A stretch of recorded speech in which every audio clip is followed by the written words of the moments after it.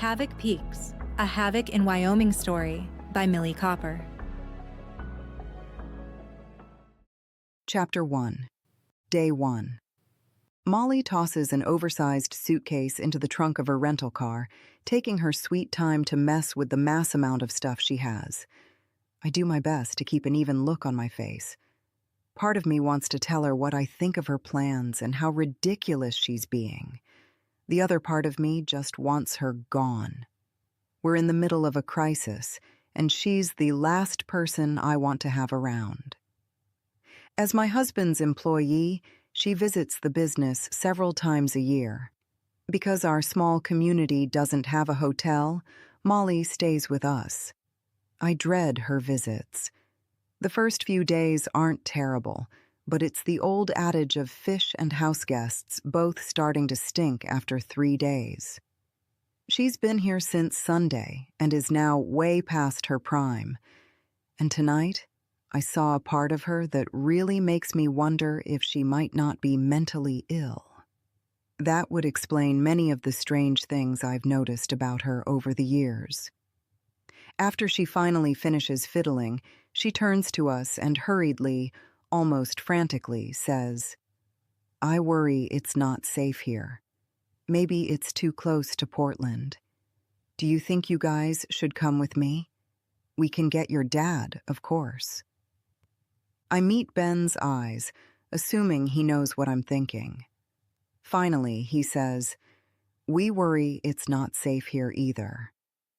Nope, that wasn't it. He continues with, "I think, if things go bad in Portland, people will start heading this way." What? He's sounding almost as loony as Molly. I give him a hard look, but he keeps talking. Some will probably think they can survive in the forest, and when they can't, well, we're the next populated area. But I'd like to think that isn't going to happen. Remember the camaraderie after 9/11? Most likely it will be the same now. There's no reason to think otherwise, as long as nothing else happens. If it does, we could combine forces with the neighbors here. Then we can increase our chances of safety. He gives me a look, and I nod. Not because I agree. I'm not sure exactly why I nodded. Maybe just so this conversation can finish, and Molly will leave. "I think that's a good plan," Molly says with a slow nod. I have to admit, I wasn't even thinking long-term, but I'm concerned. If there's another attack, Portland could be affected.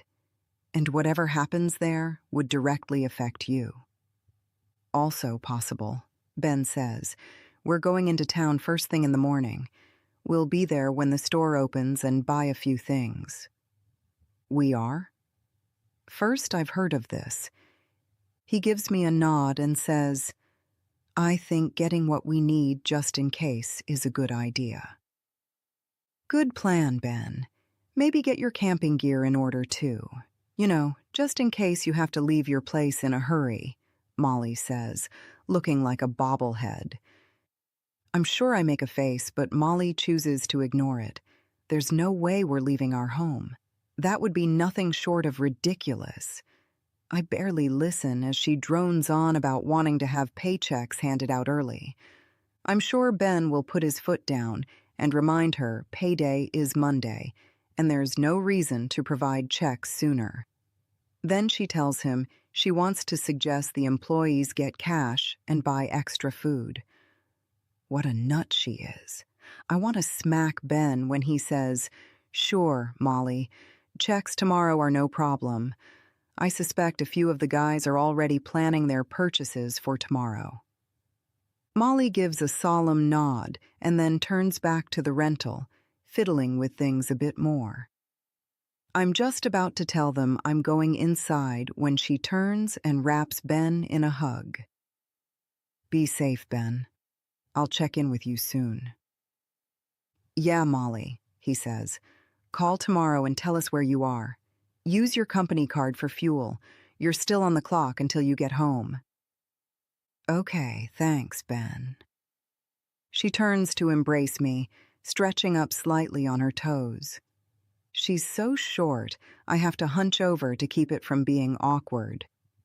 "Take care of yourself," I say woodenly. "Oh, hey, did you happen to look and see if your rental car includes an emergency kit?" Ben asks. "Pop the trunk and let me look. I doubt it does." I roll my eyes. Is she ever going to leave? Molly pops open the trunk. Ben reports there isn't one and tells Molly to hold on a minute. I stand awkwardly while he goes inside the house, then returns with a pre-made roadside kit. "I get these things as gifts, but never need them," he says, bouncing down the front steps. "You take this one, just in case." "Thanks, Ben. I appreciate it." Molly finally climbs in her car and heads down our driveway, giving a wave as she goes. "Well," I say, "that was weird." "In what way?" All the garbage she had stored here, the mass amount of junk food she bought at the mini-mart, her paranoia, all of it. I've always thought she was strange, especially these last few years after she found Jesus again. I pause long enough to make sure he knows what I think of that. But this seriously takes the cake. He narrows his brilliant blue eyes at me. "You don't think she might be right about this? That things might be worse tomorrow and getting home is smart?" "I think she's a nut, and I think you should have put your foot down about her taking the rental car. Do you know how much it's going to cost for her to not drop it off where she rented it? And what is with telling her to use the company fuel card?" Seriously? 5 planes were just shot out of the sky, and from the sounds of it, there's no way to prevent it from happening again. Air travel will be non-existent for who knows how long. And with what happened at the airports after the first responders arrived, with things being blown to kingdom come, I think she may be right. This could be the beginning of World War III. Oh, please. You're sounding as loony as she is. "You even agreed." Ben throws his hands in the air. "When we were still in the house and talking about whether or not we'd be safe here, you asked if we'd be safe anywhere." "I didn't really mean it. I was caught up in the moment. Maybe reason left me for a minute or two, but seriously, this is awful and terrible, even more than awful and terrible. But it's not going to be the end of the world." Ben gives me a look, a cross between anger and pity. He pushes a tuft of thinning blonde hair out of his eyes before giving me a curt nod. I hope you're right, because I'm leaning toward Molly's thoughts. "Remember 9/11? You thought that was going to be more too. It wasn't. The country came together for a few days, and then we got on with our lives. September 11th changed things, Clarice. It changed how we fly, and it started a war. You and I may not have been affected by it, but others were. It's naive to think things won't change after these attacks." "I'm not an idiot, Ben," I say with disgust. "I know things will change. I just don't think Molly needs to be so dramatic with her survival supplies and rushing out in the middle of the night. And I think you should make her pay for the car rental. It's not a business expense when she just wants to go home and be with her family." Ben shakes his head and sighs. "If it was you, if you were the one away on work for your company, wouldn't you want to get home to us as quickly as possible?" "Totally different. I'm co-owner of my company. Molly is nothing but an employee who's paid way too much and still takes advantage of you." "Enough," Ben practically bellows. I shrink back slightly at his anger. She's paid an appropriate amount for the work she does. Not that it's any of your concern. Not true. Every pay increase and bonus you give her is taking away from our retirement. And how does she get bonuses? By bringing in business. If she weren't bringing in the business, we wouldn't be building our retirement. I'm not making her pay for the rental car, and I don't want to hear another word about it. What I am doing is going back inside and going to bed.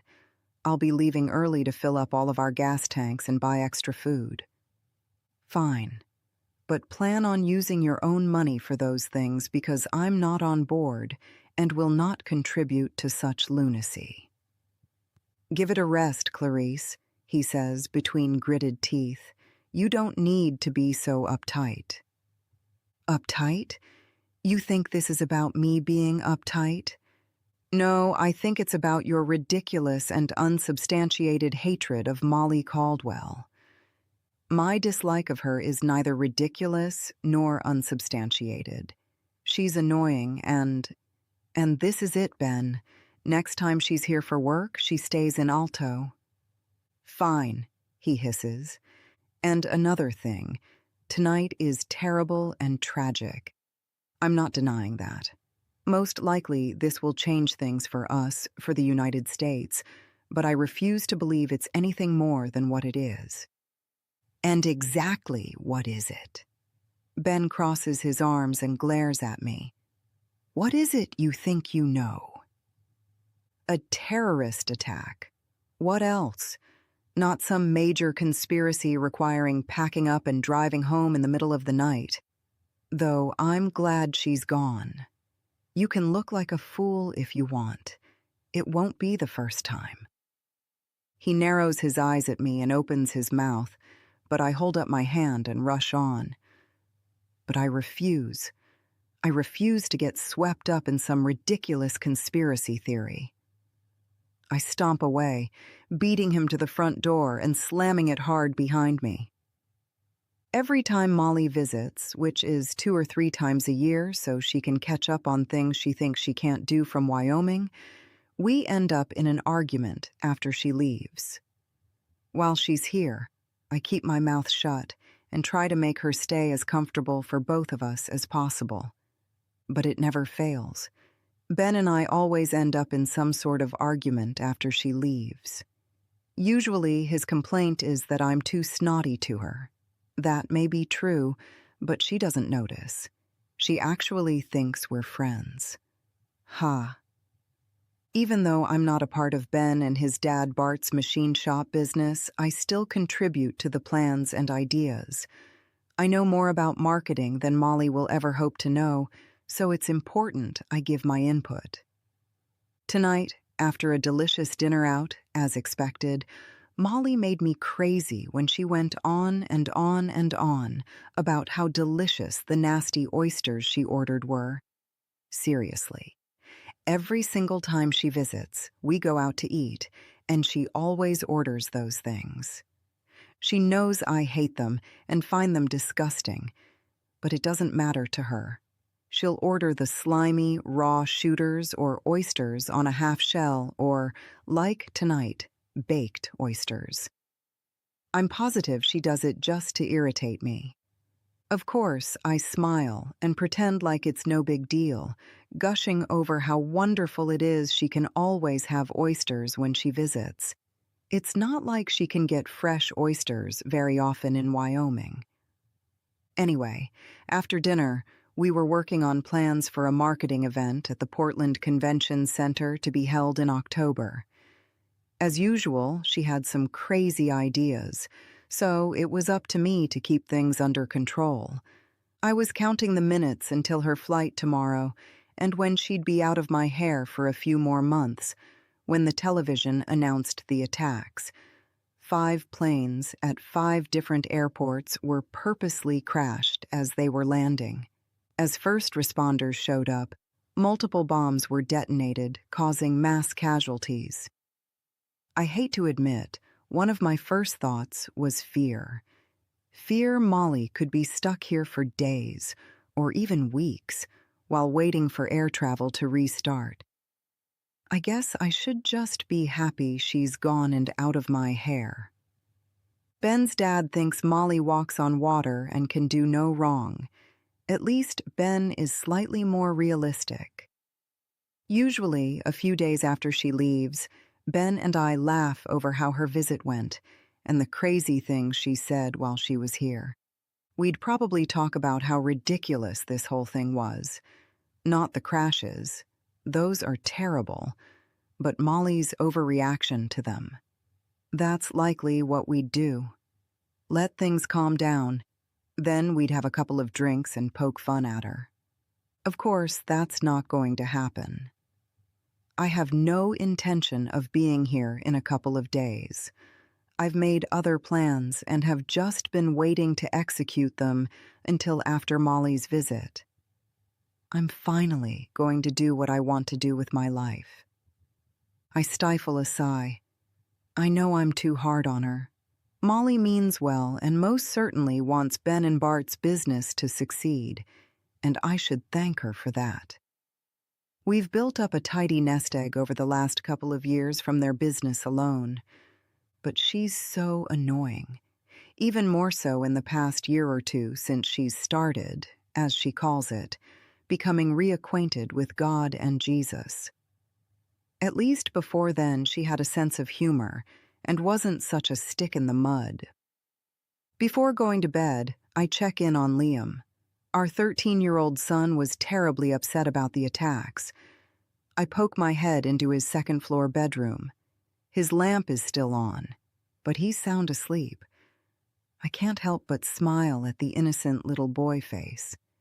Tonight's tragic events hit him hard, and he's not going to like the changes coming up. But he'll be fine. We'll all be sad in the beginning. Change is always hard. But then things will be fine. Great, even. I'm confident of it. Chapter 2, Day 3.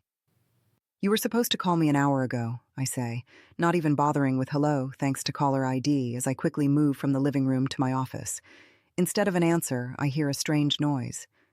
Mark, are you okay? No, not really, Mark says with a sniff. Things aren't good here. He sucks in a loud breath. I know we made plans yesterday, but you shouldn't come here. Mark, I say in a near hiss. I thought you said. I know, Clarice. It's not that. I do want us to be together. A smile crosses my face and my heart does a flip. I want us to be together too. Mark is my business partner. I brought him on a few years ago when I wanted to expand, but needed not only more capital, but someone who had more business knowledge than me. We've made a great professional team for 4 years. The last couple of months, things have changed. Completely out of the blue, his wife left him last fall. He had a terrible time of it, and I've tried to be there for him.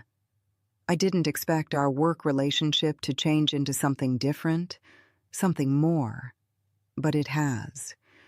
We've grown closer than just business partners, closer than friends even, and with my own marriage on the rocks.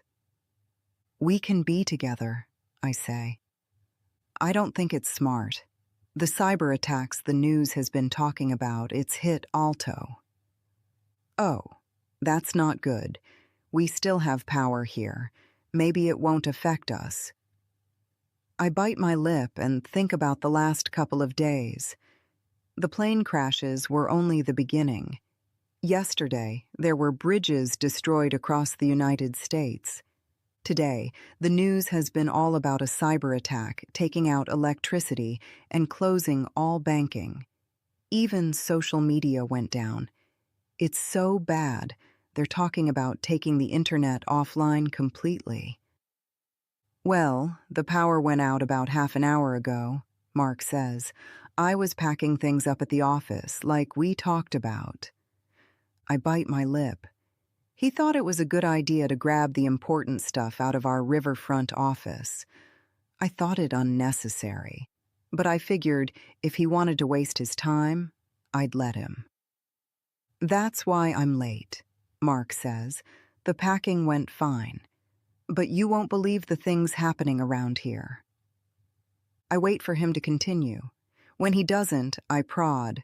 Like what? Gosh. It's hard to talk about. I need to back up. I roll my eyes. Mark is great, but he has a flair for the dramatic. His wife, Patty, always said he loved to build up to things. He can't just give the facts. He has to paint a picture. Usually, I like that about him since his attention to detail is helpful in business and in the new relationship we're developing. He notices everything. Ben never pays attention to me. But if I even try a new shade of lipstick, Mark will notice and comment. Take your time, I say, knowing he will anyway. When the power went out, it was so strange. Not like just a flicker and it was off. It kept flickering like a dozen times. Then I swear there was a loud pop, and that was it. I was at the office then, and the phones there stopped working too. Of course they would, since they're a VoIP and it's all hooked through not only the electric company, but also the internet. What else would I expect, right? Right. Every time the power goes out, the phones go down. We still have power here, I say again, and at least our cells are still working. Clarice, I want you here with me. I really do. And you aren't going to like hearing this. Just tell me. In barely a whisper, Mark says, Ben's right. We're not safe here. You think Alto is unsafe. I know it is. There are too many refugees. You know how I told you yesterday all the hotels are full? Yes, you told me. Plus, it's all over the news how hotels are filled everywhere. Yeah. Within a few hours of the bridges in Portland exploding, we were slammed. It's like super tourist season with people everywhere, but it was still controlled, you know? Sort of, anyway. But now that's fading fast. There were 3 separate house fires last night and a business. The guy renting the office next to ours, he said each fire is arson. And he knows this how? His brother-in-law is with the sheriff's department. Or maybe it's his sister. I can't remember. One of his relatives. That's another thing about Mark. While he likes to tell a good story, he often gets the details wrong. Arson? That doesn't make any sense. None of this makes any sense. Why are all these people even here? It's like everyone has lost their ever-loving minds. There was even some sort of protest last night right outside the city police station. Protesting what? The lack of hotel rooms and fuel. With everything full, people are sleeping outside. Their demands are to get either lodging or fuel so they can move on to the next town. How do they think the police can provide those? Beats me. Last night was nothing compared to today. The protests are still happening and look to be turning violent. I'm sure the police will get it under control. That's just it, though. They're not even trying. Rumor is some of the police aren't even showing up. Really? Do you think that's why no one came out here? You know the car wreck I told you about? Ben said the cars are still blocking the highway. He said it's completely unpassable. I think so, especially since I've witnessed their slow response with my own eyes. Did something happen to you? Yes. Well, not to me directly, but... Oh, Clarice, it's terrible. You're not hurt, right? I'm traumatized, he says with a whine. I roll my eyes and shake my head. You see... Oh, Clarice, it's so terrible. I let out a slow, patient breath. Just tell me. Okay, I will. The parking lot of our office has people sleeping in their cars. One guy asked me if I had any fuel. He was nice enough, but seemed almost desperate. His wife's family lives in Seaside, and they just want to get there. Mark and his dramatics. Did you ask him why he was in Alto? Why he left his house and ignored the shelter-in-place orders being given? They live close enough to the Selwood Bridge they could feel the explosion. With the airports being targeted after the planes crashed, they were afraid something similar would happen, like maybe the neighborhood would be blown to bits when first responders showed up. Thought a few days at the beach was a good idea. They didn't realize half of Portland had the same idea. Oh, I guess that makes sense. Yeah. Mark lets out a large breath. There's a long pause.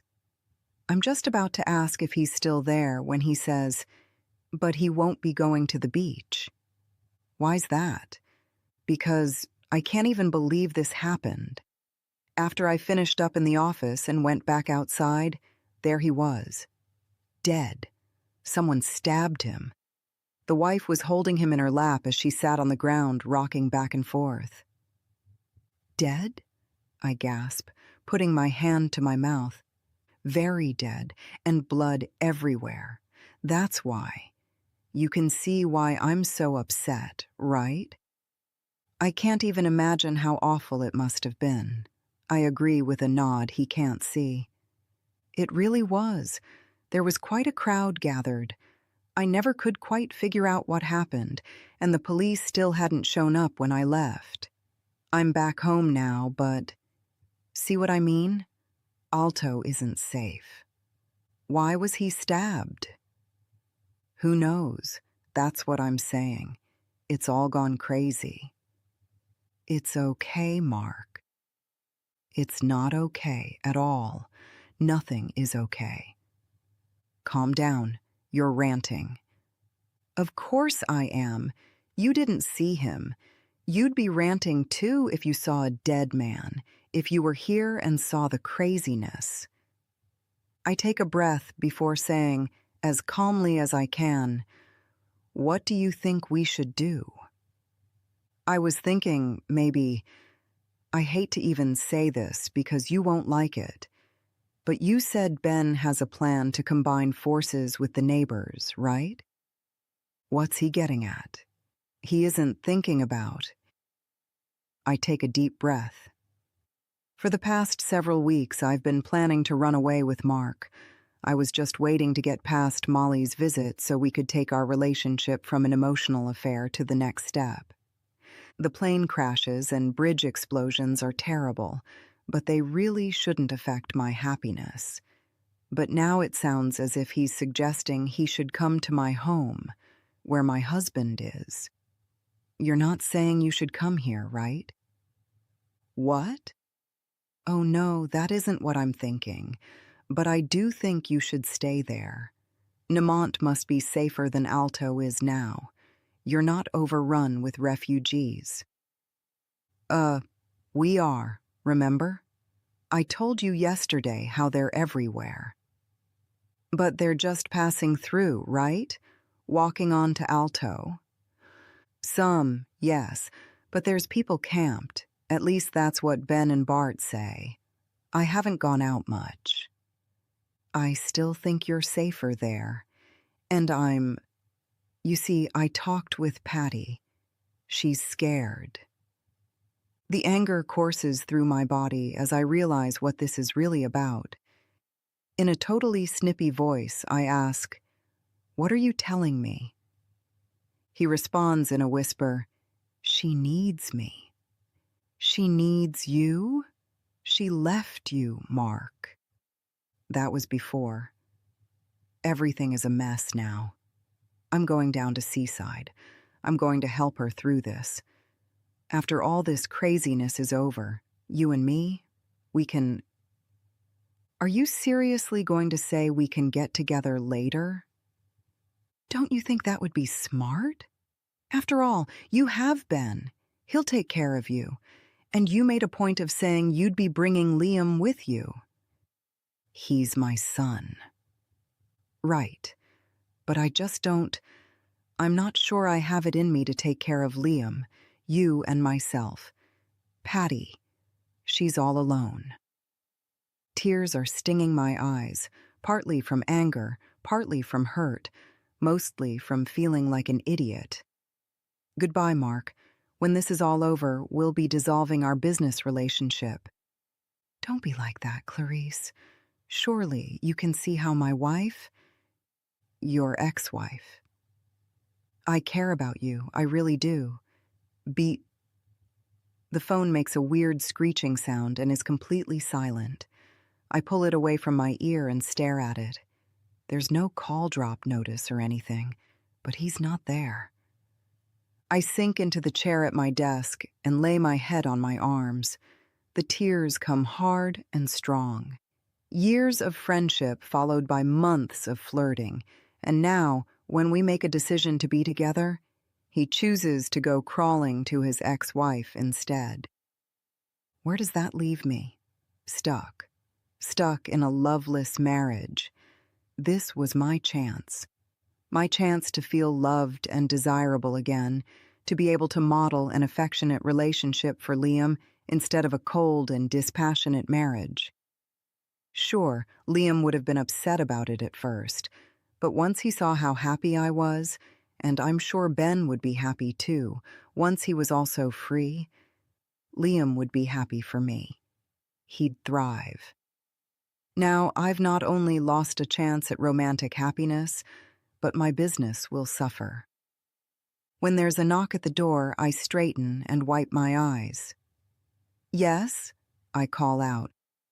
Clarice? Ben, of course it is. What? I snap as he cracks the door open. Dad called a few minutes ago. The phone went dead while we were talking, and I can't get it to work. Does yours work? I don't know. Let me try calling you. After a minute, he says, doesn't work. You try me. With a loud huff, I pull up his number and swipe to connect. It says it's calling, but never rings. After several seconds, I give up. No, that's what I thought. I guess our phones are getting the cyber attack. At least we still have electricity, for now. Dad said I should fill up containers with water in case it does go out. We'll lose our well. I've been working on that, but I was thinking lunch sounded good. Can I make you a grilled cheese sandwich? I shake my head. He knows I'm not eating bread, not because I need to lose weight. I'm too skinny as it is, but because bread and similar foods give me a gut ache. No, thank you, I answer, clipping my words. Okay, let me know if you change your mind. I remain in my office, wallowing in my pity. The rich smell of butter, bread, and cheese wafts into the room. My stomach lets out a growl in response. Even though grilled cheese is a bad idea, I need to eat something. As I stand, the lights go out. Chapter 3, Day 6. Clarice? Clarice? I'm going over to my dad's place to help finish moving his stuff here, Ben says. Are you going to get up? No, I say, covering my head with the pillow. It's almost 9. You should eat. You didn't have dinner last night, and not much for lunch either. I'm not hungry. I just want to sleep. I roll over, putting my back to him. And I'd appreciate you not telling me what to do. He lets out a large, over-the-top sigh. All right. Do what you want then. We'll be back in a few hours. When we get back, we're going to talk. There are things you don't know. Things that change everything. I can hear him standing there, breathing way too loud, while he waits for me to respond. He finally leaves, closing the door with a decided thump. I roll onto my back and stare at the ceiling. Yesterday, Ben talked with a few of our neighbors. He and my father-in-law want to start putting together a group to secure the neighborhood. I guess, since I'm stuck here, I'll be part of the group too. Funny how they didn't ask for my opinion or include me in visiting people. Par for the course as far as my marriage is concerned. Ben does what he wants, unless there's something Bart wants more, and then Ben will go along with Bart. Me and my needs or wants are an afterthought. At least our neighborhood is somewhat secure. Our immediate area is composed of 2 cul-de-sacs connected by a road off the main road, and each dead-end street has 4 homes on it. We're the last house on the north end of this semi-new development. 7 years ago, when we found this treed 5-acre property, we knew it'd be perfect for our dream house. The shop he and his dad own is also in the unincorporated community of Nemont, giving him a short daily commute. My office is half an hour west in the town of Alto, but I can work from home. We started building the house before I'd brought Mark into my business. He'd only been with me a short while when the house was completed, and I'd often work from home and let him run things. But as Ben and I grew apart and Mark and I grew closer, I found myself preferring to go to the office. Most days I stay home, but I do look for excuses to go to town. In some ways, Nemont is a great place to live. With around 2,500 people and a wonderful school just up the road, it has a small-town feel. When Ben first told me about this new building lot, I wasn't sure I'd want to be so far from Alto, where the grocery stores and restaurants were within an easy walk of our old house. But it's been great, and the easy drive into town works well. But now I'm not so sure about Nemont. At least it isn't as bad as Alto. Though Ben and Bart are making plans with the neighbors, they both talk about Wyoming and how we should take Molly up on her offer. They have this wild idea we should leave our homes and go to Bakerville.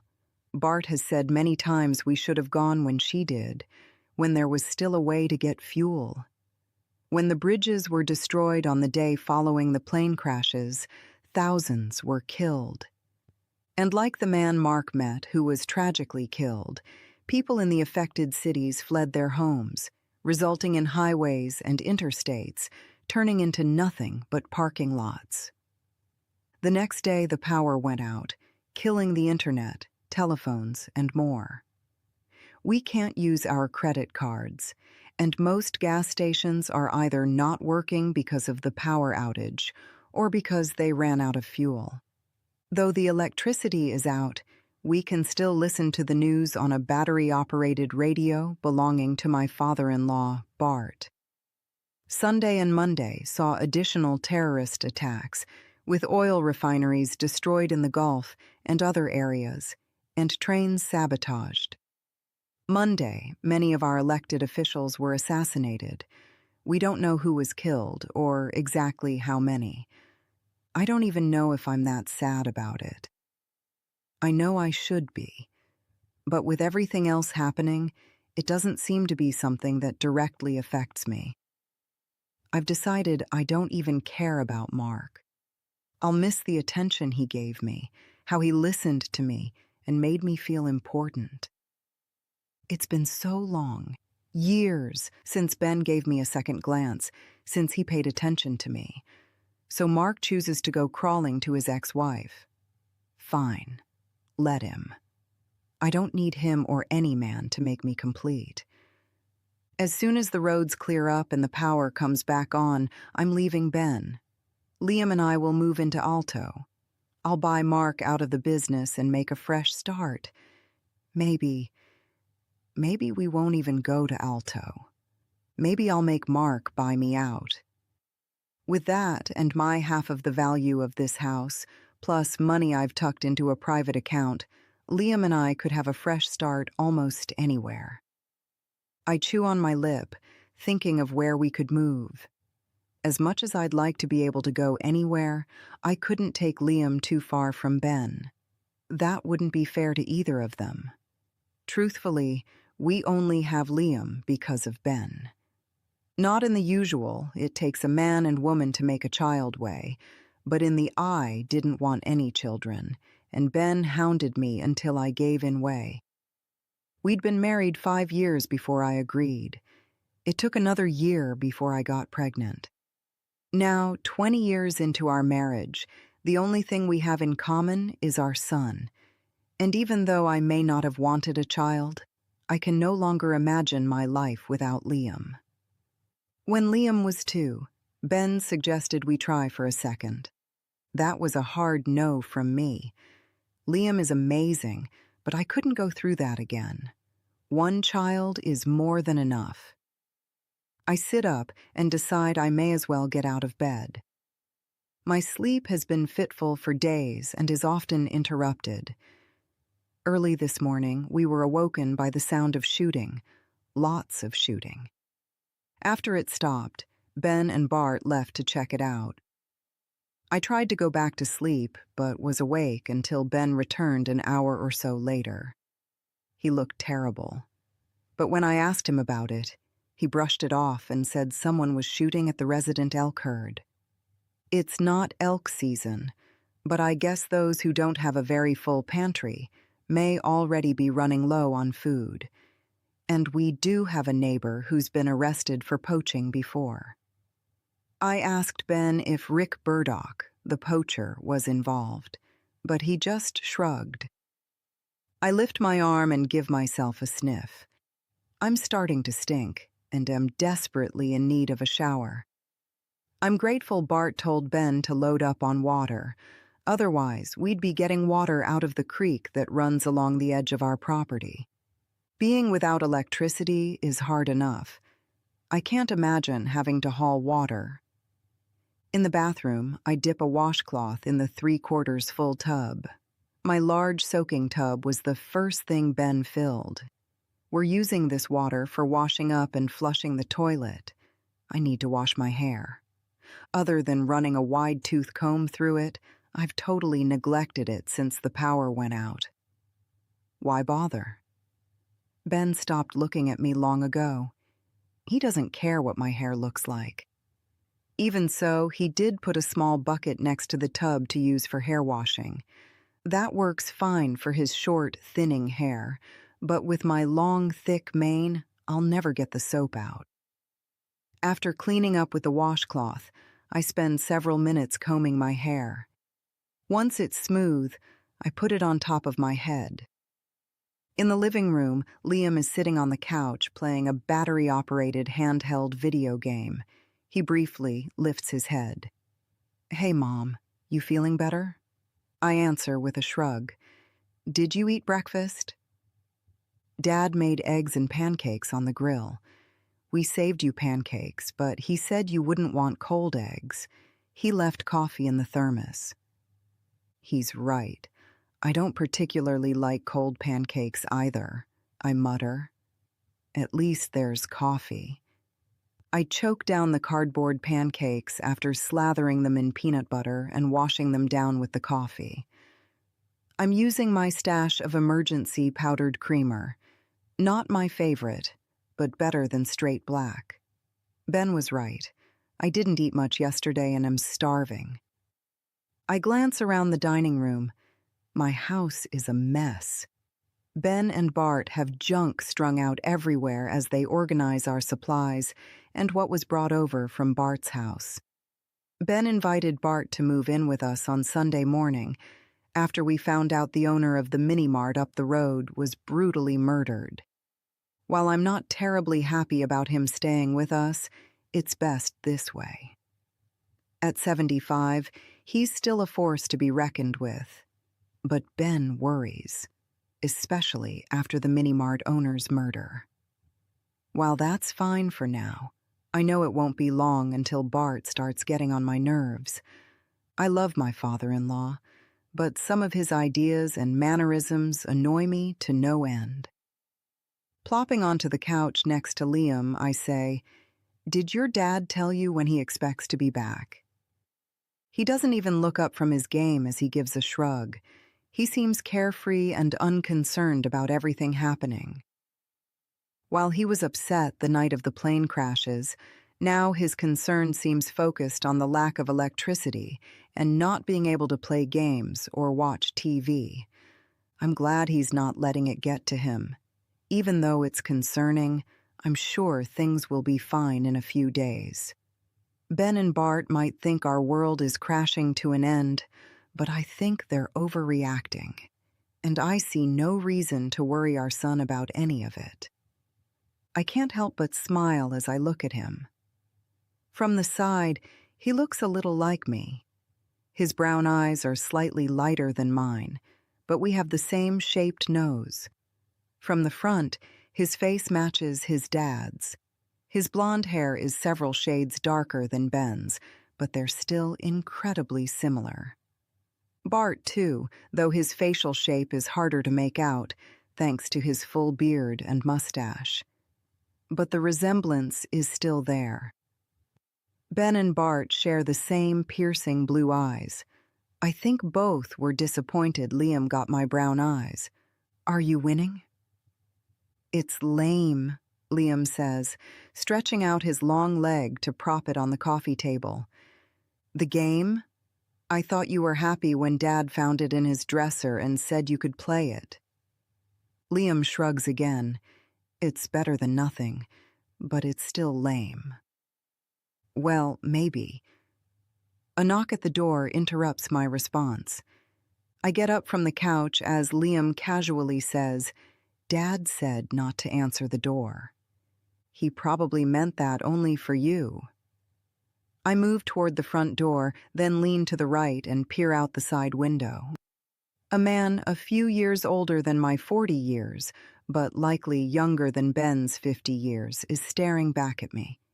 He lifts a hand in a slight wave. Yes? I ask through the window pane. Yes, hello. The man gives me a kind smile. I'm out of gas. Thought maybe you might have some, and maybe some food and water. No, sorry. His kind smile fades as he furrows his brow. You can't spare any food or water? Mom? Liam asks, only a few feet behind me. I motion with my hand for him to stay back and keep quiet.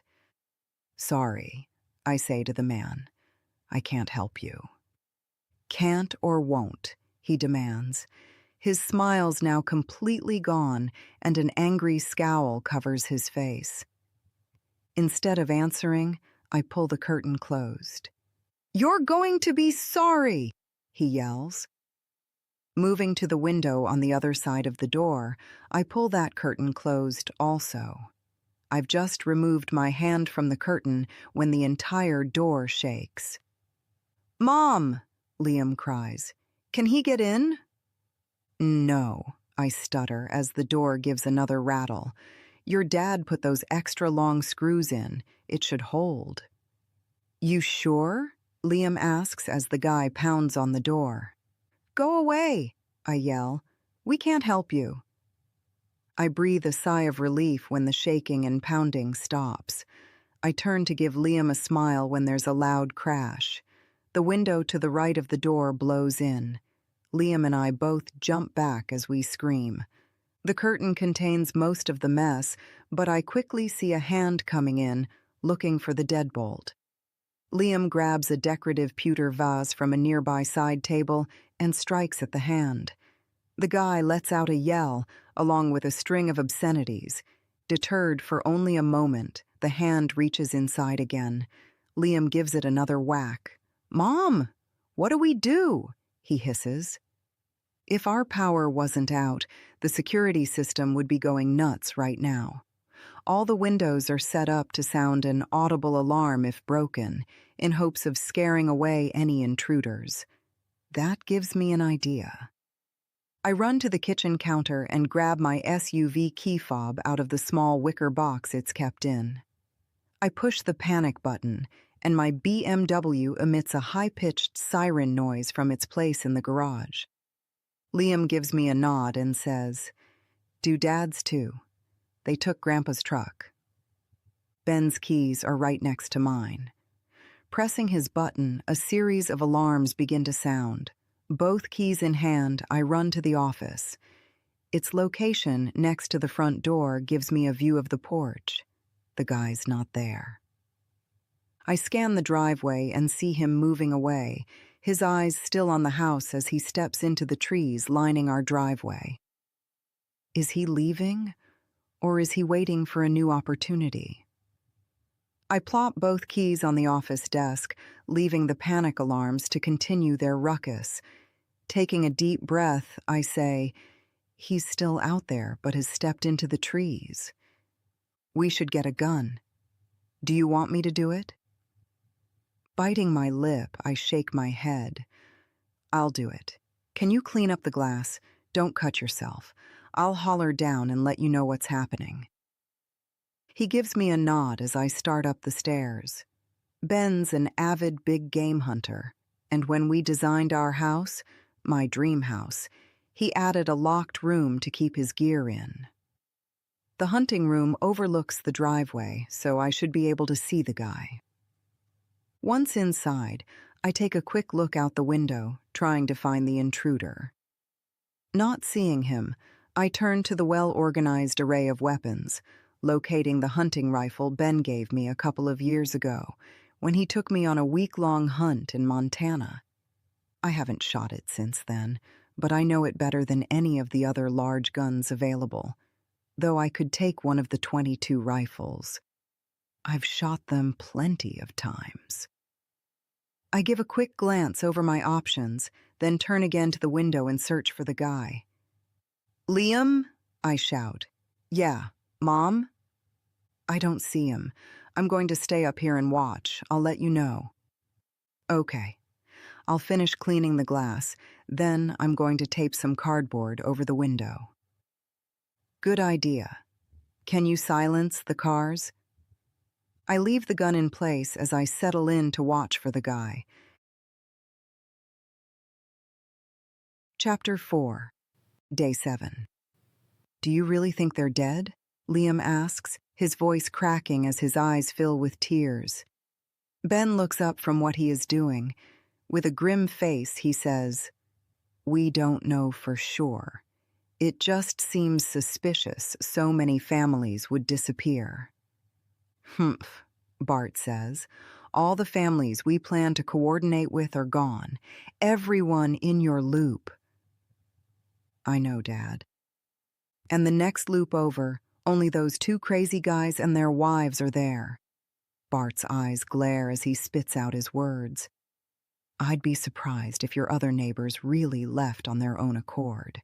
We need to take off before we find ourselves in the same situation." "I don't know, Dad," Ben says. "Rick Burdock has done some questionable things, but I'm not sure if he'd be capable of—" Ben stops himself, glancing toward Liam and giving a slight lift of his chin. "Murder?" Liam asks in a croak. "Your dad didn't say that," I answer, giving Ben a hard look. I'm beyond angry at Ben and Bart for even suggesting these things in front of Liam. "Ben, can I see you in the bedroom?" "Clarice," Bart growls, "I appreciate you wanting to protect our boy, but the time for that has passed. We're all facing something we've never experienced. Liam needs to know what's going on. That's the best way he can protect himself." I spin toward Bart. "I didn't ask for your opinion. Liam is my son. I will decide what he needs to know and what he doesn't." "Dad's right," Ben says. "The time for secrets is over. If we're going to survive this, we all need to be on the same page. Liam will be 14 in a few months. He's old enough to be included in our plans and decisions." "You mean like you've included me in the decisions?" I yell. "You stopped consulting me long ago, and these past few days, it's been you and your dad deciding everything. I have 0 say in it."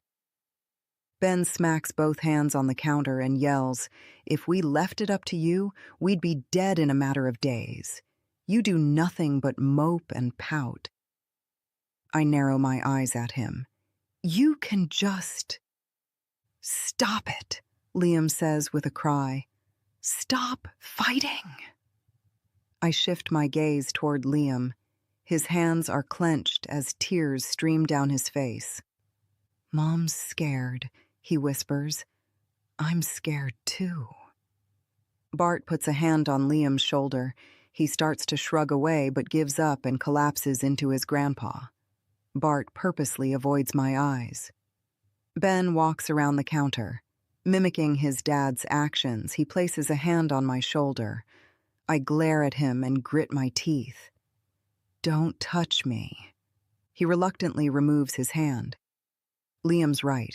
You're scared. He's scared. Dad and me too. We don't know what the right, or I should say best, thing to do is. But it is what it is." I narrow my eyes at him and his cop-out cliché. No, I don't have to just accept what is happening. There's something we can do about it. Like what?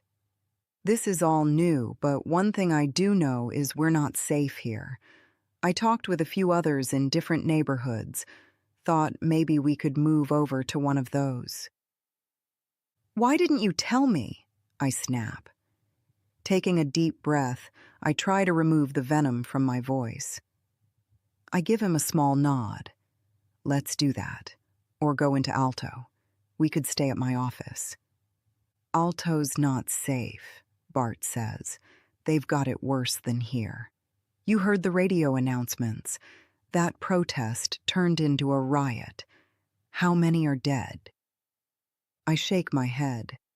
The radio stopped broadcasting yesterday, but the day before, they talked about the group who wanted food and fuel to move on. Dozens were killed: protesters, police, and Alto residents. "Then how about your shop? That would put some distance between us and whatever is happening here with the disappearances." "The whole community has gone mad," Bart says in a low voice. Liam, still safe in his grandpa's embrace, lifts his head. "What do you mean?" With a pained look at Ben, Bart shakes his head. "Son?" Ben closes his eyes and gives a shake of his head. "Let's move to the couches. There's things happening that we haven't. There's more than you know." He reaches for my hand, but I yank mine away and stomp toward the couch. I try to get Liam's attention, to indicate for him to sit on the couch next to me, but he takes a spot on the love seat with Bart. When we're all sitting, I say, "Okay, spill it." Staying here in Nemont could be dangerous," Ben says softly. When I start to speak, he gently raises his hand. "Just let me get it all out, and then you can say whatever you want. But you need to understand one thing. We will be leaving our home and community." I purse my lips and raise my eyebrows. "Well, if your mind is already made up, then why the pretense of this conversation?" "Mom," Liam says softly, "I want to know what's happening. Don't you?" I look to my son, who's so much like a man in his height and body structure. His voice has even started to change. But right now, with tears staining his face, he reminds me of the toddler I remember. When he'd fall and scrape his knee, he wanted to be held and rocked until the pain subsided. I give a slow nod before saying, "Tell us." Bart and Ben share a look before Bart flicks a hand toward his son. Yeah. So yesterday morning, when we said someone was shooting elk?" Ben says. "Yeah, Dad. I still don't know why you didn't get us some meat," Liam says. "An elk steak would have been great cooked on the grill, especially since you didn't get one last year and we're almost out of deer." Liam doesn't mention how the meat in the freezer is being kept frozen with the help of a generator while we cook up what we can. But because of the time of year, our freezer doesn't have much left. Ben got 2 deer last year, one in eastern Oregon and the other in Montana. We had the Montana deer turned into jerky, summer sausage, and pepperoni sticks. There's still a fair amount left. But the Oregon deer, which was steaks, roasts, and burger, is mostly gone. A look passes over Ben's face. I can't quite decipher it, but think it's a combination of disgust and grief. We lied, he says quietly. They weren't shooting elk. They weren't shooting elk? I ask. Then what? People, Bart says. What? I cry. People? Liam asks, confusion painting his face. They were massacred, Bart says. The refugees camped by the creek, all of them. All of them, I ask, my eyes wide. Who? We don't know, Ben says. Seems no one saw who did it. Did you bury them? Liam asks. That Burdock character was digging a trench with his backhoe, Bart says. You ask me, he's the ringleader of the slaughter. We don't know it was him, Ben says evenly. Maybe it wouldn't stand up in a court of law, but I'm telling you, that good-for-nothing man is guilty. Why did they do it? Liam asks. Don't know, Bart says. Some people just have evil inside them, and with the way things are, they figure they can let it out. There's no police, no law, nothing. Those are the people we need to avoid. Whatever it takes, we stay out of their way. But Burdock, he knows we're here. He knows we have things he wants. Dad's right, Ben says. While I'm not convinced Burdock is the killer, either of our neighbors or the refugees, he's a threat to us, and we have no way to defend ourselves. Chapter 5, Day 8. Let's get those totes packed up so we can put them on the trailer. Bart motions to the plastic container I'm filling with Liam's clothes. Mine and Ben's clothes are already in there. What do you think about adding a second tote with winter clothes? Bart asks Ben, who's pulling things out of the pantry. What? No, I say. We have no need for winter stuff. Ben looks up from his work and makes a face. Clarice is probably right. We shouldn't need to be gone that long, but it might not be a bad idea to take light jackets. Evenings could be chilly. Hoodies? I ask. Yeah, probably fine, Ben says with a nod before returning to the pantry. Well, whatever we're taking, let's get it done, Bart says in a gruff voice. I want to leave right at daylight. I'd leave sooner, but I agree with you, son. We should take the logging road that cuts over to the main highway, and we need to do that in the daylight. From there, we can hop on the other small road, then make our way south and then east. Escape and evade. That's the plan. Won't make good time, but we should avoid most of the refugees. Of course, we're assuming all the roads are in the same condition as this one near us. I shake my head. The way Bart's been talking, he sounds like some kind of survivalist instead of a machinist. Molly must have shared some of her crazy thoughts with him. We're even planning a similar route as she did, heading south first instead of east. Molly was dumb not to just drive on the interstates to Wyoming. I think we're dumb too, but with the highway by us jammed, we don't really have a choice. I think it's a safe assumption, Ben says. Those roads to the coast are always busier than ours anyway. You should get some rest, Dad. I'll need you to stand guard for a while again tonight. Yeah, and we need as much rest as we can get before we take off. Not sure how well any of us will sleep in the truck while we're bouncing around those logging roads. Some are barely more than goat trails. But staying one more night here, with this place turning into a powder keg, doesn't seem that smart either. I stare at Bart with blank eyes. The last thing I want to do is leave my beautiful home. Last night, after the revelation of the massacre, I immediately agreed we needed to leave. But then, the more I thought about it, I wanted to stay. This is our home, with our things. I was willing to give it up to be with Mark, but I'm not willing to leave it for Burdock and his cronies to have. But Bart and Ben put up a good argument.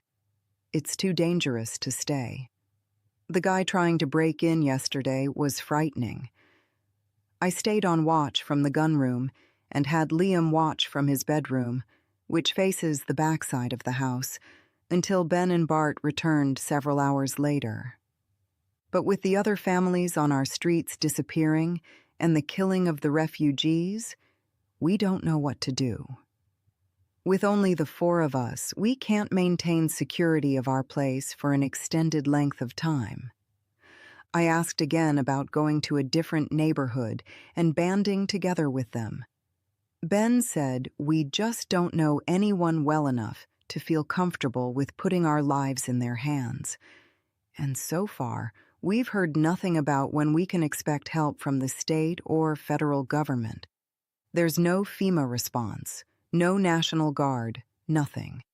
There's not even any clue as to when the electricity will come back. I think having electricity might lessen some of the fear people are feeling. It would certainly alleviate some of mine. Now, even Liam thinks the best thing to do is head to Wyoming. Ben says the best chance we have is Bakerville, where Molly and her family lives. Ben really sold the idea, saying it's such a remote area there shouldn't be any troubles. I tried to convince Ben that going to Molly's place isn't the best choice. We'd be better off finding a spot in the woods, setting up camp, and hunkering down. We have plenty of food to last several weeks, and Ben could always kill a deer if we needed. But he insists we wouldn't be the only ones in the woods. With the number of people around, he suspects many others will have the same idea. Stay in the woods and survive off the land until everything blows over. There are just too many people in Portland, Salem, and the immediate area to make living in the wilderness sustainable. At least in Wyoming, the population of the entire state is less than Portland alone. Less people could mean more resources. Living off the land in Wyoming may be somewhat possible in comparison to here. I shake my head and stifle a sigh. Liam, go get your hoodie. Grab a pair of sweatpants, too, and another pair of socks. Get those nice thick ones I bought for you for our last camping trip. Leaving our home and all of our possessions is not something I want to do. The car I bought last fall, family heirlooms. Everything stays. I put up a stink about leaving the car, saying since my tank is full, I should at least drive it. Ben wouldn't even consider it, said he and Bart already discussed it, and we're taking only the semi-truck. They've made it ready for the trip and have fuel to get us all the way there. I briefly considered telling Ben to leave without me. If he wants to go to Wyoming so badly, he should go right ahead. Liam and I can stay here. But just as the words were on the tip of my tongue, I bit them back. I'm not completely foolish. And part of me is afraid if I really did say that, he'd be more than happy to take Liam with him and leave me here to manage on my own. A few hours later, we've got everything packed and ready to go. Ben's at the table looking over his map book, plotting our way out of Oregon. I'm in the recliner playing on my phone, while Liam is stretched out on the couch playing the handheld game. Even though he said it's a boring game, he's still using it to help pass the time and alleviate some of the grief he feels for his friends. I understand. I've been playing puzzle games on my phone. I'm glad the charger in my car still works so I can keep the battery full. With the games and a book app on my phone, I still have things to do, which helps with my stress level. Even with those, I'm still overextended and tense. Maybe when we get to Molly's place, she can pamper me for a change. Bart's had a nap and is pacing around the house. He's not particularly good at sitting still. If things weren't so serious, I might laugh at the way he goes from window to window, wringing his hands or playing with his wristwatch. As always, he's dressed in his daily attire. I used to laugh at his clothing choices. Heavy-duty black pants with multiple tool and utility pockets, even patches at the knees for sliding in knee pads. A heavy denim button-up shirt, which he wears even in the summer, and steel-toed work boots. On occasion, he'll change up his uniform by switching to a leather work shoe, but that's only for special occasions. I once asked him why he didn't have more clothing choices, and he said, "I have no desire to spend any more time than necessary thinking about what I'm going to wear." Okay, then. On about his 50th lap around the room, Bart says, "You know, son, I think we should just go. Put some space between us and here. We can drive until dark and then set up camp. Wouldn't make much more of a difference than staying another night." "You think so, Dad?" Ben asks. I glare at him and give a small shake of my head. He narrows his eyes before saying, "What? You don't want to leave?" Bart is staring at me when I say, "You know I don't want to leave. You both know that. I'm resigned with having to go, but think we should stick with the original plan. Why go today? How about we get another night's sleep in the comfort of our own beds?" "I have a bad feeling about it," Bart says, "with the neighbors missing and the guy breaking in." "He didn't break in," I argue. "He tried, but Liam and I scared him off. Even so, we haven't even left the house today. What happened since yesterday that we don't know about? We all heard the shooting last night, so something was definitely going on." Maybe it was nothing. Staying another night won't hurt. "Just like leaving today won't hurt either," Bart snaps back. "We're going to go, so let's just go." "Might as well," Ben says. "Clarice, what do you need to do?" I close my eyes while shaking my head. I can see my opinion, once again, means nothing. In his most condescending voice, Ben says, "Must you be so dramatic?" "Yes," I snap. "I must." After many awkward minutes of silence, I shake my head. "I'll need to grab my toiletries bag and use the bathroom." "Okay, let's get to it," Bart says, rubbing his hands together. I shoot him a look. He's way too excited about this. Within half an hour, we're loading up. On the day after the bridge attacks, Bart came up with an idea to turn their works semi-truck into a car pusher. Ben says Bart Mad Maxed it by adding a wicked-looking brush guard to the front of it. They've also added cables and a winch. They put one of the shop's smaller flatbed trailers on the back, and we have our totes full of supplies, 2 side-by-side UTVs and 2 dirt bikes, along with extra fuel for both the semi and the recreation vehicles. A 3rd dirt bike is mounted on the back of the trailer, and the 4th is on a carrier welded to the front of it. Ben and Bart both assure me we have plenty of fuel to take the semi-truck the entire way to Molly's place. The UTVs and dirt bikes are insurance. Seems Molly stopped the morning after leaving our place and bought a bicycle as her own insurance policy for making it home. Bart thought her brilliant, of course he did, and suggested we add bikes too. Ben decided the UTVs and dirt bikes made more sense. Ben's driving, and I'm in the passenger's seat. Bart and Liam are on the small bunk. At one time, this truck was a source of contention between Ben and Bart. When their old semi needed more repairs than it was worth, they started shopping. Ben wanted to replace it with a similar model, preferring to buy something used. Bart wanted to get a new truck with a sleeper cab. Once or twice a year, they'll use the truck to transport materials several states away. Bart, who hates hotels, decided the sleeper truck made sense. Ben didn't want the cost or additional size. They compromised with a newer model slim sleeper. The bed's only 2 feet wide, but is enough for Bart to use on those longer trips, and the size of the cab isn't too much larger than the model without a sleeper. I still think they spent way too much money for it. Another dig at our retirement account. But my opinion wasn't considered. Right now, I'm glad we have it so we can all fit in this crazy-looking semi-truck. The neighborhood roads between our place and the logging road are mostly clear of vehicles. There's a considerable number of people walking around, including Burdock, one of the guys Ben said was first on the scene of the massacre and who Bart considers a person of interest in the cul-de-sac disappearances.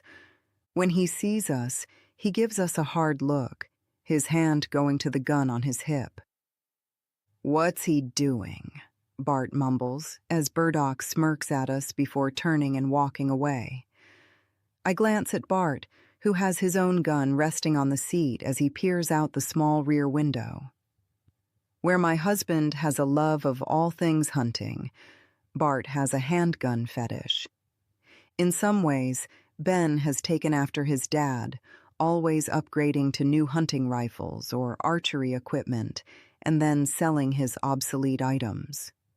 Where Ben's firearms each have a purpose, including the sidearm he carries when hunting in Montana, Bart buys guns just to buy them. According to Ben, Bart's always been like that. It used to drive Ben's mom crazy when Bart would come home with a new pistol. In those days, he was always looking for a deal, often trading up. These days, now that he's a widower and has a successful business, money is no longer a concern. He buys what he wants. His most recent purchase is the one sitting on the seat, a Springfield Armory 1911 in .40 caliber. And knowing Bart, he has a gun on his ankle and possibly another under his arm, having a necessary Oregon concealed carry permit. I swipe at my eyes as we leave our little town. I'm going under protest. I understand the need to keep Liam safe. With the massacre and people disappearing, I'm not sure we can do that in Nemont. But I don't like it. Ben expertly guides the truck through the neighborhoods to the logging road. He's very familiar with this area since it's a favorite place for archery elk hunting. It's no longer actively logged. It's been replanted and is now prime elk habitat. The main reason he's chosen this road is it goes over a small mountain and connects with a state highway, which will then allow us to get on another logging road as we make our journey south. Once we're far enough south, and hopefully in an area with fewer people escaping from Portland, we'll head east and continue to use logging roads or other small county roads. Bakerville, where Molly and her family live, is in the northern part of Wyoming, so we'll have to snake our way north at some point. Ben and Bart have looked over multiple maps, plus Ben's detailed map books he uses for hunting to try to find the best routes. Ben is driving terribly slow on the bumpy logging road. Even at this speed, it's a rough ride. Thankfully, we seem to be the only ones on this narrow road.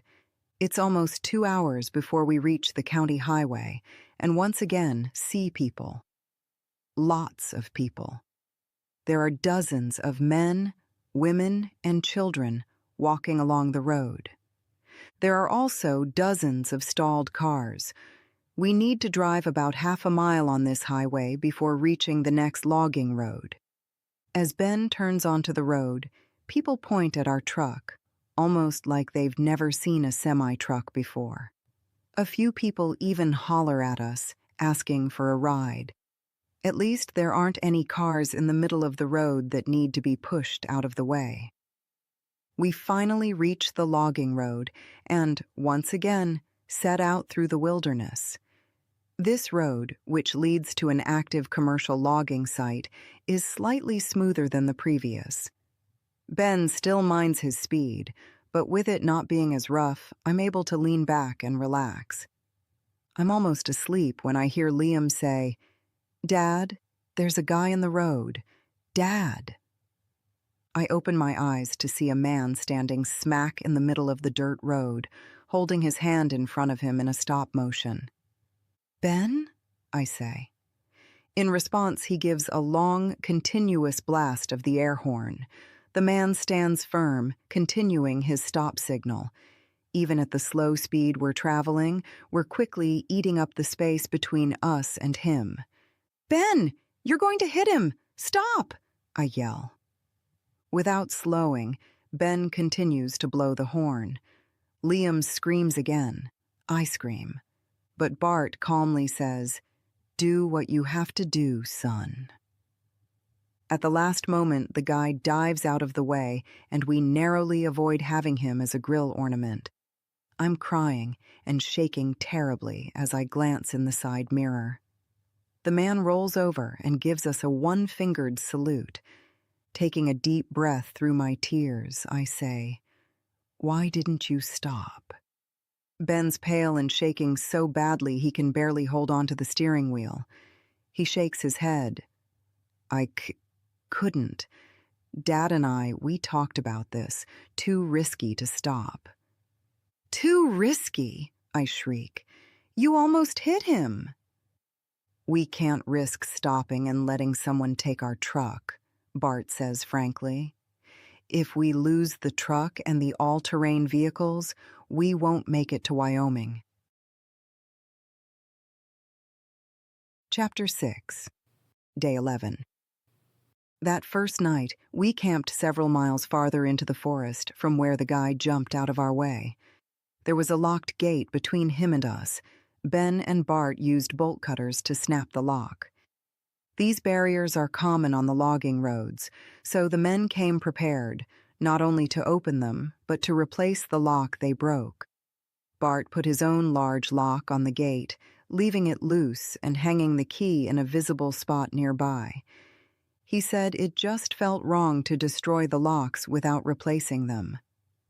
We only have 4 locks, so hopefully we won't encounter too many gates.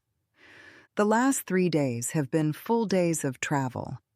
Even though we've been on the road from dawn until nearly dusk, with only short breaks for eating and taking care of our bodily needs, we haven't traveled nearly as far as any of us thought we would. We're still in Oregon, still using forest roads, but finally, instead of bumping along on the unimproved logging roads, we're on one of the many paved Forest Service roads in the Mount Hood National Forest. We ended up going much farther south than we expected, past Eugene, before we were able to cut across I-5 and make our way east. The souped-up brush guard has come in handy on several occasions as we gently nudged cars out of the way. Even so, avoiding cars and people has been our main goal. Any outsiders following our route would think we had no idea how to read a map. While we know the best way to get from Alto to Bakerville, having visited Molly twice in the past couple of years, we're avoiding all major roads, which leaves us with limited options and lots of extra mileage. We've now been on a mostly northeast trajectory, but Ben says today we're going to start heading due east. Both Ben and Bart think we'll make better time today than any other day since starting this prolonged journey. Visiting Molly in the past was never my idea. The first time was 3 years ago, when we were on a trip to Michigan for Ben's work. We made a detour to go to Molly and Jake's. We were only there for a day before heading home. Ben was enamored with Wyoming, specifically with Bakerville. He's been hunting in Montana and Idaho for years, and when he can get the draw, he also hunts around Jackson, Wyoming. But this was his first visit to Prospector County. I'll admit, it's beautiful. Not green and lush like Oregon, but the mountains were amazing. And the lack of trees allows you to see forever. We spent a week there last summer. During that time, Ben was looking for property, saying we need a retirement home. He's thinking he'll be ready to sell the machine shop within 10 years and wants to move to Wyoming. At 40, I'm 10 years younger than Ben. Will I be ready to retire in 10 years? I don't think so, but he didn't care. When I look back, I think that was when I started to realize we want different things in life. Retiring in Wyoming is not what I want. I like the beach. I like living a short drive from the city. I like warm weather. Wyoming has none of those things. Before we left, Ben said I should consider this trip a vacation. We'll get there, and Molly will pamper me like I always do to her when she visits. Bart quickly ruined that image by reminding us that things are currently a mess, and there will likely be little time for pampering. I know that, Bart, I said irritably. Just reminding you. That's why we brought all those clothes for working in instead of your evening gowns. Evening gowns. Huh. It's not like Niemont or even Alto gives me opportunities for evening gowns. Even the one time I talked Ben into taking me to the opera in Portland, there wasn't a need for an evening gown. It's Portland, after all, and many people think going formal means wearing socks. We're making decent time this morning. Bart's driving with Liam in the passenger's seat. Ben and I are on the bunk. I've been napping on and off, the best way to pass the time. I'm between wake and sleep as I lean with the truck as it takes a slight bend in the road. I'm startled fully awake when Liam cries out, "Grandpa, what's that?" With the alarm in his voice, I immediately look in his direction. He's pointing into the rearview mirror. I let out my own cry as I see it too, a mushroom cloud rising high above the trees. Bart and Ben both say several choice words as Bart brings the semi-truck to a stop along the narrow road. He hops out, and the rest of us quickly join him. "Are we safe here?" I ask, tears running down my cheeks. Is that Portland?" Liam asks. "Was it nuked?" "I think it is," Bart says quietly. "What do you think, son? Portland?" Ben clears his throat. "Yeah, it must be. I don't think we'd see it if it were as far north as Seattle, and I'm not sure if we're safe. Let's get back in the truck and keep moving. Put as much distance between us and that as we can. Dad, do you want me to drive?" "Nope, I've got it." Once we're back inside the truck and again on the move, Bart is driving much more cautiously and slightly slower than before. "Go faster, Grandpa," Liam orders. "Better to keep an even pace," Bart says, his voice surprisingly calm. I look to Ben, eyebrows raised. In a whisper, he says, "I think he's right. We don't want a wreck." Liam is crying softly in the front seat. I'm crying in the back. Ben and Bart are completely silent. Bart's focusing on driving as Ben occasionally glances through the back window. I do my best to avoid looking, but can't help peeking on occasion. A nuclear bomb detonated on U.S. soil. All the things happening up to now pale in comparison. Part of me wonders why we're even bothering to put more distance between us and the bomb. Can we survive a nuclear attack? What if this is happening everywhere? Will we have to drive through places that have been nuked? And what about radiation? I gasp as I think about the effects of radiation on us. About half an hour has passed, and I'm finally somewhat pulling myself together. I lean into Ben, putting my mouth near his ear so Liam can't hear us. "We'll be okay, right? The radiation..." He pats my hand and gives me a nod, then moves close to me and says, "If there's only the one, it's nothing to worry about." Why do you say that? I think with the direction of the wind, we're fine. And if not? He gives me a sad smile. He leans in again, but the truck suddenly shuts down. Not fair! Bart yells. What's going on? I ask. Probably caused by the nuke, Bart grumbles as he wrestles the now useless truck to a stop. What? Why? Liam asks, holding on to the door, bracing himself for a crash. Ben puts his arm around me, pulling me close as Bart muscles the truck to a stop.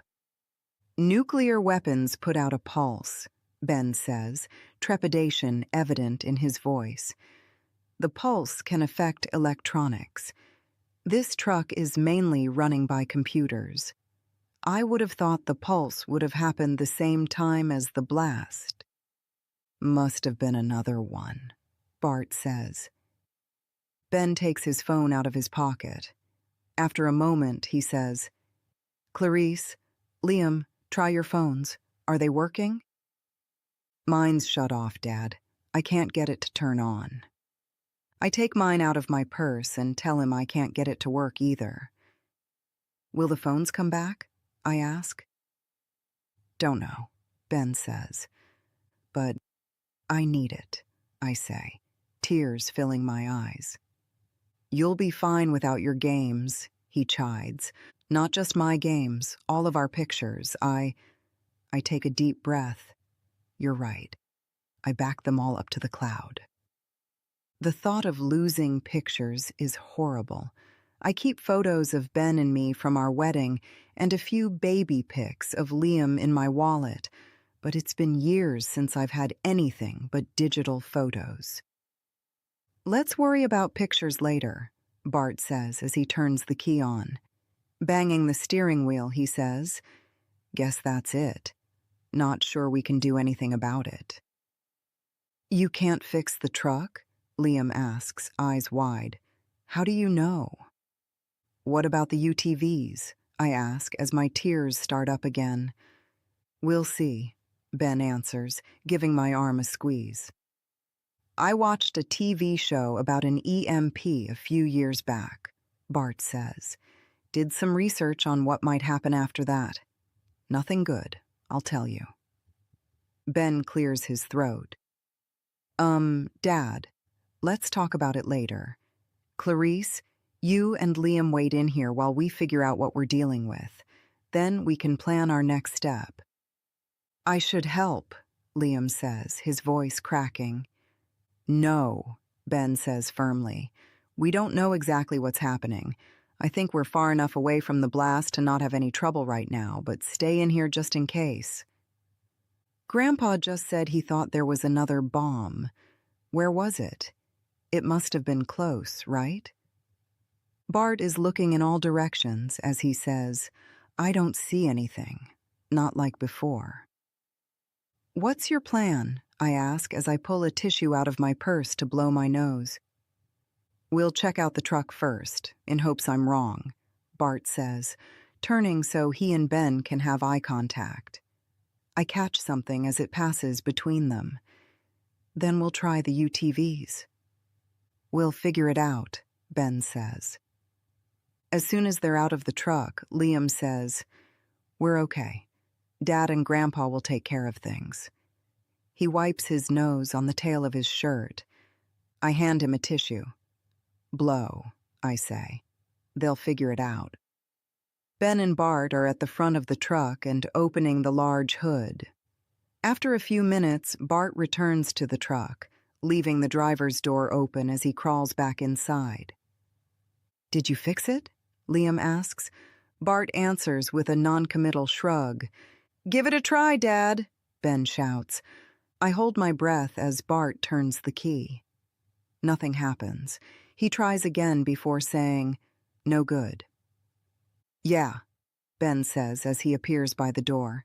It was a long shot. Sit tight, Bart says to Liam, then turns to me. You holding up okay? I shake my head and drop my eyes to the floor. We'll be just a few minutes, he says before leaving us again. How will we take all our stuff? Liam asks.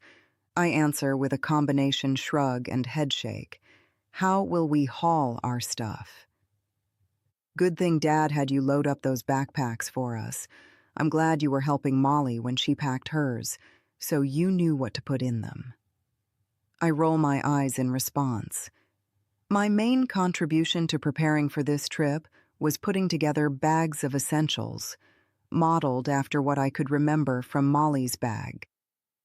I thought it was silly since we have several boxes of must-have items. But Ben and Bart both insisted that having the essentials ready-made to carry was smart. Where Molly had a backpack designed for spending several days on the trail, we're using Liam's school bag and camouflage-patterned day packs Ben has for hunting. Ben also brought his large aluminum pack frame, what he uses to haul out elk or deer quarters from the wilderness. You sure they don't need my help? Liam asks after several minutes. They'll come get you if they do, I say as we both look out the rear window. I can't see either Ben or Bart. Do you see them in the side mirror? No, I did until just a few minutes ago when they were on the trailer, but now they're off. Maybe they're behind it and out of sight. He's barely finished speaking when the rumble of an engine carries through the quiet forest. All right, Liam says, giving an arm pump before his smile falters. It's not one of the side-by-sides. Must be a dirt bike. I close my eyes. I hate riding those things. I was really hoping the UTVs would be fine and we could ride in semi-comfort. The dirt bikes are miserable in comparison. At least my new Husqvarna is considerably more comfortable than my old bike. Ben bought it for me last spring, along with a new Honda for himself, after saying he was tired of hearing me complain. It's considerably better, but only in small doses. He sold my old bike, but kept his old Honda, declaring it a classic. We brought it along on this trip for his dad. I can still see the old Honda attached to the front of the trailer, as well as my Husqvarna and Ben's bike on top of the trailer, so it must be Liam's Kawasaki they have running. Can we get out now? Liam asks. Wait for your dad and Grandpa to come back for us. They're getting Dad's old bike off now. Liam lifts his head to indicate I should look out the back window. Okay, good. After a few minutes, a second engine is running. Then Ben opens the driver's side door and crawls in with us. So, you can hear the bikes running. That's good, Dad, Liam says with a smile. Should we get the backpacks? Already, he motions above my head where we've stashed the packs in the cubbies. Yeah, but here's the thing. Only the 2 bikes are running. We couldn't get my new Honda or the Husqvarna going. What? I gasp. How will that work? We'll ride double. We'll have to take some things out of the backpacks, at least for the front person. We'll do what we can. Liam, you and Grandpa will have your bike. Clarice, you'll ride with me. I'm riding behind Grandpa? Liam asks. You'll ride in front. He doesn't have the experience you do. Liam gives a solemn nod. I need to take stuff out of my backpack? Right. Clarice, can you take care of that for both his and mine? I'm going to have Dad wear my pack frame with the larger backpack attached to it. Why are you bringing the hunting frame? Liam asks. We might need it. Put extra stuff in my dad's bag, but don't go too crazy. We don't want to get off balance. Same with yours. Concentrate on food and other survival items. Dad's going to bungee a couple of small bags on the front of each bike so we have a little extra space for things. What bag? Liam asks. The one he's using for toiletries plus a small overnight bag. My overnight bag? I ask, wondering how he plans on attaching it. He'd better not ruin it. It's part of a set. I shake my head at the idiocy of my thinking. I'm worried about ruining my luggage when a nuclear bomb just killed who knows how many people. He gives me a slight shrug in response. I'll bring you the things that are in it, so you can figure out what you want in your backpack. What about the rest of our stuff? Liam asks. We'll have to leave it. That was the purpose of the backpacks, making sure they are packed with our essentials. Is there anything you need in your suitcase? I shake my head. I knew about this. Ben and I had a rather heated discussion before leaving the house. It's an absolute no-win thing. Ben and Bart both felt our house could be vandalized if we left, but we could be hurt or killed if we stayed. A few heirlooms passed on to me from my parents were buried in the treat area behind our home. My suitcases only have work clothes for helping on Molly's farm. After Bart made it clear we'd be working and not on vacation, we packed accordingly. While I'm not afraid of hard work, that was nearly a deal breaker for me. The idea Molly might try to boss me around turns my stomach. The backpacks, which seemed excessive until the moment the truck and phones died, have only absolute essentials: a change of clothes, fire starters, small bottles of bleach to purify water, no cook foods, such as energy bars, dried fruit, nuts, and jerky, and other crucial items to help us reach Wyoming. Liam furrows his brow and says, I gave Mom everything I didn't want to leave behind so she could put it in my backpack. Great. We'll need a few minutes and then we want to get going.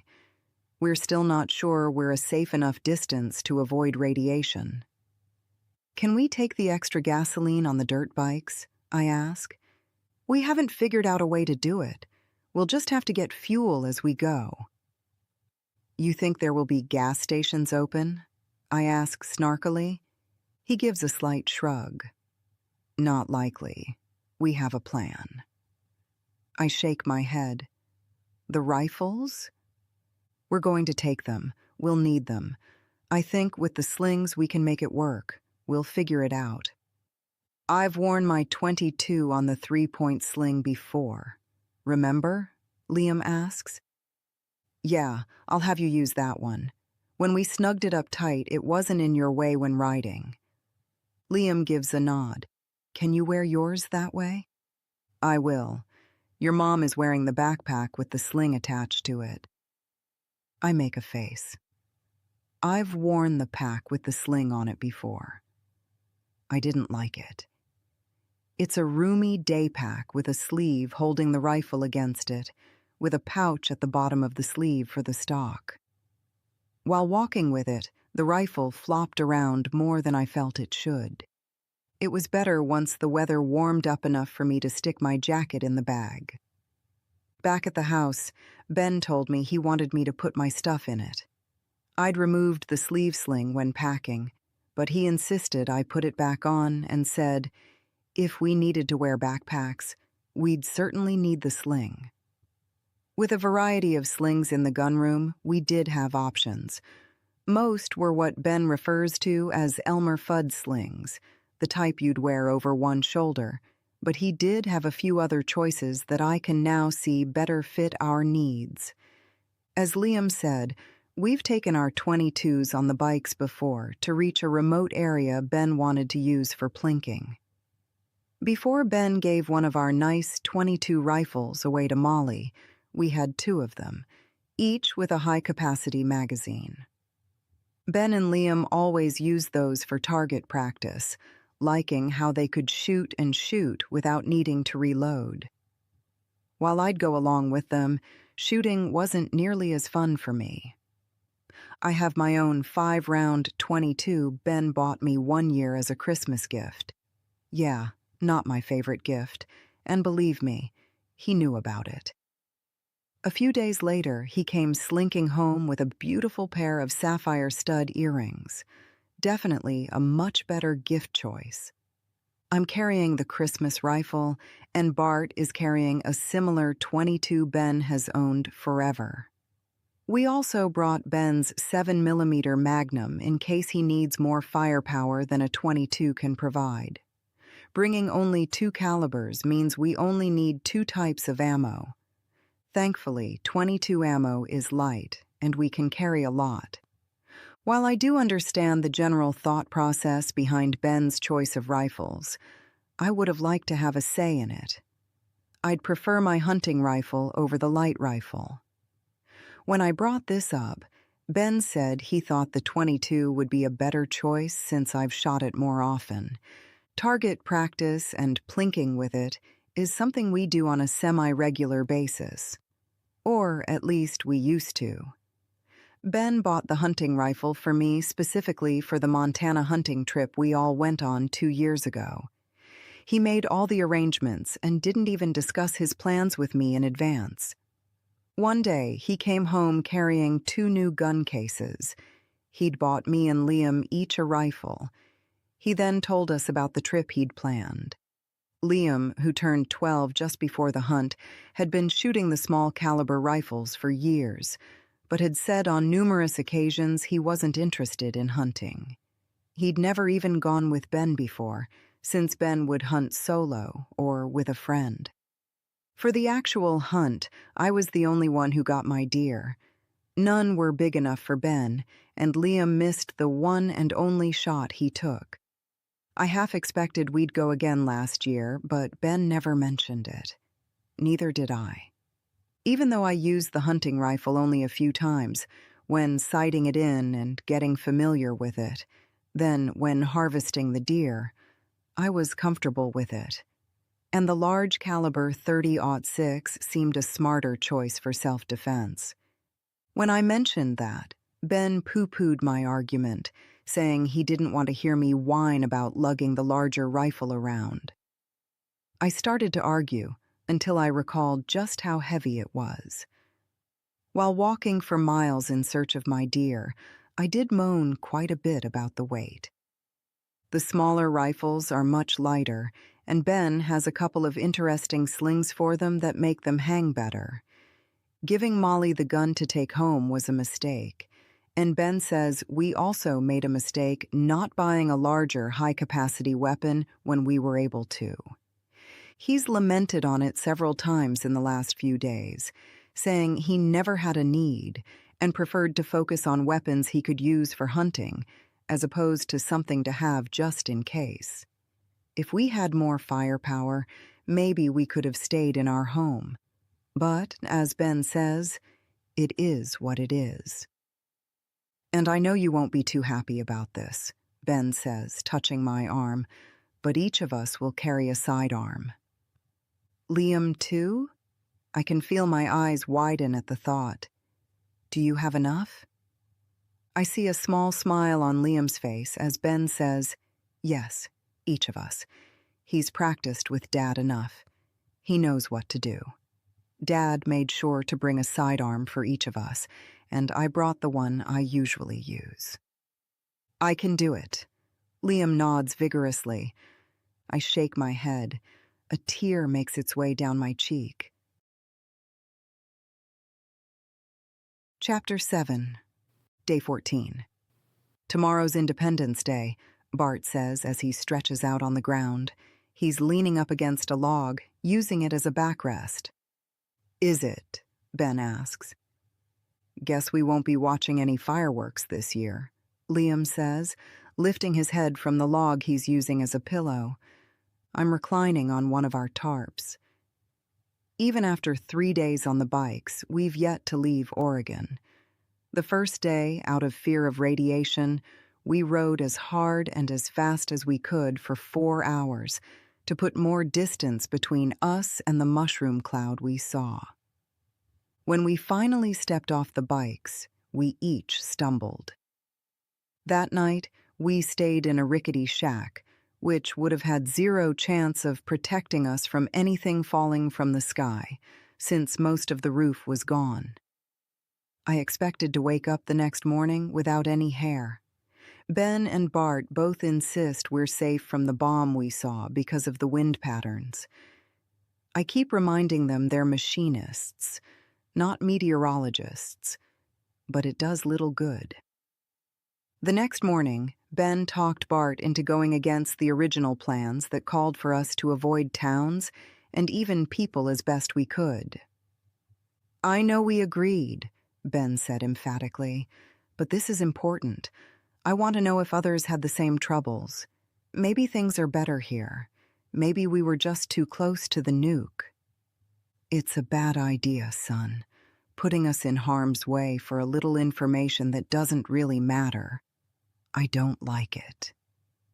In the end, Bart conceded. But instead of all of us going into the nearby town, Ben went alone. And, so we didn't risk losing the bikes, he walked while we waited in the broken-down shack. He returned over 4 hours later, looking pale and drawn. As soon as I saw his face, I asked, "Did you have trouble?" "No, not exactly. But wow, what a mess. They're in the process of setting up roadblocks on the major road through town. I talked with one of the guys after I convinced him I wasn't a threat and I wasn't staying. When I told him we're trying to get to Wyoming, he laughed in my face.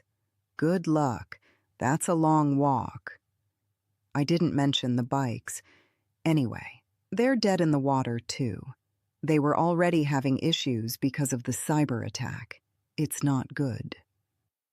"Welp, so now you know," Bart said. So far, that was a one-time thing. We're now back to the original plan of what Bart calls escape and evade, which means our travel is painfully slow. The dirt bikes don't go terribly fast, and we find ourselves needing to backtrack too often. We're avoiding towns and trying to take roads in unpopulated areas. With major highways and the interstate littered with dead vehicles, from not only the fuel shortage but now the EMP, we have little choice. And learning our lesson from the first day on the dirt bikes, we ride for no more than 2 hours before we get off and stretch. These bikes were not built for comfort. Add in the fact we're riding double with packs on, and it's pretty close to miserable. We're in the forest now, on the northeastern edge of the state. Today's route, the Hells Canyon Scenic Byway, was a risk. Usually heavily traveled during tourist season, we thought it might be congested as people ran out of fuel. Fortunately, it seems as soon as the attack started, people were smart enough to stop their vacations and head home.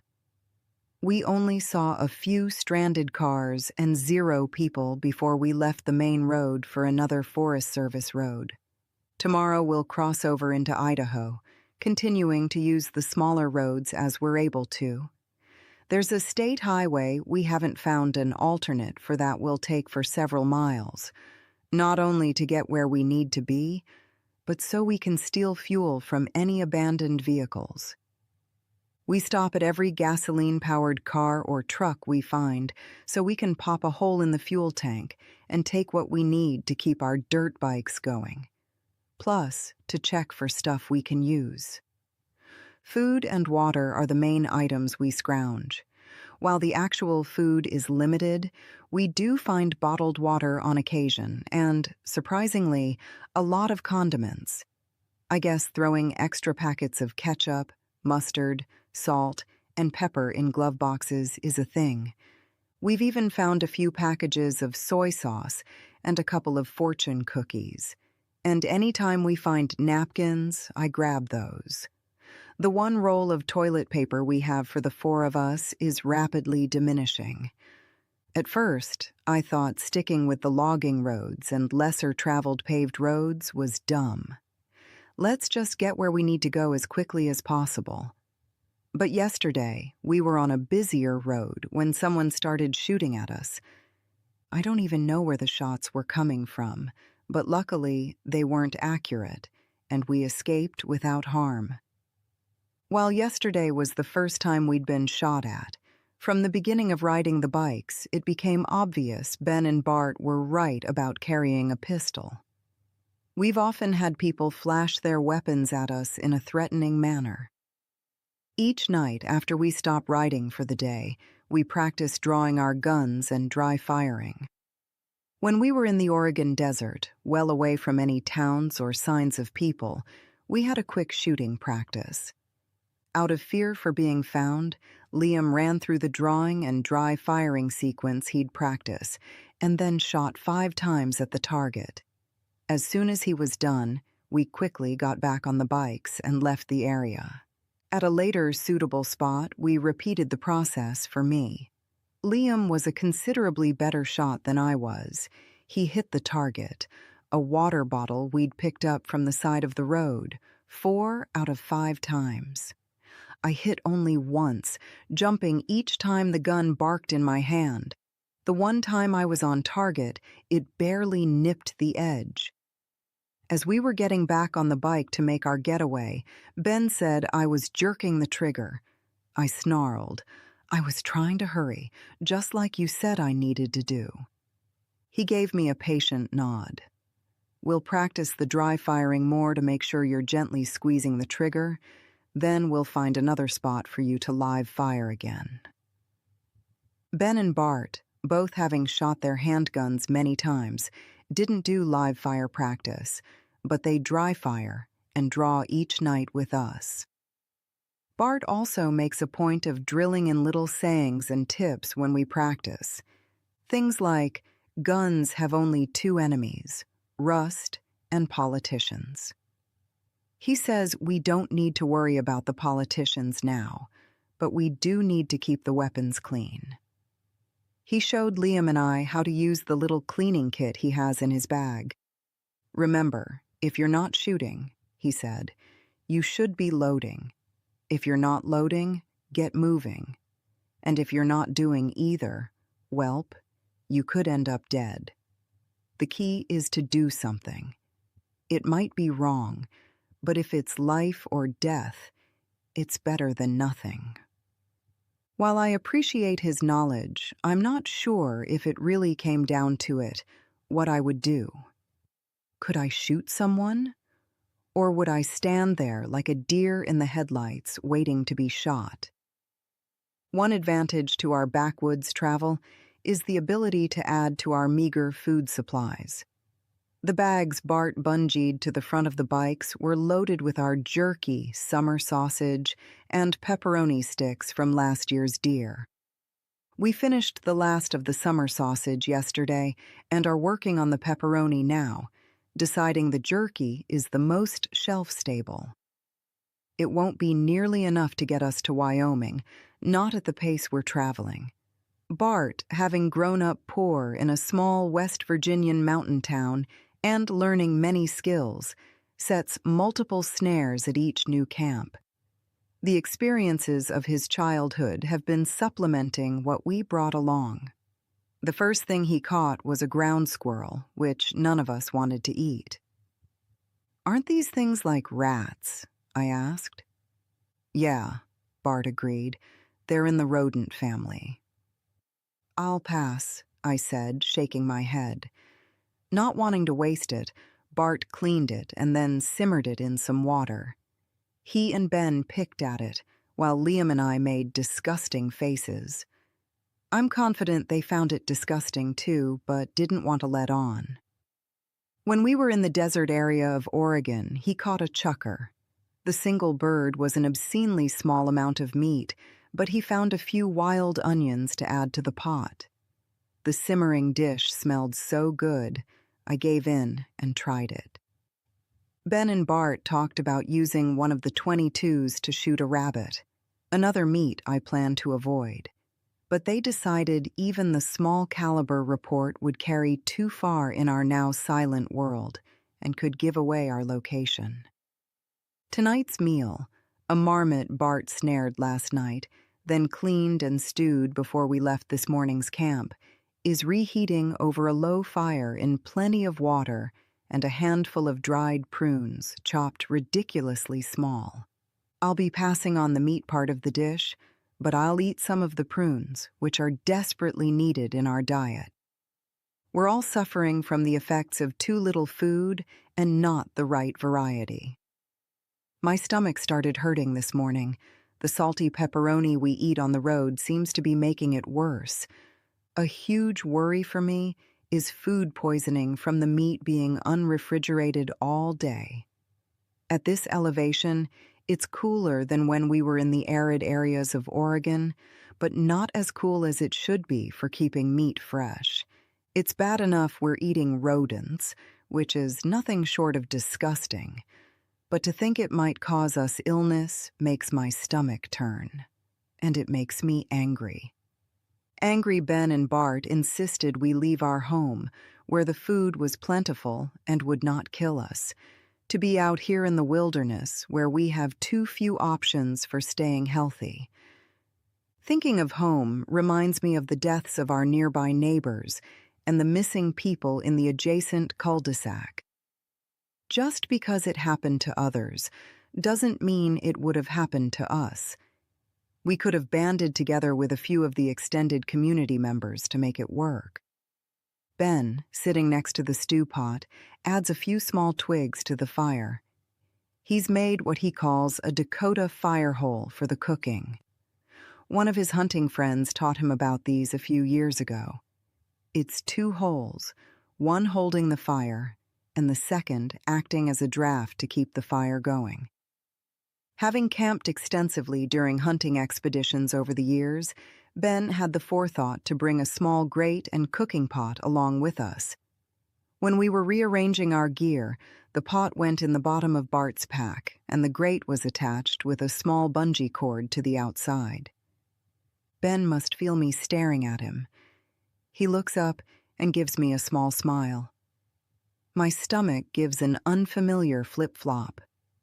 Taking a deep breath, I cautiously return his smile. I've been awful to him these last 2 weeks.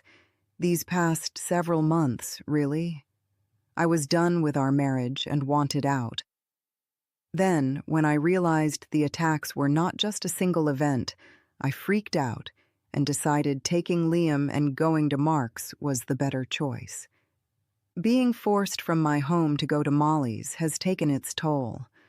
I've been hateful to Ben, to Bart also, and I've made it clear I'm going against my will. After giving the stew a stir, Ben walks over to where I'm lounging. "Hey," he says with a grin. "Hey yourself." I feel a wave of nostalgia for what we used to have.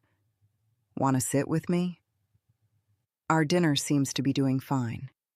I can sit for a minute. He plops on the tarp. Ben only had one tent small enough to fit into a backpack, and it only sleeps one person. Even though it's small, Liam and I both stay in it. Bart and Ben take turns using 2 tarps as a tent, one as a ground covering and the other over the top if the weather warrants. One of them is always on watch while the other sleeps. I've thought about offering to help with the overnight watch, but I've been so exhausted I'm not sure I can do it, that I can even stay awake. "We made good miles today," I say. Ben nods. "Not bad. If we can keep making forward progress and not always have to backtrack, we'll be fine." "Have you thought any more about using the main roads? Maybe things are settling down and it would make sense." "Yeah. Dad and I were thinking that too." "You think we've been safe enough as far as radiation is concerned?" He gives a slight shrug and whispers, "We can only assume. I think we were far enough from Portland not to be affected immediately after the blast." I let out a deep breath. We've had this conversation before, or some variation of it, since the radiation is something I worry about. Not for me, Ben, or Bart, as much as for Liam. Can even a small dose cause him issues? I'd like to think we'd know if we were receiving fallout. Maybe there'd be some clue. Bart calls it a silent killer, says we could be dosed right now and not know. He and Ben also say there's nothing we can do about it, so there's no reason to worry. If our hair starts falling out or we get sores on our bodies, I guess we'll know then. "Hello in the camp," a deep voice calls from out of view. We all sit up immediately, and Ben and Bart move their hands to the guns on their hips. I took mine off earlier, and it's sitting at the edge of the tarp. "Find cover," Ben hisses. I grab my pistol before quickly duck-walking to where Liam is. I motion to him as we both move behind the log he was using as a pillow.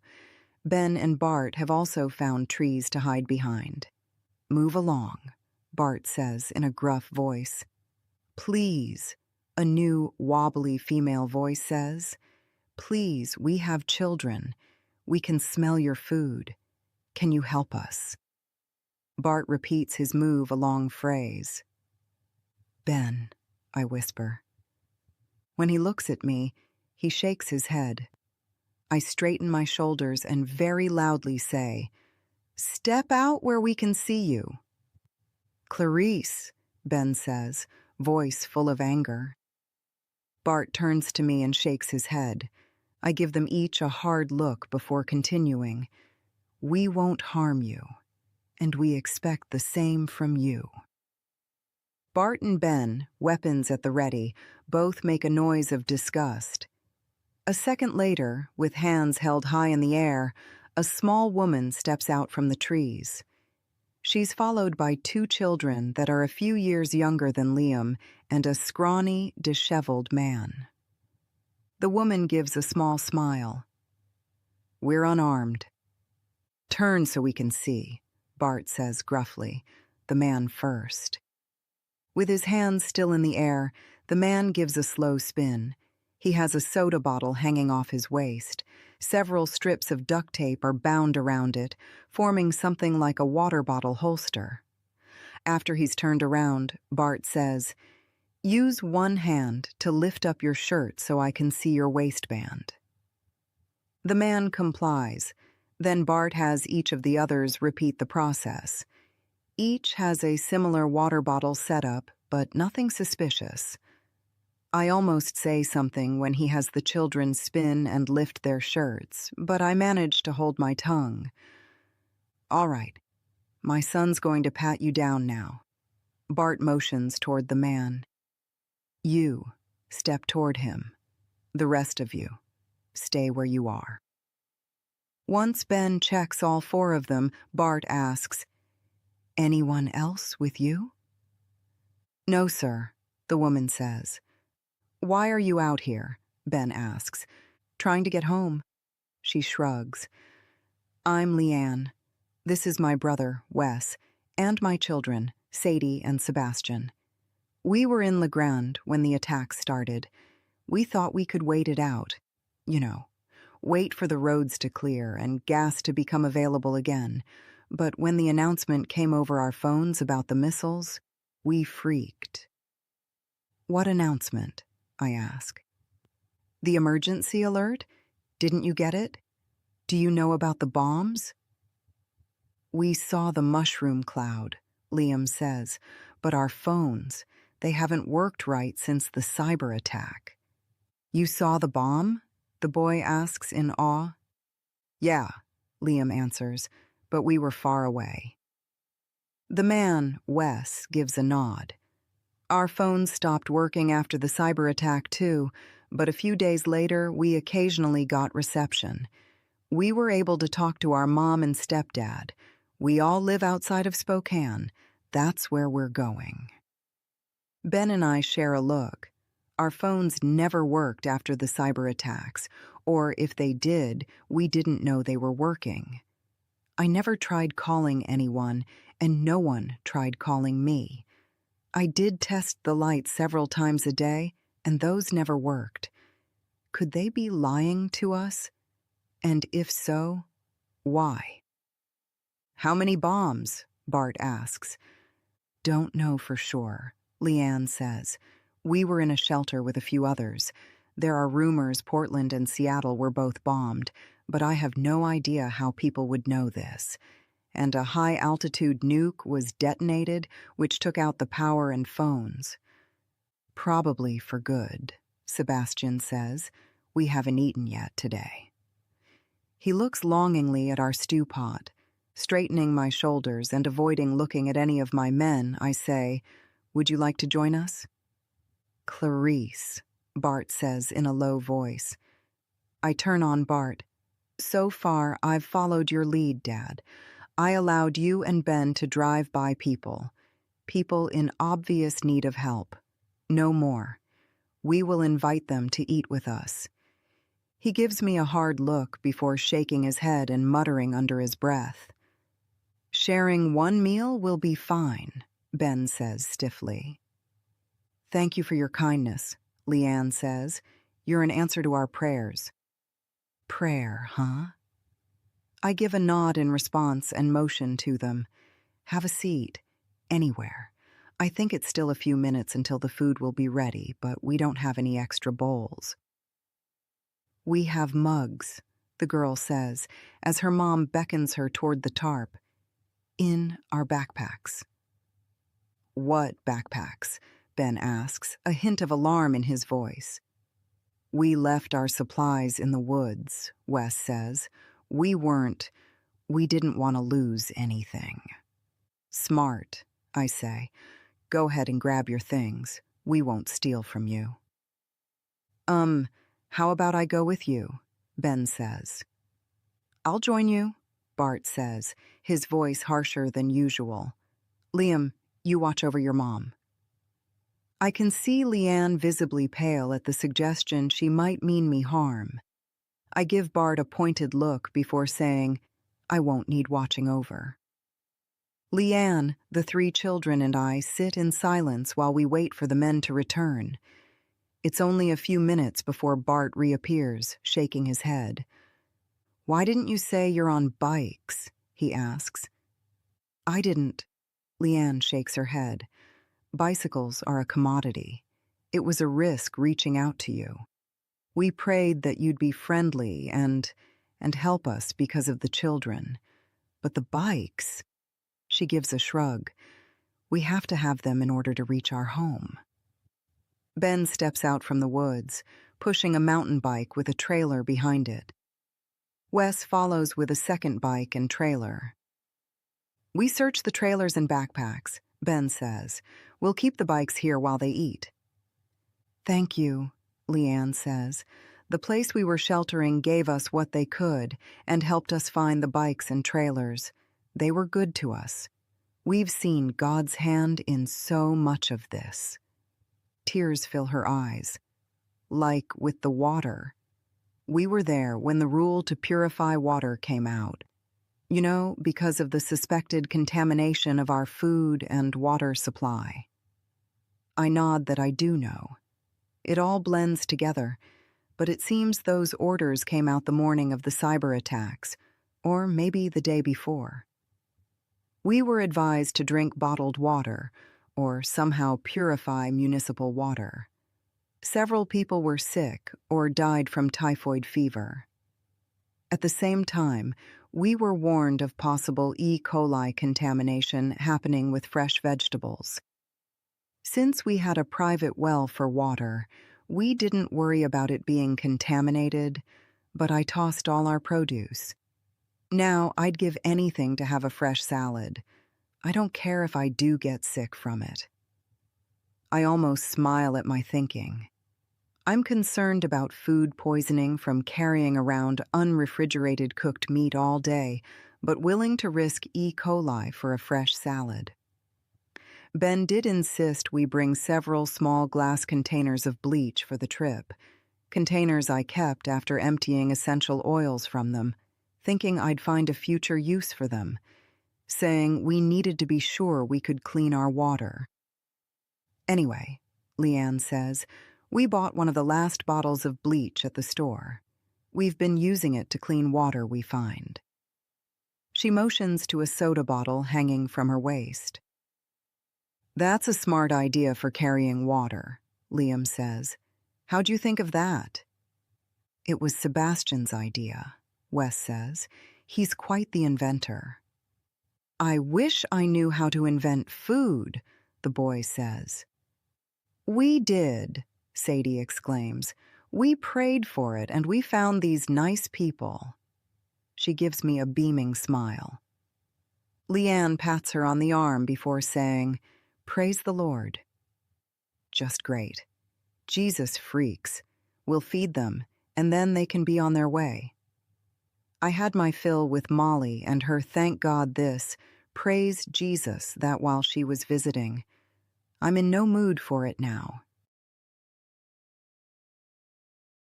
Chapter 8. Day 18. As badly as I wanted to get rid of Leanne and her Bible-thumping family, Bart seemed to like them more and more once they started spouting their nonsense. He added more water to our already thin stew to make it stretch for everyone. Then, when they bowed their heads to thank their imaginary God for their food, he joined them. Over 20 years ago, when I first met Bart and his wife, Jessa, Ben's mom, they were both what I would call holy rollers. After Ben explained my beliefs to them, they toned it down around me. When we'd go to dinner at their place, they'd still pray, but didn't object to my non-participation. Jessa died when I was pregnant with Liam. Bart was devastated, but still clung to his make-believe religion during his grief.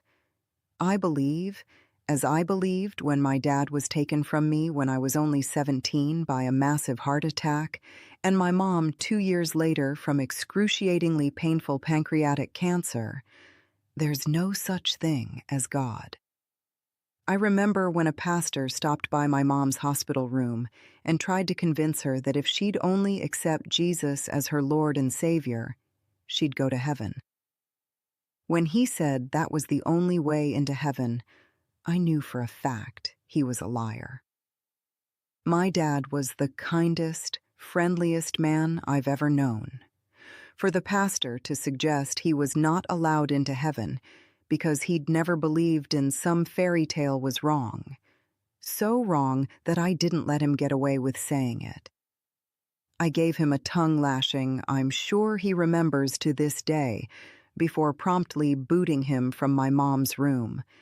In her drugged and slightly delirious state, she actually entertained the idea. The idea he might be right. She calmly said, "Clarice, you know your dad was a good man. He didn't completely reject the idea of God or of Jesus."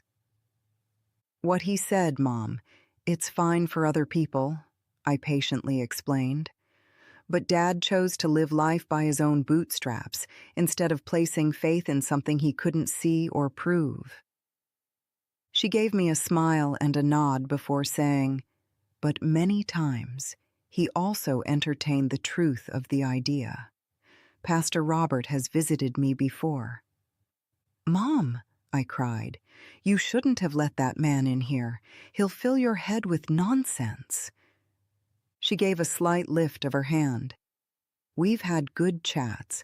One thing he said has stuck with me. Neither I nor you know what your dad's final thoughts might have been. I think he may have chosen heaven. I think I should do the same."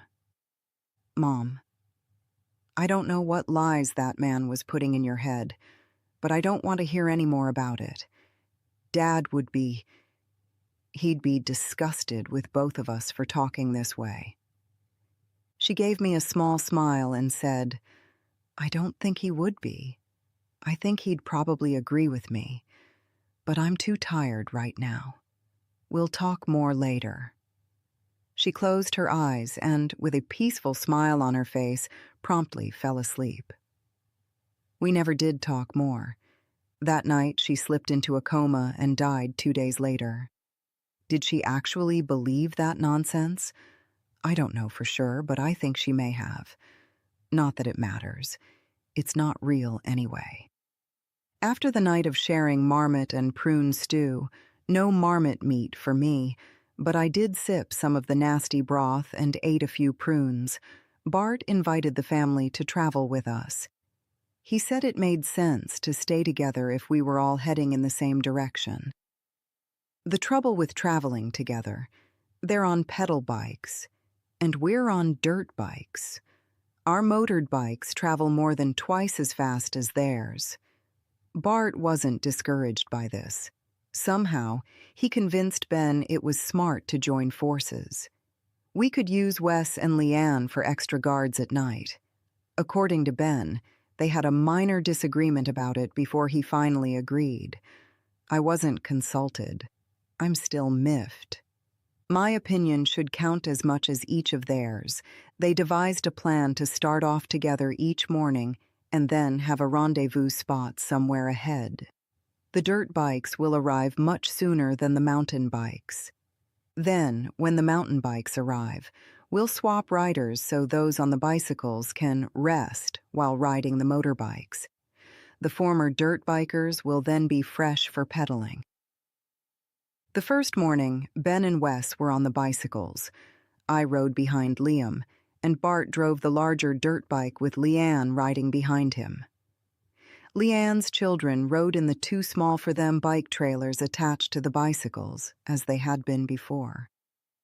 When we arrived at the rendezvous spot, Bart immediately set up a couple of snares. He had a rabbit snared, cleaned and stewed, and a second caught and cleaned before Ben and Wes showed up.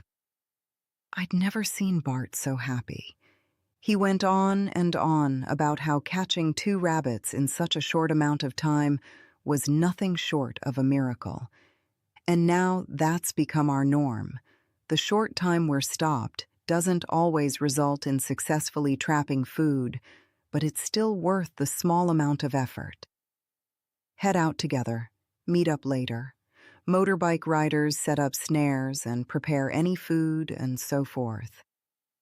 Liam and I never ride the mountain bikes. I'm good with that. I don't think I'm physically up for riding a bike while towing a trailer. Liam has taken the lead on setting up the snares, even when Bart's on a dirt bike. After the first day, Leanne introduced us to pine water. She heats water, then steeps pine needles in it. She says it will give us some vitamins we're missing, especially vitamin C. I don't mind it, and I like having a new flavor experience. While she does have some usefulness, like with the pine needle drink, she still annoys me. We're now camped near a creek, not far from a small town, after our day of riding. While I would have preferred to camp right next to the creek, Ben and Bart wanted to stay in the trees to provide us some concealment. We're also not cooking tonight. They decided we're too close to town and the food odors could attract unwanted company. We have rabbit and partridge from our earlier snares braising to eat cold. Though I'm still disgusted by the food we've been snaring, I've started picking at a few of the meats out of necessity. The lack of vegetables is really taking a toll on me. I need those prunes more than ever. We're down to the last of our dried fruit and now handing them out like medicine. It's not enough. My digestive system is an absolute wreck, and my stomach has been aching since yesterday. Because of my discomfort, I'm cross with everyone. As soon as we found our campsite, Ben and Bart pulled out the maps and started going over the plans for tomorrow. I'm so glad we only have another day, 2 at the most, before we head east, and Leanne and her group will continue north. I've, again, tried to convince Ben and Bart it's time to return to the major roads so we can start making better time. These side roads may seem safer, but our rapidly dwindling supplies, especially the food, is becoming a problem. Again, they shot me down, this time with Wes and Leanne joining in on how smart it is to stay hidden and avoid people. I'm barely listening as Ben marks out a spot for the first rendezvous in the morning. Because we have only the one detailed map book for each state we'll be traveling in, I've been tasked with writing down the directions to our rendezvous spots on 2 pieces of paper from a small notebook I stashed in my pack. Each group of bikers gets a piece of paper. When those of us on the motorbikes stop at the first rendezvous, we'll repeat the process of picking out the next stop. I'm so quick-tempered that when Leanne asks what something on one of the notes says, I snap at her. Instead of snapping back, she gives me a small smile and says, "Thank you for clarifying what you wrote, Clarice. I appreciate it." I feel like a heel. But instead of admitting it, I give a dirty look. A few minutes ago, Leanne took her children by the hands and motioned to her brother, saying they were going to go for a walk along the creek. Good riddance, I mutter under my breath, even though I'd really like to see them stay here and help set up camp.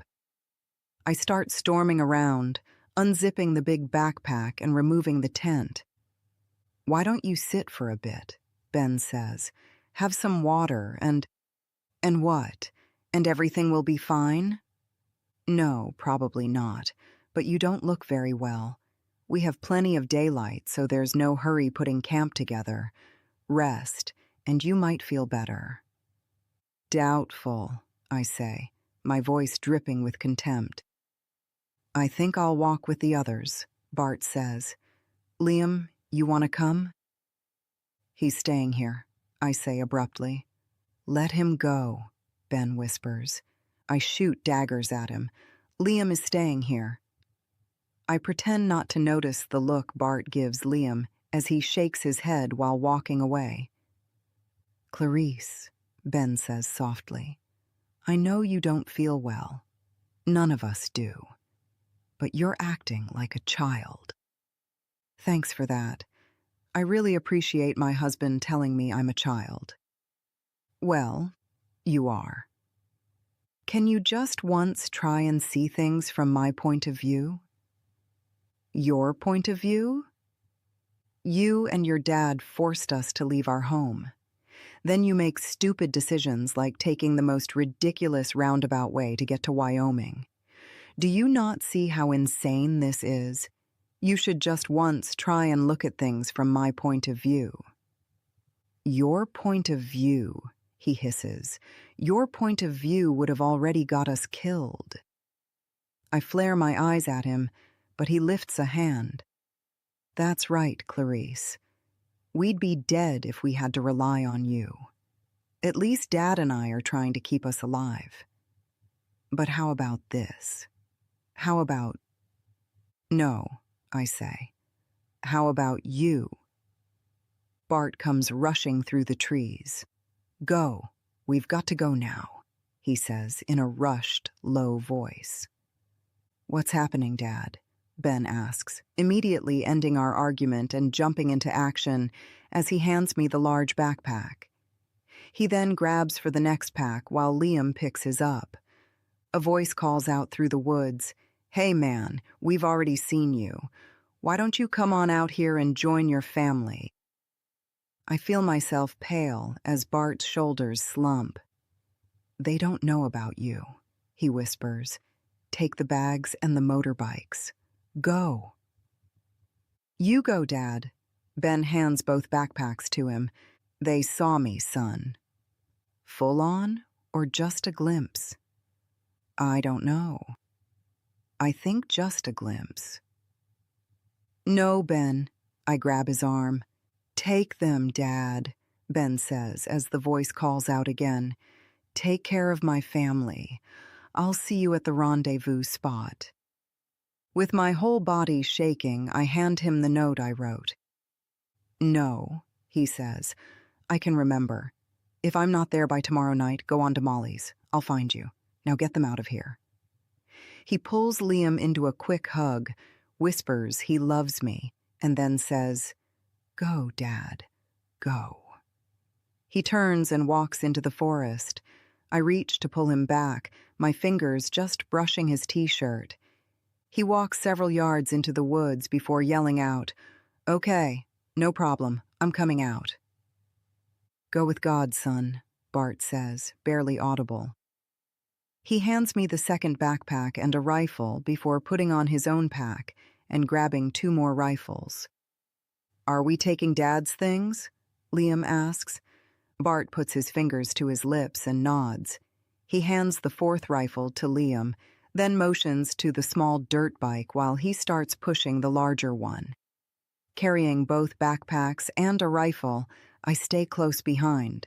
With tears streaming down my face, I look back often to see if we're being followed. We're going deeper into the forest, finding a spot to hide. We move quickly and quietly into the dense forest. After a considerable amount of time, Bart has us move into a thicket. "We'll wait here," he says. "Should we try and rescue Dad?" Liam whispers, his face also stained with tears. I nod as Bart shakes his head. "We can't do it. None of us would know the first thing about staging a rescue. Your dad's smart. He'll get out of it and meet us tomorrow, or worst case scenario, at Molly and Jake's place. I'm sure of it." As we sit quietly in our hiding spot, I strain to listen. Did they realize there were more of us? Are they looking? Is Ben okay? It's nearly dark when Bart says, "I'm going to take a look. You two wait here. I'll be back within the hour, unless they grab me. If that happens, stay hidden. Don't leave until it's safe." "How will we know when it's safe?" Liam asks. Bart shakes his head. "Wish I knew." "Clarice, you got this." Even though everything inside of me is screaming, "No, I don't have this," I give a slight acknowledgement. He meets my eyes. "We're okay," I say, attempting a more convincing nod. He's been gone about 15 minutes when we hear rustling in the brush. "Grandpa," Liam says, starting to stand. With a pounding heart, I grab his arm and put my finger over my lips. "Wait," I mouth. His eyes widen as he shrinks back down into our hiding place. "Clarice," Bart says in a soft voice, "you and Liam come on out. They're gone." Tears flood my eyes again. They're gone. Ben's gone. "Dad?" Liam asks, his voice cracking on the word as he stands up. He offers me his hand. My legs are like spaghetti from staying in the same position for so long. Combined with the extreme emotions I've been experiencing since Ben left us, I can barely stand. As soon as I see the look on Bart's face, I crumble to the ground. Chapter 9, Day 20. We've been at the rendezvous spot since about 10 o'clock yesterday morning. After Bart returned from our original camp, which had been stripped clean of everything left behind, we set up about 100 yards away, taking turns at fitful sleep until daylight. Leanne's family and Ben were gone. Bart tried to stay positive by saying he thought they'd be okay. If the intent were harm, he thinks it would have been done right then and there. Without directly saying so, he meant since there were no bodies left behind, there was still hope. My hope is fading as each minute passes without Ben showing up, my last angry words to him replaying on a loop in my head. "We should probably get a move on," Bart says as the rising sun begins to peek over the mountains. "We should stay here another day," Liam replies. "Clarice, you ready to go?" Bart asks. I drop my eyes to the ground. Like Liam, I want to stay. Stay here until Ben shows up. I may have been looking for a way out of my shaky marriage, but this wasn't it. Sadly, Bart's right. We should go. Ben said to only stay until last night and then head to Molly's. Knowing him, he'll follow the plan to the letter and will expect the same from us. He may not even show up at this rendezvous spot since it's beyond the designated time, provided he's even still alive. I know Bart thinks it's a good sign they were taken and not killed on the spot, but an ache in my gut tells me he's not safe. Maybe still alive, but not safe. We should go, I say quietly. Ben will do exactly what he said. Since he didn't arrive here last night, he'll go to Molly and Jake's, if he can. Of course he can, Liam shouts. Dad's fine, and we should wait here for him.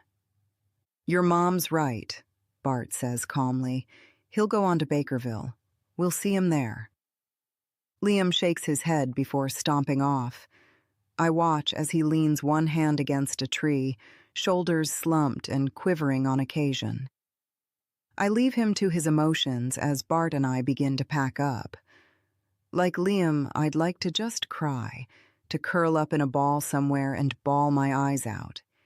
There are so many things I wish I could say to Ben, and even more things I wish I could take back. I bite my lip to try and stop a new onslaught of emotion. After many minutes, Liam returns and helps us finish loading everything. We lost one of the tarps and the tent when Ben was taken. The tarp was already spread on the ground, so we could do our map work. I'd taken the tent out of the backpack. Had I been thinking, I'd have grabbed it.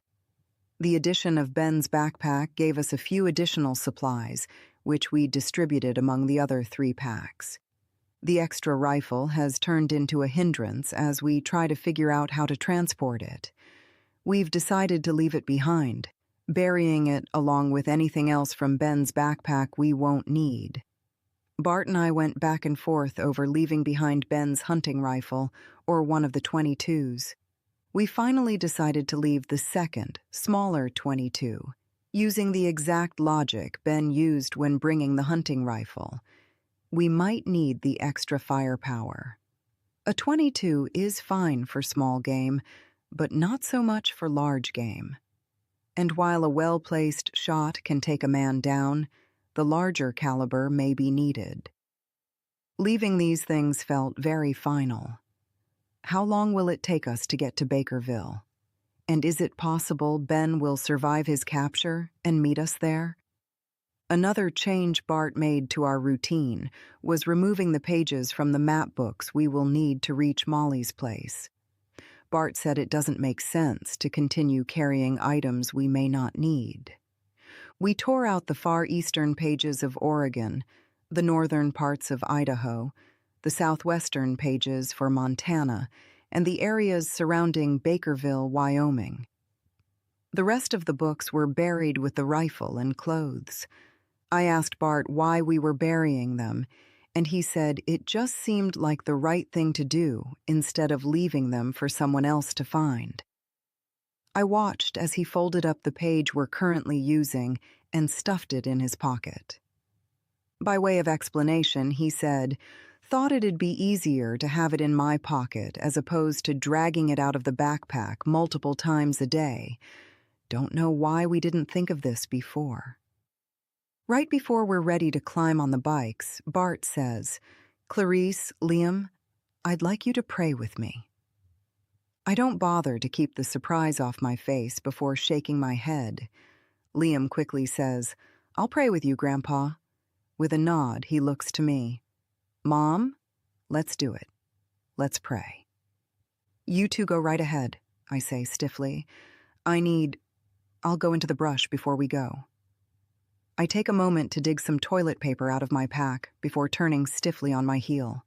Bart wants to pray. Fine. Let him. If it makes Liam feel better, he's welcome to do so too. But not me. 20 minutes later, we're on the road. I'm riding behind Liam on the smaller bike while Bart, still wearing the pack frame, now with both his and Ben's backpacks attached to it, is on the larger bike.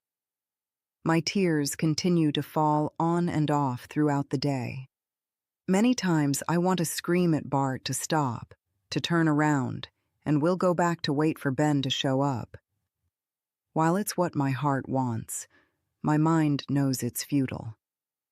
Ben would have already been there if he were able to be. Is he still alive? Chapter 10, Day 24. With the ability to now ride full days, we should be much closer to Wyoming than we are. But it's been one thing after another. We had another day where we had to do some backtracking after seeing what looked like a roadblock ahead. Plus, something was wrong with the big bike one morning, and it wouldn't start. Bart fiddled with it for hours, finally giving up on it and saying it looked like one of us would be on foot. As he started making plans for a similar setup to what we used with Leanne and her family by making rendezvous spots, Liam suggested trying it again. It started right up. We still have no idea what the problem was. Yesterday, I woke up with such a gut ache I couldn't go anywhere. The constipation that's been troubling me for so long left me curled up and withering in pain. I think we'll need to go into a town and find you a doctor, Bart says, or at least a pharmacy so you can get some laxatives. I nod my agreement. I should have thought of packing those. We need more fat and fiber in our diet, he says. We saw those elk yesterday. Maybe we should camp a few days, see if we can find a fat elk or deer. Might make a world of difference. Too bad the berries we found weren't ripe yet, Liam says. Yesterday, shortly after seeing the elk, we found a bunch of chokecherry trees. Bart told us they weren't ripe and that they'd still be bitter. Liam tried one anyway, quickly spitting it out. What plagues us the most is our massive grief over Ben. We all spend a lot of time looking over our shoulders, thinking he'll find us and we'll be together again. Ben and Bart spent so much time poring over the route. Of course, with the backtracking and changes to our route, running into each other would be like a needle in a haystack. I think back to a time when Ben and I were on vacation in Southern California. Liam was around 4 at the time and staying with a neighbor while we took some much-needed couples time. We were making our way along Hollywood Boulevard, holding hands and taking our time as we examined the Walk of Fame amongst the throng of others doing the same thing, when a voice called out, "Clarice Cervelli? CC? Is that you?" Spinning my head, I sought out the person referring to me by my long-forgotten nickname. Waving wildly was a short, plump woman with a brilliant smile. "It's me," she cried. "Whitney Barrister from David Douglas." "Oh," I gushed. "Of course, Whitney, you haven't changed a bit," I lied. She'd changed a ton. She used to be petite and adorable when we served as co-captains of the cheer squad in our senior year of high school. Now, though her face was still pretty, she'd obviously let herself go. I haven't seen her since graduation, and truly, I barely remember the event. My dad had died only 2 weeks prior. I wanted to skip the whole thing, but my mom insisted I go. I was so racked with grief, I was a shell of my usual self.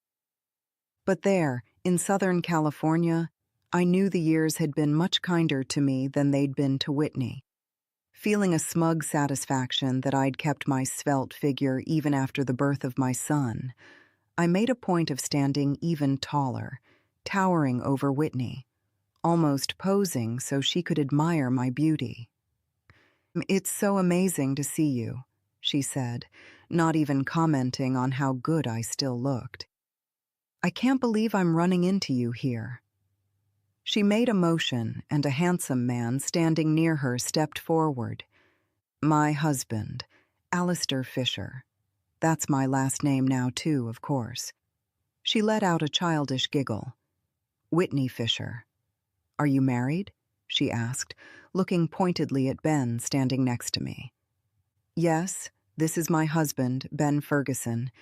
I still use my maiden name, especially for business." I gave her a sweet smile as I made sure she knew I was an independent woman with a successful business. Thinking back on the chance encounter with Whitney, the odds of meeting someone I hadn't seen in over a decade in a tourist trap of an area with thousands of people walking the same space, the idea of Ben finding us seems more realistic. When we set out this morning, Bart said it was only to find a better camping spot, a remote location where we can live off the land for a few days in hopes of improving my health. He's going to kill an elk or deer. Unlike Ben, Bart's not a hunter, but he used to be when he was younger. Then, hunting was part of their survival. It was how his family was fed. While we always eat the meat Ben brings home, it's not like we must have it to survive. We can buy anything we need. Bart assures me he'll remember what to do. He'd looked over the map last night and found a spot he thought would be perfect. But as we pull off onto a small road well before where I think we should turn, I'm not sure what's going on. "Bart?" I ask, raising my eyebrows. "Why don't you two go on ahead, up to the cluster of trees? I'll catch up in a bit." "What are you doing, Grandpa?" Liam asks. "I think it looks like the house back there is vacant. I thought I'd check and see if they might have something to help your mom's stomach." "A vacant house probably didn't leave medicine behind when they moved out," I say. "No, I don't think it's vacant, as in empty. I mean, no one is home." "You're going to steal from them?" Liam asks aghast. I give Liam a look. We've been stealing from cars this entire trip. Does he think stealing from a house is different? Bart gives a slow, sad nod. "Yeah, but I don't think they'll be needing it." I feel my eyes widen. "Why do you say that?" "There's a horse lying dead in the pasture." I close my eyes, glad I missed seeing it. Liam whips his head around. "I don't see it." "Better that way. You two take both bikes and stay hidden. I'll be there shortly." "Why would we take both bikes?" Liam asks. "I don't want to make noise driving up the driveway. I can quietly check it out before going in." "I could just wait here for you, Grandpa." "No, we'll do what he says," I say as I start to climb on the bigger bike. "You got this, Clarice?" Bart asks, motioning toward the bike. "I've got it." With a nod, he turns and darts across the road to a line of trees. I watch for a moment as he weaves through the brush and foliage. Liam and I move to where he asked us to wait. His version of shortly turns out to be closer to an hour. I'm just starting to worry when I see him in the distance, laden with several reusable grocery bags tied onto the pack frame. "Wow, looks like Grandpa found lots of stuff." I give a nod as Bart lifts his hand in a wave. When he reaches us, he says, "Got something that's going to help you, Clarice." "Food?" Liam asks, his mouth practically watering at the thought. "Some. There wasn't much. I wasn't the first one there." "The people?" I ask. I notice a slight odor on his clothing as he steps closer. He gives a grim shake of his head. "Let's get on to camp. Get you rested and well. I want to get this trip over with." We set up camp in a well-forested and well-hidden area near a creek. Liam and Bart put out their snares, then head out. They plan to just walk and see if they can find a game trail. They tell me they'll be back before too long. Once they have an idea of the area, they'll plan tomorrow's hunt. I've stayed at camp and am sipping peppermint tea Bart found in the farmhouse. It's not exactly what I thought he'd produce to help me feel better, but it does seem to be helping. I don't know if it's psychological or actual, but I swear I can almost feel the cramps in my stomach release a little with each sip. Of course, I did have a dose of magnesium citrate, which should start its work soon. I've put the wad of napkins within easy reach, so I have them when I need them. While we're here resting, I'm going to make sure I get enough water. Maybe dehydration is part of the reason I'm having so much trouble. After finishing my tea, I stretch out on the tarp. We're in a buggy place, and even though I've generously doused myself with the mosquito killer Bart found at the farmhouse, they still won't leave me alone. Once again, I wish for the tent we recklessly left behind. Because our backpacks aren't much larger than school bags, we didn't have room for sleeping bags. With the warm weather, we decided sheets and light blankets would be substantial enough and take up only a small amount of space. It's colder at these higher elevations, and I've been chilled the past couple of nights. Bart found a couple more sheets and a throw blanket. I give one of the new sheets a sniff. It smells of lavender and reminds me of my mom. She always kept a lavender sachet in the linen closet. She kept a second in her underwear drawer. How would she handle the disaster we're now living in? How would she handle losing her husband in such a way? I slowly let out my breath. She'd hold her head high. She would have been strong from the beginning. She wouldn't have pouted and moped or chosen to stay in bed instead of facing the troubles. She most certainly wouldn't have made plans to run away with another man in the midst of a disaster. She would have been right there, right with my dad, doing what needed to be done. I straightened my back. With Ben gone, Liam is depending on me and Bart to keep him safe until we can get to Bakerville. While I still have zero desire to live in Wyoming with Molly and her family, I know it's the best thing for Liam.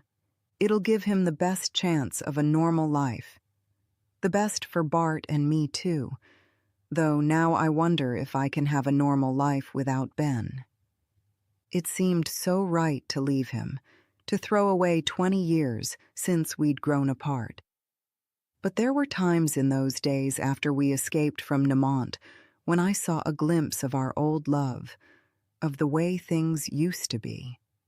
I'd give anything to take back those last awful words, the terrible way I treated him. I spread the sheet in hopes of covering my body to help with the bug issue. As I smooth out the cover, a shot rings out.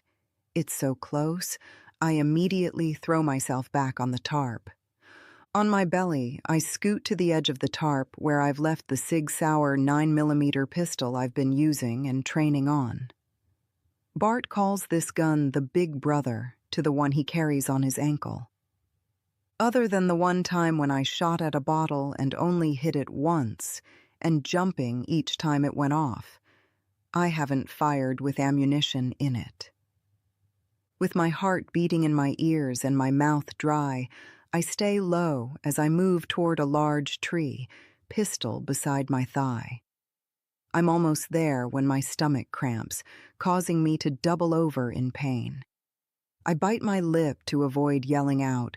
Crouched behind the tree, I take a few deep breaths to control both my fear and the agony in my gut. Time seems to stand still as I hear a rustling in the woods. I hold my breath and make myself as small as possible. Seconds later, Liam steps out from the trees, a huge smile on his face. The smile quickly turns to confusion as his eyes dart around camp, trying to find me. "Mom?"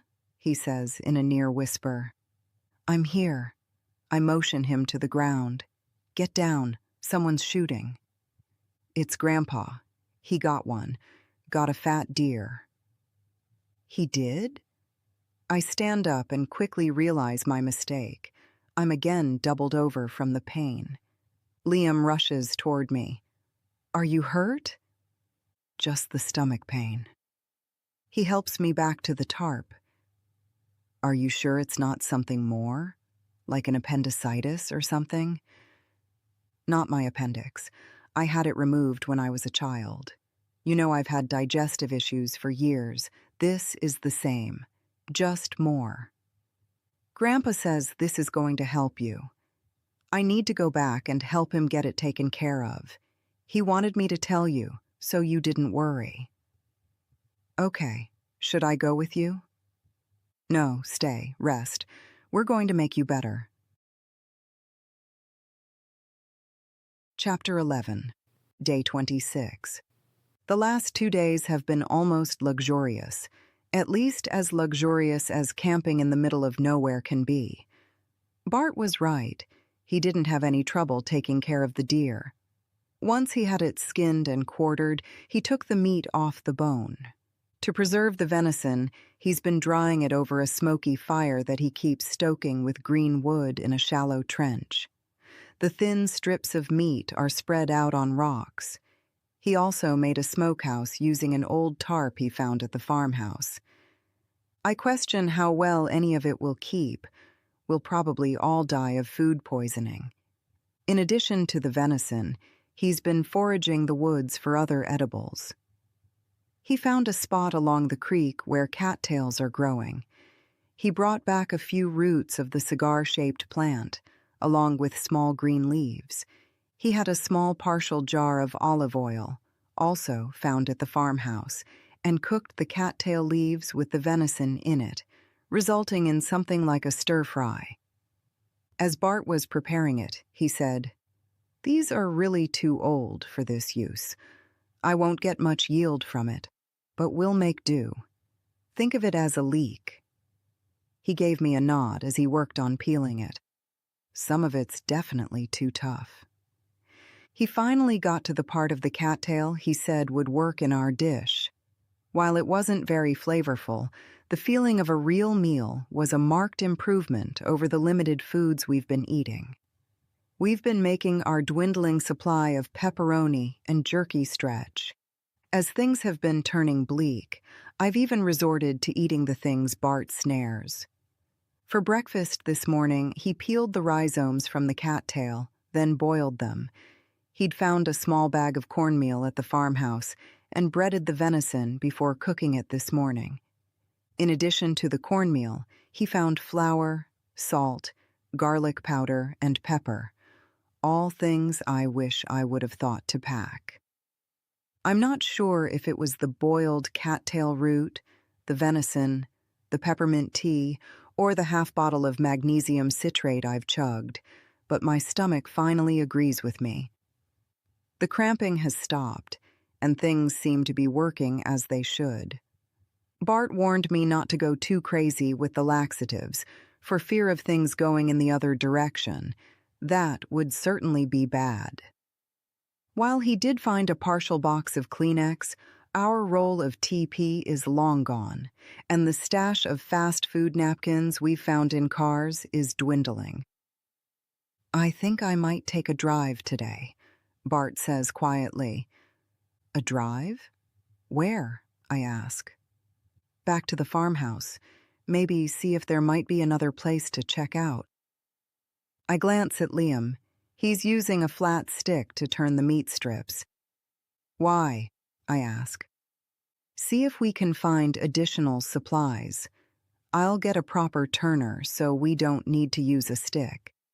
There's a few other things I've thought of, and I didn't go through the barn and only gave a cursory glance in the bedrooms, spending most of my time in the bathrooms, kitchen, and garage. Too bad there wasn't more food." "Yeah, we're not the only ones looking for it." "What happened to the people living there?" I ask, even though I'm not sure I really want to hear his answer. "Nothing good." "You found them?" "They were there. My guess is whoever originally ransacked the house murdered them." "Did you just leave them?" "I covered them with blankets. I'll take care of them when I go back today." "Take care of them? You mean bury them?" "If I can." "Do you think that's what happened to our neighbors? Burdock killed them so he could have their things?" He gives me a long look. "It's the only thing that makes sense.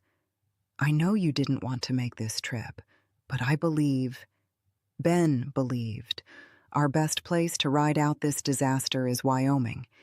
He said with the small population, it'd be safe. Or safer, at least." I can't prevent the tears that well up at the mention of Ben's name. "Did you and Ben discuss the danger between here and there? Did it occur to you he might be taken?" Bart doesn't even attempt to hide his grief. With a drop of his shoulders, his voice turns husky. "Some, yes. We thought we were being paranoid. When the things we talked about, starting with the guy who wouldn't get out of the way on that first logging road, started coming true." He shakes his head as his voice fades away. "I know it should have been me, Clarice." I draw circles in the dirt with my finger while thinking of my response. Part of me agrees. It should have been him. He should have been the one to give himself up. You know that wouldn't happen. You know Ben never would have let them take you. He would have fought them, shot them, something. You taking Liam and me away, it was the safe thing to do. Now, we need to get Liam to Bakerville. We must, or Ben's... I choke back a sob. Ben's sacrifice would have been for nothing. We'll do it. We'll get Liam to Bakerville. I know you don't exactly like Molly. When I open my mouth to argue, he lifts a hand. You've made enough comments over the years. I get that you and she are too much alike and it bothers you. What? We're not at all alike, I say, making motions with my hands, almost trying to shoo the thought away. Bart lets out a hearty laugh. Seriously? You don't see it? No, absolutely not. She's annoying and always has to be right. She's always researching things to death just to prove her point. And you don't do the same? Well, no, it's not the same. I do it for my business, so it's successful. She does the same for our business, so we're all successful. But she's just an employee. There's no reason for her to be so intense all the time. She's an employee with a vested interest in our success, and I don't think she's that intense. When she's here, she's cramming a lot in during a short time. Maybe so, but you have to admit, it's going to be hard living in the same house. Haven't you thought about it? She's your employee, but we're going crawling to them to save us. And you think she's going to what? Hold it over us? Decide she's been wronged all these years and make us clean out the chicken coop as punishment? He gives me a small smile. Well, no, not exactly. I can barely handle the 5 days she stays at my house. How will I not go crazy around her all the time? And her new religion stuff, I'm not sure I can handle being immersed in that. Her religion stuff isn't new. She was a Christian when she started working for us. Really?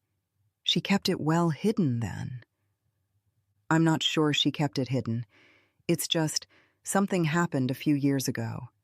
She realized she needed to put God first and have Jesus as a focus. I think it's been a good thing. After that happened, things changed for our business too. Oh? So you're crediting her wacky religious beliefs with the success of your company? God has always been a part of my business. When Jessa and I first started thinking about hanging out our own shingle, we prayed about it before moving forward. It was scary to quit a paying job with decent benefits. Ben was only a couple years older than Liam then. God's hand was definitely in it. Somehow, even in those early days, we made it. Jessa was a prayer warrior, and I'm convinced that's the only way we stayed afloat. Or, I say, with as gracious of a smile I can manage, your hard work kept things going. We did work hard, no doubt about it, but some months it took a miracle to pay our bills. I thought the Bible teaches money is evil.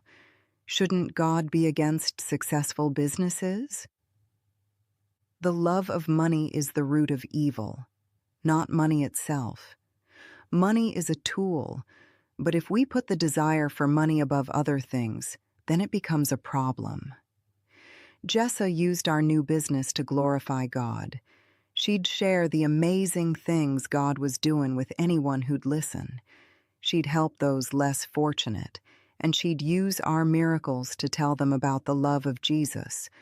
She was on fire for the Lord, and it showed. I bet she drove people crazy. I quickly cover my mouth out of embarrassment for being so blunt. With a smile, Bart says, Oh, I'm sure some found it annoying, just like how you find Molly annoying. But when Jesus gets a hold of a person, it's hard to keep it quiet. The fire Jessa had was something I always wanted. I had more of a simmer. But these last few days, while we've been so focused on our survival, I find a new desire to get to know him better. Know who? God and his son, Jesus. Since Jessa passed, my simmer has faded. God has become more of an afterthought in my life. I see now what I've been missing. I see what Liam is missing too. No, I shake my head. You can believe all the fairy tales you want, but you will not share that hogwash with my son. A look passes over his face. He nods. I won't start the conversation, but I won't lie to our boy either. He has questions, and he deserves answers. He doesn't need you filling his mind with rubbish. He needs reality-based answers. And when he asks you what happens when someone dies, what is your reality-based answer? It's just the end, I shrug. Before, at least we had the option of donating our organs and could live on by helping others. But now, it's just the end. We become fertilizer. Bart closes his eyes and drops his head. I'm not exactly sure what he's doing, but it's several moments before he looks at me again. I'd better get going. I don't plan to be gone long. I'll go to the farmhouse from before and then see if there are other places around. But I'm not sure if I'll actually enter any of them. When do you think we'll hit the road again? Let's see how you are tomorrow. If you're still good, how about the next day? Yeah, okay. Don't go nuts bringing stuff back. Our space is too limited. I'll keep that in mind. Chapter 12, Day 29. The other day, when Bart returned from scouring the farmhouse and outbuildings, it was with way too much stuff. He's always been a bit of a pack rat, so I wasn't entirely surprised. He said he wasn't sure what all we'd need and wanted me to make the final decision. I must admit, I appreciated being included in the choices. The best thing he brought back was a second pack frame used for hunting. It's very plain, without the extra straps Ben's nicer one has, but I think it's also a little lighter. For this, I'm grateful, since I'm wearing it now. With this addition, we're able to attach a second backpack to it, which Bart also found at the farmhouse. Good thing. With our newly smoked meat, along with the goods Bart found on his 2 trips there, we need the extra space. Putting the backpacks side by side and keeping the weight close to even, it shouldn't mess up our balance on the bikes. I'm still riding behind Liam on the small bike while Bart handles the big bike, wearing the other heavily laden pack frame with the 2 backpacks, his original one and Ben's, almost bursting at the seams. While he had already brought back all the food in the kitchen and most of the medicine, he managed to find many other useful things. Several toiletry items, another tarp, slightly rattier than the one we're using as a smoker, hand towels, a few candles, and 2 big surprises. The first was several pounds of cracked corn he found in the barn. I know I turned up my nose at eating livestock food, but Liam was so excited, I quickly shed my aversion and put a smile on my face. We can toast the corn in our little pot, Bart said. It'll turn out fine. Give you a little more bulk to keep your system regular, too. Thanks, Bart, I said. It was good thinking. He reached his hand back in the bag, pausing before he pulled out the next treasure. Not sure if this will help your digestion, but I think you'll like it. With a flourish, he presented a box of cream-filled cakes. Grandpa, Liam gushed as I broke out in tears. Found these in the bedroom dresser. There's only 4 left, but we'll have a treat. You found them in the bedroom? Liam asked, shaking his head. Yep. Don't know who keeps dessert in their dresser, but I'm glad they did. After our dinner of smoked venison and sautéed cattail leaves, we each savored one for dessert. Bart told Liam and me to share the fourth. I gave it to Liam, who had it as part of his breakfast this morning. Let's take it slow, Liam. Get a feel for the extra weight your mom is carrying, Bart says as we get ready to roll. We mapped out our plan for today and think we can make good time. As always, we're keeping to the less traveled roads and staying out of towns. Without the terrible ache in my stomach, riding is almost pleasant.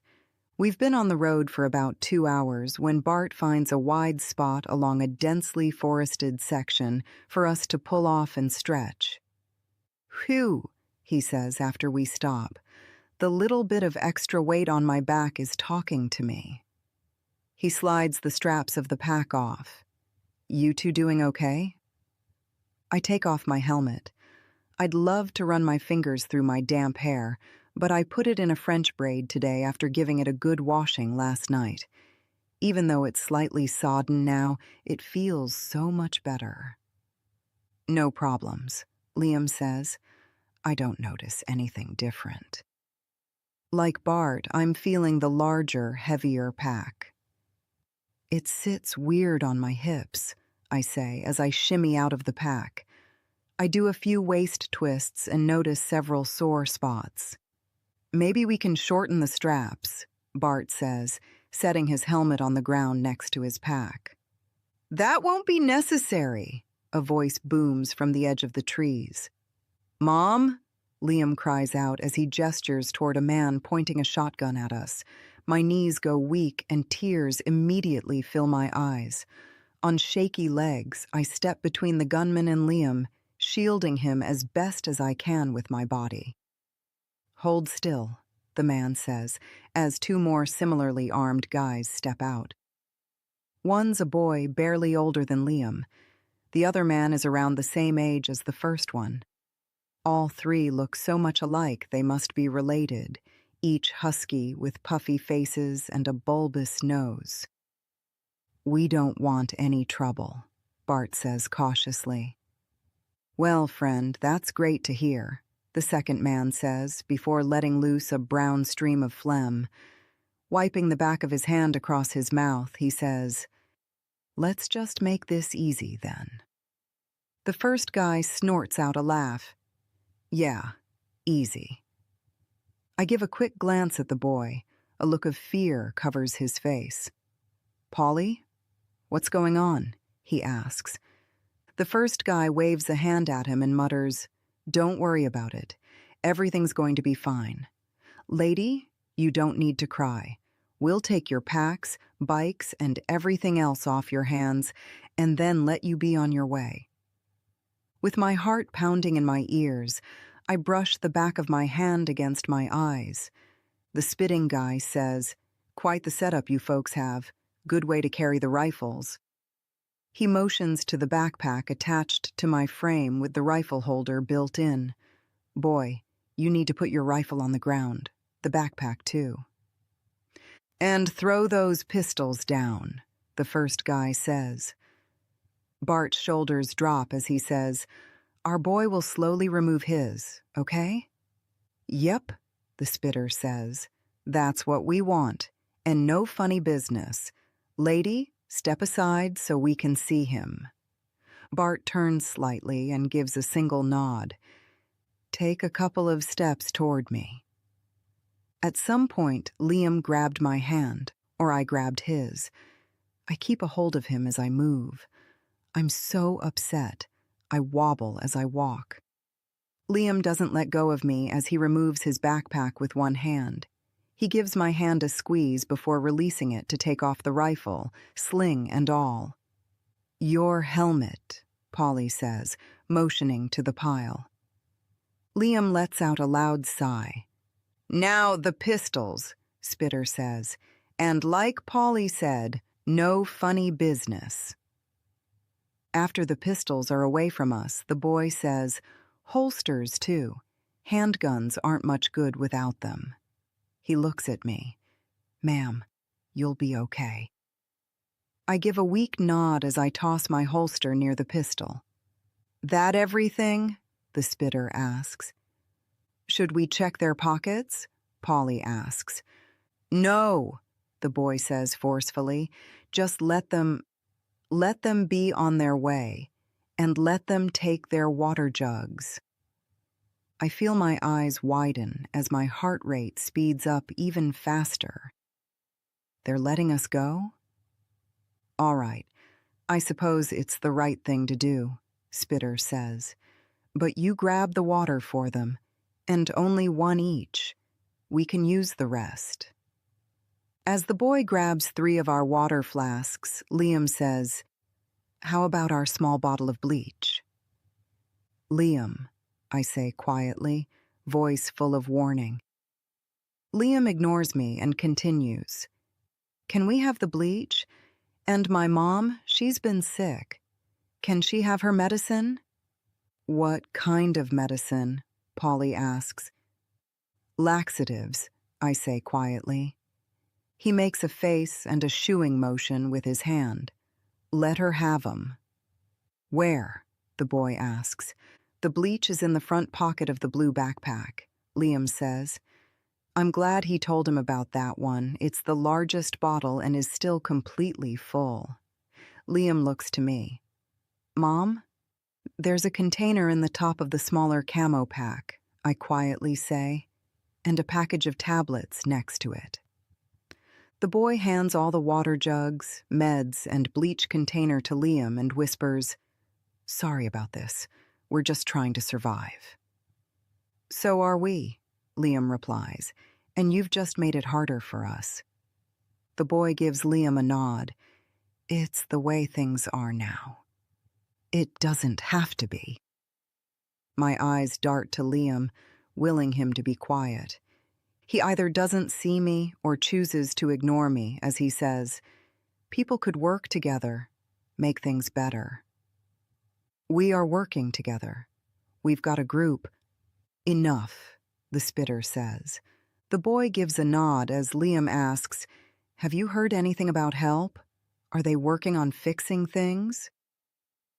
Who's this they you speak of? Polly asks with a rueful laugh. Spitter also laughs. There's no help coming. You haven't heard from anyone then? Liam persists, directing his question toward the boy. No government people? Nothing like that? Nothing like that, the boy answers, sadness oozing from him. We're alone in this. Okay, that's it, the spitter bellows. Start walking. There's a town in about 30 miles. Stay on this road until you hit the intersection, then head east. Don't bother mentioning this to them. They're spineless, so it won't do you any good anyway. Bart gives a solemn nod and reaches for my hand. I grab onto Liam. We've taken several steps when Bart quietly says, Get in front of us, Liam. Be ready to move. Clarice, pay attention. I give a nod and again wipe at my eyes. You need to toughen up, Clarice, and stop crying. We're going to get through this. How do you figure? I ask in a whisper. We're as good as dead now. I jump when the big Honda fires up. Don't look back, Bart says. Pick up the pace, but don't run, and I won't hear another word like that. We're going to be fine. I shake my head. There's no way we'll be okay. Without our things and the bikes, we're doomed. 200 yards farther and the road curves. As soon as we go around the bend, Bart says, Now we run. Stay with me. 75-year-old Bart sets the pace. It's not a sprint, but it's also not a leisurely jog. I'm starting to lose my breath when he motions to the right and heads off through the trees. He slows slightly as he navigates the timber. Just when I'm about to call for a rest, he takes us behind a fallen log, telling us to get down. It's then I notice he has the micro-compact Sig Sauer 9mm in his hand, the one he carries at his ankle. I never even saw him take it out of the holster. "Stay quiet," Bart says. I'm breathing as loud as a freight train and feel a cough coming on. I give a solemn nod as I try to get myself under control. "Are they following us?" Liam asks. "I don't think so. Seems they really did just let us go." "After stealing all our stuff," Liam says with disgust. "What'll we do, Grandpa?" "Make sure they're gone and then get moving again." Chapter 13, middle of August. It's been several weeks since we lost the bikes and most of our gear. Exactly how long, I'm not sure. I've stopped keeping track of the days. I've stopped keeping track of most things. We walk and stop. Walk and stop. We eat when we can find food. Nothing else matters. I feel myself sinking, barely able to put one foot in front of the other. Bart thinks it's the middle of August. I don't know, so I just agree. A trickle of sweat runs down my back. Yeah, August feels about right. We've been even more careful, staying out of sight as much as possible, avoiding towns by going around them.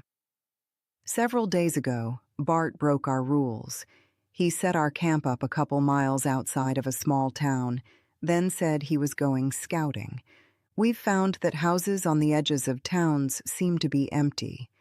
We assume many of the people chose to move into town, deciding there's safety in numbers. It was long after dark before he returned. While he did do some salvaging, he also went into town. "Thought I'd see if we could buy some food," he said when I asked why in the world he would do that, why he'd risk it. My eyes went wide. "Did you?" "Nope. Talked with a nice guy who got a good laugh out of me offering money, though. He said money has been useless since the EMP. Once everyone realized they were on their own, currency changed." "What are they using for currency?" "There was some trading for a few weeks, but nothing now. They're just trying to survive." And so are we, though sometimes I wonder why we're even bothering. Is this what we have to look forward to? Scrounging up each meal? Will it be better when we get to Wyoming? Can we even reach Molly and Jake's place? We've seen a few other groups hiking. When we can, we disappear and wait for them to pass. One time, we came around a corner and ran right into a family. I was instantly scared. So scared, I wet my pants. Thankfully, we'd found replacement clothing by then. I'm beginning to think there's something wrong with me. Not only am I a nervous wreck, but I'm having trouble with my hearing. Liam or Bart will be talking to me, and I don't hear them. I've hurt Liam's feelings several times when he thinks I'm ignoring him. It's not that. I don't know. Either I'm going deaf, or I'm so deep in my own head I don't pay attention to what's happening. I think it started when Ben was taken, but I was able to hold things together until we were robbed. Now, some days I wonder if it even matters. We've tried hiking at night to be stealthier, but that was dangerous too, because we found ourselves tripping over things. Now we hike early in the morning as soon as there's enough light, while most people are sleeping.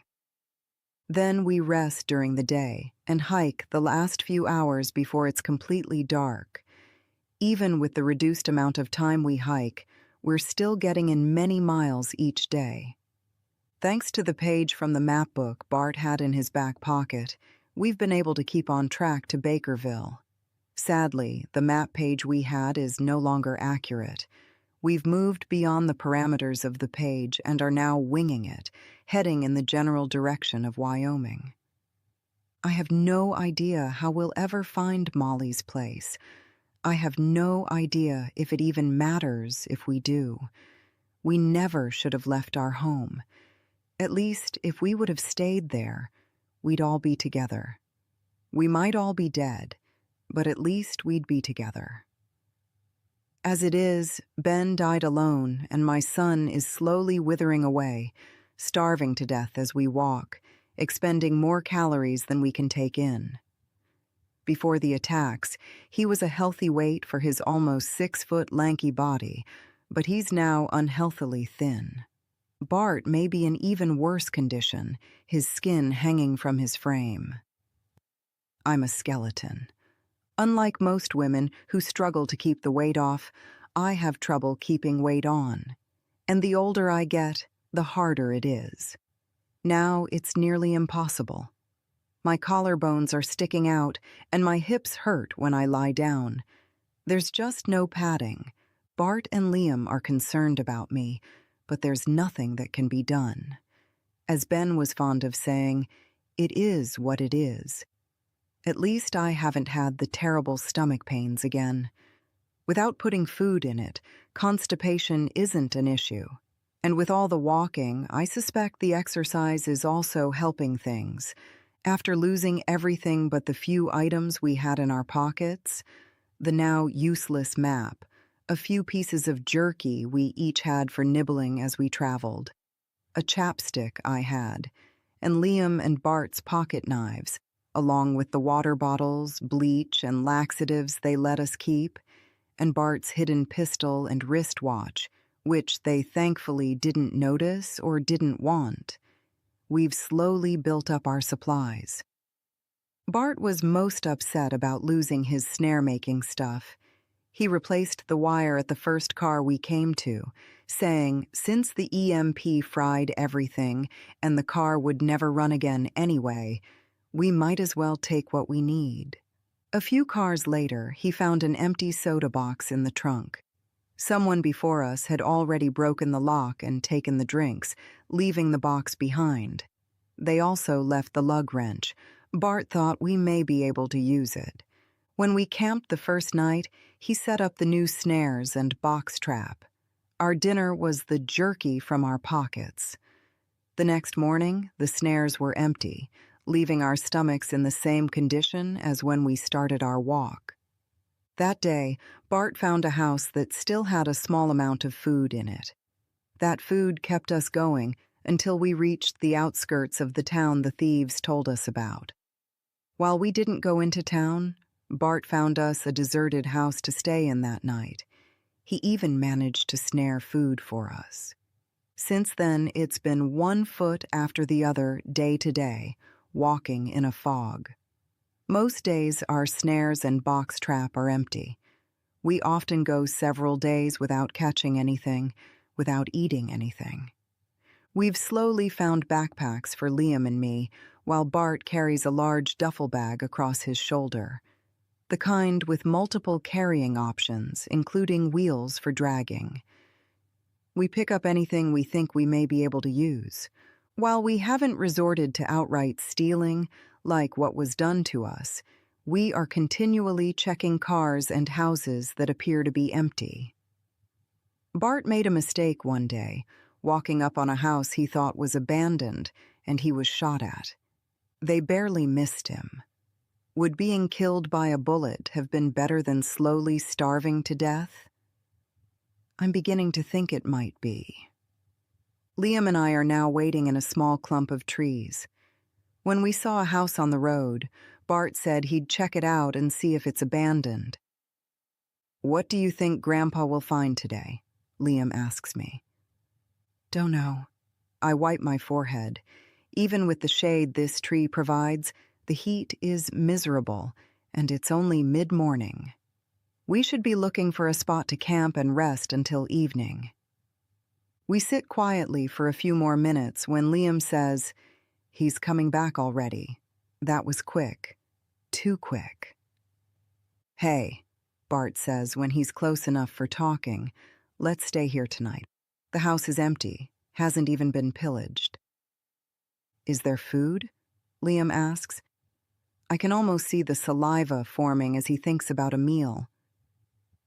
"There's food," Bart says with a twinkle in his eye, "and there's fresh tracks all around the dirt from the last rain.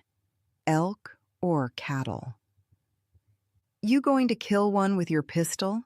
I ask, raising my eyebrows. I was thinking of using the hunting rifle I found in the house. Bart wiggles his wild mustache at me. His beard and mustache, worn as long as I've known him, used to be kept trim and neat. Now it's an untamed mess. Liam and I are similarly savage with our own scraggly manes. His hair is well past his ears and often shooting off at odd angles. When I lost my wide-tooth comb and the few products I had for keeping my tresses under control, it all went downhill. Bart found me a brush within the first few days, but it did little more than smooth the top layer. It took several weeks to even find a comb I could get through my hair. By then, I already had several matted areas. I considered just letting it go and forming dreadlocks, but I have no idea what the process might be to keep it from becoming a mess. I painstakingly worked my way through the snarls until it was smooth. Without regular washing, conditioning, and special smoothing products, my heavy, curly hair is out of control. With my skinny body and crazy big hair, I'm beginning to resemble a cartoon character. Really? No way, Liam says as he starts walking toward the building. Wait, you're sure it's safe? I ask. As safe as anywhere, Bart answers. Great, I mumble, feeling less than confident. The house is a single-level dwelling, a modular home as opposed to stick-built, with a thick coat of dust over most surfaces. Don't open the fridge, Bart says. I'm sure whatever's in there is rotted and will stink the whole place up. Is there water? Liam asks, walking toward the sink. The faucets don't work. Liam opens a cabinet and is greeted by several cans of soup, pasta, and other goods. Wow, it's amazing. He turns to me with a sheen of tears in his eyes. There's more down the hall. A large pantry. Full of food? Liam's voice is full of wonder as he starts walking in the direction Bart indicated. No, they use it for storage too. But quite a bit of food. Bottles and jugs of water too. Living this far from civilization, they probably needed to keep stocked up. There's a garden also, but it's wilted. Not sure if anything survived without being tended. I'll take a better look at it later. Where do you think the people who live here are? Liam asks as he reaches the pantry. Mom, you need to see this. When I get to the hall pantry, he wraps me in a hug. We can eat until we're fat again. I give him a squeeze on the shoulder as an unfamiliar feeling washes through me. Hope. Turning toward Bart, who's now standing in the doorway watching our shenanigans, Liam asks, Can we cook? The propane's still on. There's matches in a drawer next to the stove to light the burner. Don't know how much is in the tank, but I'll check when I go out. I hope the people that lived here are okay, Liam says with a quiver in his voice. He's staring at a tub of infant formula, 2 large boxes of size 1 diapers next to it, and several containers of wipes. Yeah, Bart says. When I first came in, I saw their pictures. He motions to the photos lining the hallway. Then I saw the room full of baby stuff. Bart shakes his head. It's a sad thing. I'm praying they're okay. Bart doesn't tell Liam about the bodies he finds in the houses he salvages. He doesn't talk to me much about it either. Unless it's something he just can't get past in his own head, then he'll give me limited details of the carnage. Murders are the norm, but there's also suicides and murder-suicides. The worst was an entire family. He glosses over the details, but often tells me how happy he was to find a jar of vapor rub. He uses it under his nose to help with the smells. I appreciate how Bart tries to protect Liam and me from the worst of it. I don't think I could handle it, going into the houses and finding the carnage he finds. I'm barely holding on now. Seeing those things, I'd go over the edge for sure. You two get settled, Bart says. I'm going to check out the barn and outbuildings. Already looked in the garage, no car or anything. Want me to go with you? Liam asks. No, stay with me, I say. Bart's checked out many barns and buildings on this journey, often finding the livestock perished. Locked up for their safety, they rely on their owners for food and water. With the owners away or somehow meeting their ends, so did the animals. Many times, where there should be livestock, they'd been taken, along with anything else useful as the house and buildings are ransacked. After Bart leaves, Liam asks, "What do you think we should eat? It's close enough to supper time we can make something to have when Grandpa gets back inside." Definitely close enough, and maybe we'll even eat again later. We should stick with small amounts at a time since we haven't been eating nearly what we should. He gives me a strange look. Our stomachs have probably shrunk. If we eat too much at once, we'll get sick. Really? You think so? I give a shrug. I don't really know if it can happen, but it sounds legit. We'll try for several small meals a day. How long do you think we'll stay here? Instead of answering, I say, how about pasta tonight? There's several choices of shapes and different jars of sauce, even a few boxes of mac and cheese. What sounds good? We decide on macaroni with Alfredo sauce. While it's cooking, Liam and I spend many minutes looking over the calendar on the wall as we try to sort out what day it might be. We're not certain, but decide it's probably around the 20th or 21st of August. We go with the 21st, marking it on the calendar so we can start keeping track. Our meal is almost ready when Bart comes back inside.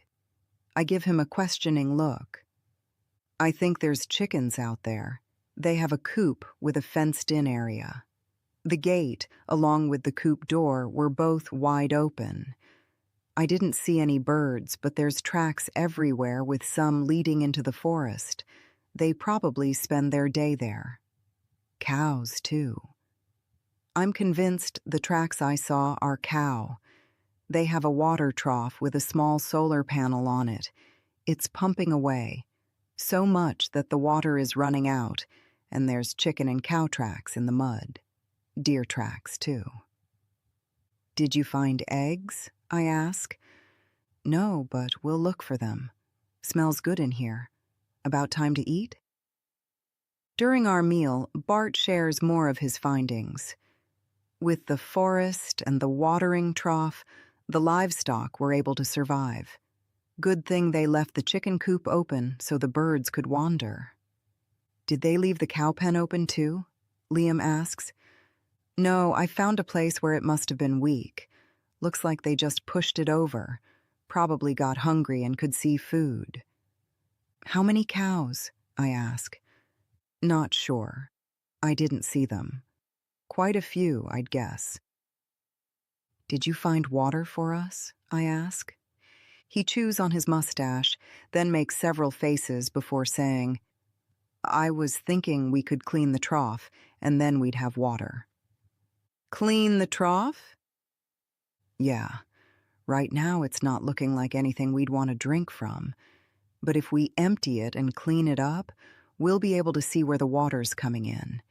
We can figure something out so the animals have their water, and we can get fresh water too. We can use what they have in the pantry while we work on it. You think we'll be here for a while? Liam asks. I meet Bart's eyes. Personally, I'd like to stay here. It's fairly hidden, and with the cattle and chickens, we'd have food. If we can get water out of the trough, then we could stay for a long time. That sounds much better than walking however many hundreds of miles we still must go. And it sounds better than living at Molly's house. Much better. Chapter 14, August 23rd. How many is that, Liam? Liam looks in the bucket. At least 2 dozen, maybe even closer to 3. We've been at the house for 2 days now. We were awoken the first morning by the crow of a rooster. Or, I should say, Liam and I were awoken. Bart was on watch and already awake. He hustled outside to see a good-sized flock being led out of the coop by the rooster. Yesterday, Bart made sure the coop and pen were both sound, then cleaned up the nest boxes and put fresh straw from the barn in them. He then filled up a feeder and waterer in the coop. Last night, as soon as it was fully dark, Bart went out to the coop and locked it up. This morning, we were still awoken by crowing, but the rooster and 10 more chickens were inside the coop, all ready to be let out. Bart kept the pen gate shut so they can be outside, but they are no longer roaming free. Bart found the herd of cows. There's a dozen of them, and none are very large. He says they're all steers, possibly bought in the spring with plans to fatten them up during the good weather and then sell before winter. With the size of them, he thinks we could easily butcher one to smoke and make more jerky for our trip. As expected, the garden is a near fail. With only rainwater to sustain it, the above-ground plants are dismal. There are a few potatoes growing under the sad-looking leaves, and also some small onions, even though the tops are brown. Harvesting them gave enough tiny potatoes and onions for several meals. Fried potatoes for dinner last night. What a treat. The regular meals are helping immensely. Liam is much more energetic, and Bart has a bounce in his step. I've noticed my attention span has improved. I'm able to better follow conversations Liam and Bart have, and I'm even participating more. I caught myself laughing over something Liam said at dinner last night. This house is good for us. Today we're looking for eggs. Bart thought it strange there weren't any eggs in the nest boxes. He thinks snakes or skunks might have been taking them. We didn't really expect to find eggs out in the forest, but we have. I totally turned up my nose when Bart said we could eat most of the ones we collect. He says they should have a fairly long shelf life since they were freshly laid and not washed. But to prevent eating bad ones, we'll do a float test by putting the eggs in a bowl of water. Any floaters are old, and we won't keep them. "What's that noise?" Liam asks. "What noise?" I ask. "Sounds like a waterfall." "I can't hear anything," Bart says. Not surprising. His hearing has been deteriorating for years, but he's been too stubborn to check into hearing aids. "It stopped." Liam shrugs. "I think there's something behind this brush," Bart says as he reaches into a bush to retrieve an egg. "There it is again," Liam says. "You can't hear it?" Bart starts to shake his head, but quickly jumps back and yells out, clutching his hand against his chest. "What's going on?" I ask, rushing toward him. "Stay back. Liam, you take a step back too. It's a snake. I think it's gone, but let's give it some space." "A snake," I cry out. Did it bite you?" Bart is walking backwards, away from the bush he was just attacked in. He gives a solemn nod. "We best get back to the house and clean it up." I try to ask him more, but he shakes his head. "We'll talk in a bit. Bring the bucket of eggs, Liam. You can get those taken care of while your mom helps me with my hand." Our pace to the house is brisk. Once inside, Bart tells Liam to place a towel on the counter and lay the eggs out. He needs to sort them and check to make sure there aren't any cracks. "Clarice, there's medical supplies in the master bathroom. Will you help me?" He doesn't wait for my response. Once we're in the master bedroom, he says, "Close the door. I don't want our boy to hear this." "Is it bad?" I ask after clicking the door shut. "Did you hear anything? Like the waterfall noise Liam mentioned?" "I heard something, but it sounded..." I close my eyes as my breath leaves my body. It was a slight rattle. Bart shakes his head. Should have listened to our boy. I remember a woman back home when I was just a boy saying she thought rattlesnakes sounded like rushing water. Tears run down my face. What do we do? Not much to do.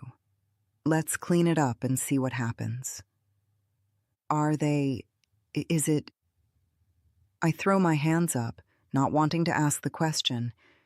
Will I die? He raises his eyebrows. I guess it depends on the amount of venom. If there was venom, it could have been a dry strike. A dry strike? No venom released. Happens sometimes. Not sure how common, but sometimes. Should we suck it out? He gives a slight laugh. I think that's just in the movies.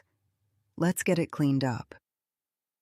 Yesterday, in addition to getting the chicken coop ready for the birds, we also cleaned the water trough. We skimmed the layer of algae from the top, then pulled a plug near the bottom of the round water container. As it drained, we could see where fresh water was pumping in. Once the old water was out, we used scrub brushes and the homeowner's well-stocked cleaning supplies to tidy up the tank. Originally, we wanted to figure out a way to have clean water for us while keeping the water trough filled for the livestock. We couldn't come up with a way to make it work, so we filled every container we could find with the fresh, clear water gurgling into the now somewhat clean trough. Using a jug that we have in the bathroom for washing up, I clean his bite. It's already swelling up and reddening. It doesn't look too bad, Bart says unconvincingly. After the soapy water, I pour hydrogen peroxide over it and cover it with a large bandage. I'm impressed at the mass amount of medical supplies under the sink in the master bathroom. There's a wide assortment of bandages and over-the-counter medicines. You want a pain reliever? I ask. Yeah, I'll take one. The kind that reduces inflammation. I give him 3 ibuprofen. Looks good, he says, making a loose fist. As he does so, he grimaces. Probably best to keep it immobilized for a few days. Did you see anything around to make a sling with? There's some large dish towels in the kitchen, the flour sack kind. I'll grab one and see if it'll work. In the kitchen, Liam looks at me with wide eyes. Is he okay? I avoid meeting Liam's eyes as I open the drawer of dish towels. You know your grandpa. He's tough. Mom, please, tell me how he is. I lift a hand. We cleaned it up and bandaged it. I'm going to use this towel to make a sling. We'll go from there. Once we have his arm secured against his chest, Bart says, Clarice, I don't want you worrying Liam about this. Not yet anyway. If it seems that it's going bad, we'll tell him then and make a plan. I give a grim nod. We planned on staying here a few days so we could rest. Maybe that's all you'll need. Sure, yeah, but we'll need to get going before too long. As it is, we won't make it to Jake and Molly's before winter hits. Maybe we should stay here, spend the winter, and then leave in the spring. I've thought the same thing, but we have the same problem as before. The reason we couldn't stay in Nemont.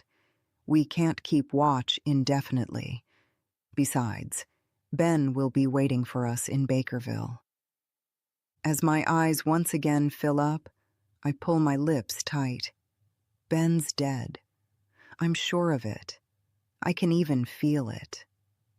Now, Bart says.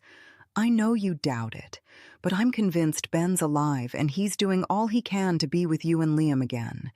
My son doesn't give up. I give him a weak nod. We've had similar conversations before. Like Bart, Liam is confident Ben's fine and will be waiting for us in Wyoming if we don't find him somewhere along the way. but I know the truth. Ben is dead. In the kitchen, Liam is sitting at the table. As soon as he sees us, he asks, "Is it bad?" "Not too bad," Bart answers.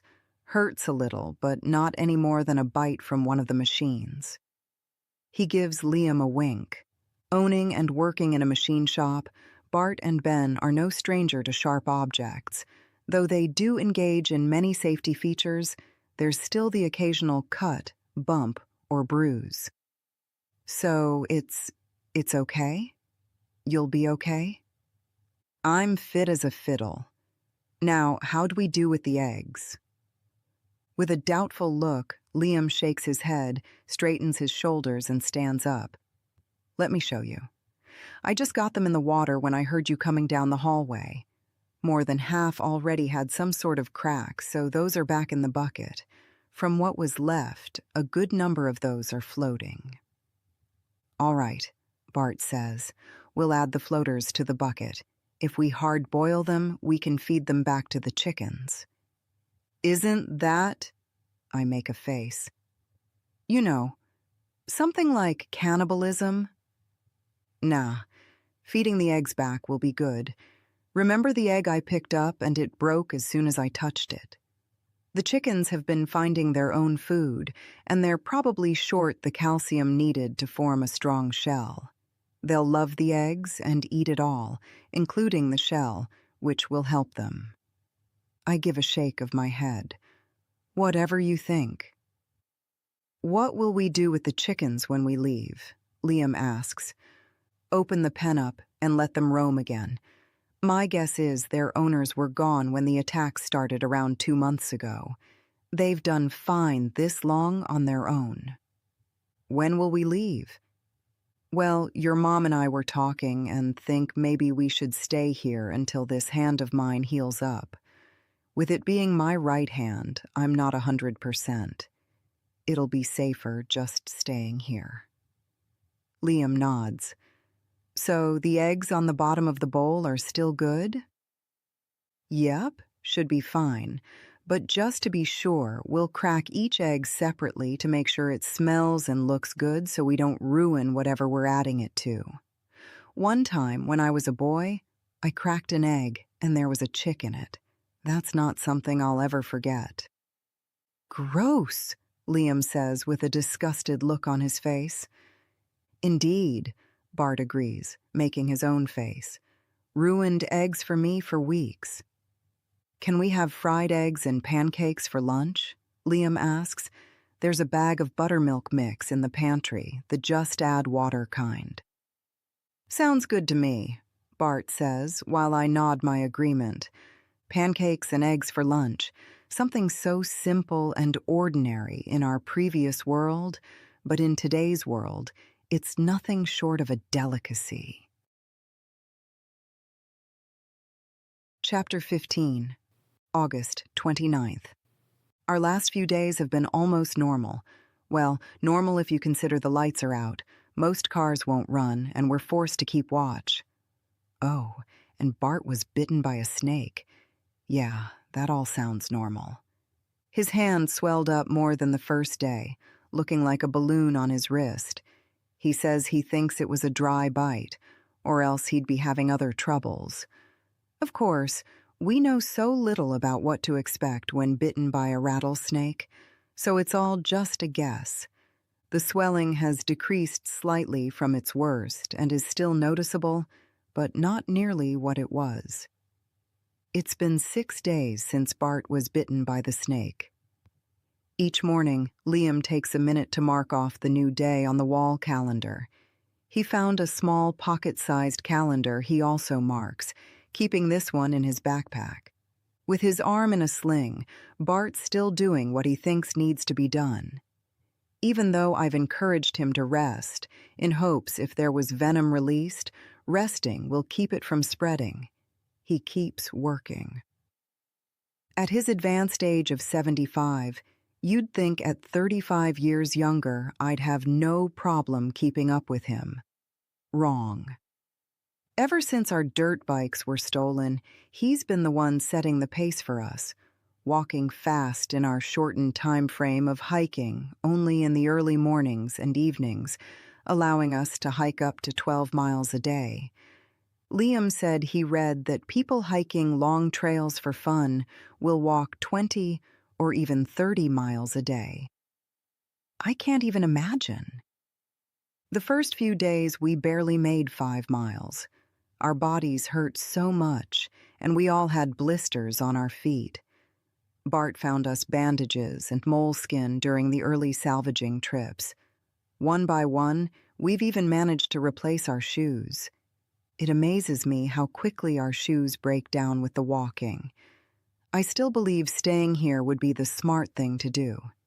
It's obviously safe, since in the time since the attacks, it's been left alone. The food supply, while it won't last through the winter, will keep us going for several months. Plus, we have the chickens and the cattle. I didn't tell Bart or Liam, but I'm so comfortable here I've been sleeping during my night watch. The first time, I didn't intend to fall asleep. There's such a sense of security here, I couldn't help it. It's the first time since we started this ordeal of trying to get to Wyoming that I was relaxed enough on my watch to let myself go. I'm debating about talking to Bart about eliminating our overnight watch. It'd be wonderful if all 3 of us could get a full night's sleep. Liam especially needs more sleep than he's getting. He usually takes the first watch, which ends at midnight. Then Bart or I will watch from midnight to 3 a.m., with the last one watching from 3 to 6 a.m. I had the last watch this morning, falling asleep in the chair, waking up only when the blasted rooster sounded his alarm. The rooster drives me crazy, crowing and carrying on at all hours of the day. The first day after locking them up, he was mad. He spent most of his time pacing along the fence, looking for a place to escape. The hens settled in quicker and seemed almost content. They've adjusted well to being locked up again, giving us several fresh eggs each day. I'm surprised at how interesting the chickens are. I've never been around them, having always lived in town until we moved out to Nemont, and raising chickens is something I'd never want to do. Way too much time involved. We didn't even have dogs or cats. Our life was just too busy for any added hassle. Weirdly, I often find myself migrating toward the chicken pen. I take the duty of gathering the eggs each morning, afternoon, and again in the evening. Bart said the chickens should only lay in the morning and be done with it. Apparently, no one told these birds that. There's usually at least 1 egg each time I check. 2 of the chickens are super friendly, almost begging for me to pet them and pay attention to them. One, a small black bird with a poof on its head, seems to be just a chick. Bart calls her a juvenile and thinks she's only a couple of months old, not even laying yet. The other is brown with black tips on her tail feathers. She'll often be in the nest box when I go out to check midday. When she sees me, she jumps up and runs toward me, then walks back to the nest box with me, almost proud to show me the egg she's left behind. A few days ago, I got brave and gave her a pet. She leaned into my hand. After a few strokes, I carefully picked her up. She didn't mind at all. The little black one saw what was happening and moved right next to me, too. I wonder if the homeowners paid extra attention to these 2 birds and they've missed the contact. Is that something chickens do? Can they become attached to humans like dogs or cats do? Spending time with the chickens has been surprisingly enjoyable. At the coop, I feel myself relax. Sometimes I even put a folding camp chair in the pen. I sit and watch them as they do their stuff. The crazy rooster seems a little calmer than he did at first, but he keeps his distance from me. The little black chick and brown hen are the friendliest, but several others seem comfortable coming closer to me now. I don't pet them or pick them up. That's reserved for my two favorites. While the chickens are adjusting to being back in their pen, the cattle are a different story. They're completely wild. With Bart's guidance, Liam repaired the spot where the cows went through the fence. Then, the two of them tried luring them back into the corral with a trail of hay. They completely ignored the trail until Liam and Bart had given up and went inside. At one point, Liam looked out the window and said, "Hey, I think they're in the corral." Before they could get out there and close the gate, the herd took off for the trees. Bart spent many minutes chewing on his scraggly mustache while deep in thought. As I watched him, I decided today he's getting his mustache, beard, and hair trimmed. Liam is also getting a haircut. Maybe I'll even take off my split ends and see if I can do anything to make my mangy mane a little lighter. I don't want to cut it, but it's heavy and miserable. As I'm trimming Liam's hair, he asks, "Do you know their names?" "Whose names?" "The people who own this house. I know the baby's name is Sydney, since it says that on the nursery wall, but what are the parents' names? The only piece of mail I found said resident on it. I thought they'd have a stack lying around like we do, but I haven't found it." "They keep the mail and other things on a desk in the master bedroom," I answer. "His name is Levi. She's Amelia. Their last name is Delgado. I think, when this is all over, we should send them something. You should get their address so we have it." "Like money for the food we've eaten?" "Yes. I know we've taken a lot of things, and I haven't felt bad about it before. But this is different. I feel like they're counting on having these things here when they return, and we're taking their rifle and all the ammo we've found." I make a non-committal noise in response. I don't imagine they'll be returning to this house at any point in the future. But like Liam, I'm profoundly grateful for the things we've found, including both a partial and full box of cartridges for the rifle. Bart says the lever-action gun is based on the model that won the West. Bart showed Liam and I how to use the old Winchester Point 30-30. I'd never used anything like it before. While we didn't shoot it, due to not wanting to draw any attention to ourselves, he did have each of us load it and work the lever several times. And we've practiced dry firing many times, so we could get a feel for it. I'm not exactly comfortable with it, but I know I'll be able to shoot it if I must. Liam loved it, relishing in the action and the noise it made. We also found an almost full box of 9mm shells, but never did find a handgun to go with them, assuming they had it on them when they left. Bart happily took the ammo. His SIG is still fully loaded, with 10 in the magazine and 1 in the chamber, plus a second 12-round magazine in a slot on his ankle holster. After a few minutes, Liam says, "Do you remember the show we watched with Dad? The one about the man and his little girl traveling around after most of the women died?" I pause mid-cut to consider his question. It sounds familiar, but I'm not sure. "Yeah, the mom died when the girl was a baby. I think she had a virus or something that only affected females. For some reason, the baby was okay. The dad pretended she was a boy, and they'd travel around, salvaging food, trying to survive." I give a shrug. "Maybe. Why are you asking?"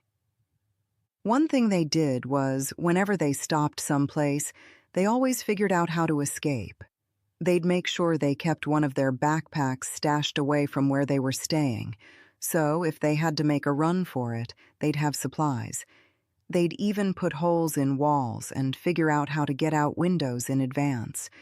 It kept them alive several times." "In the movie?" "What?"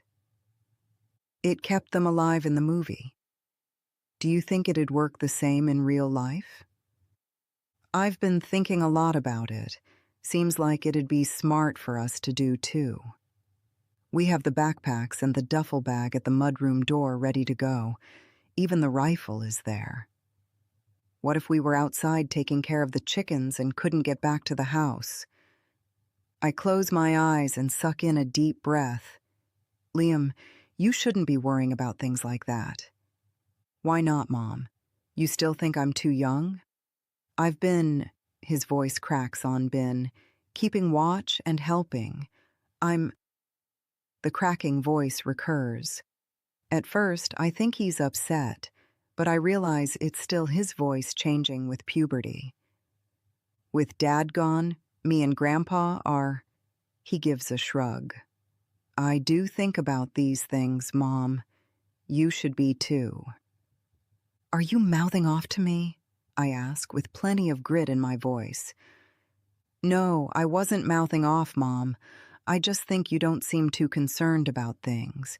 It seems you think we're safe here. We are safe here, Liam. We're not, Mom.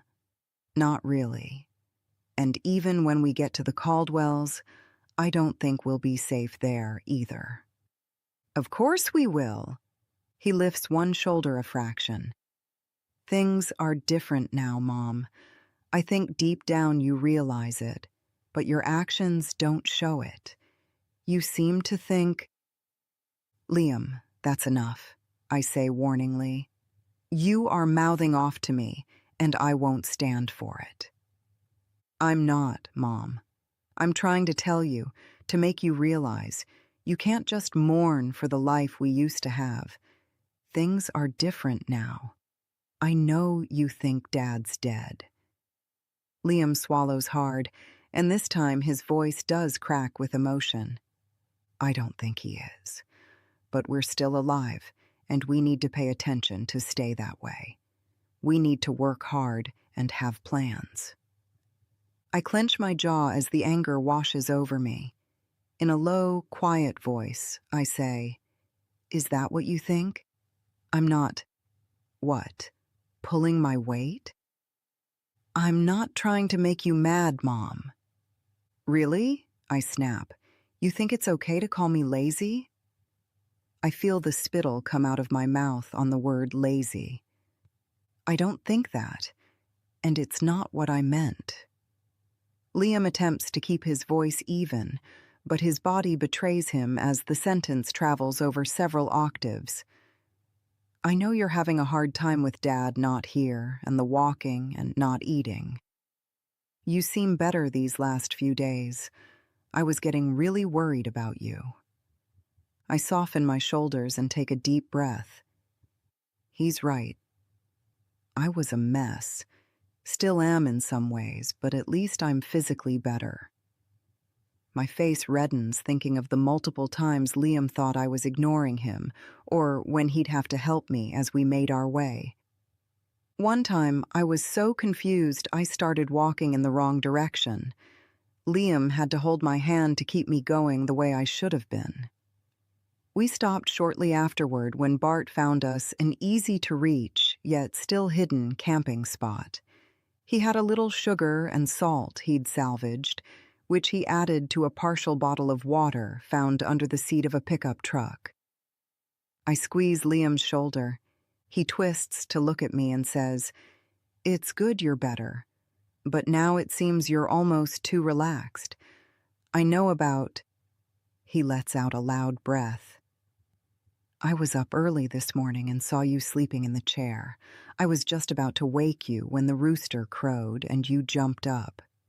Oh, I say softly. He nods. We have to be diligent. Even though it seems safe, it's not. Every day is dangerous, even here. I mean, look at Grandpa. He got bit by a snake and there's nothing we can do about it. We're not safe, Mom. We're not safe anywhere. We always need to be on alert. Even when those guys took our stuff, I know you were scared. But there was something... I don't know, Mom. Carelessness? Carelessness? What do you mean? I feel myself getting snappy again. The fact my son is talking to me in this manner, I should shut it down and remind him that I'm the parent and he's the child. Maybe careless is not the right word. You stepped in front of me. I know you were protecting me, but you were crying and happy to let them take our stuff.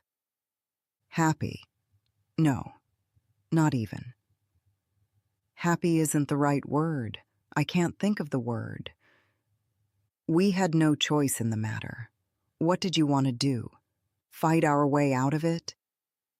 No, and I understand. We were outgunned. But you seemed to give up then. You've always been so strong, Mom, a leader at everything. What did my friend's mom call you? Type A? I give a small smile. She didn't mean it as a compliment. Well, it is. You'd never give up. And maybe it's good you weren't so type A when they took our stuff.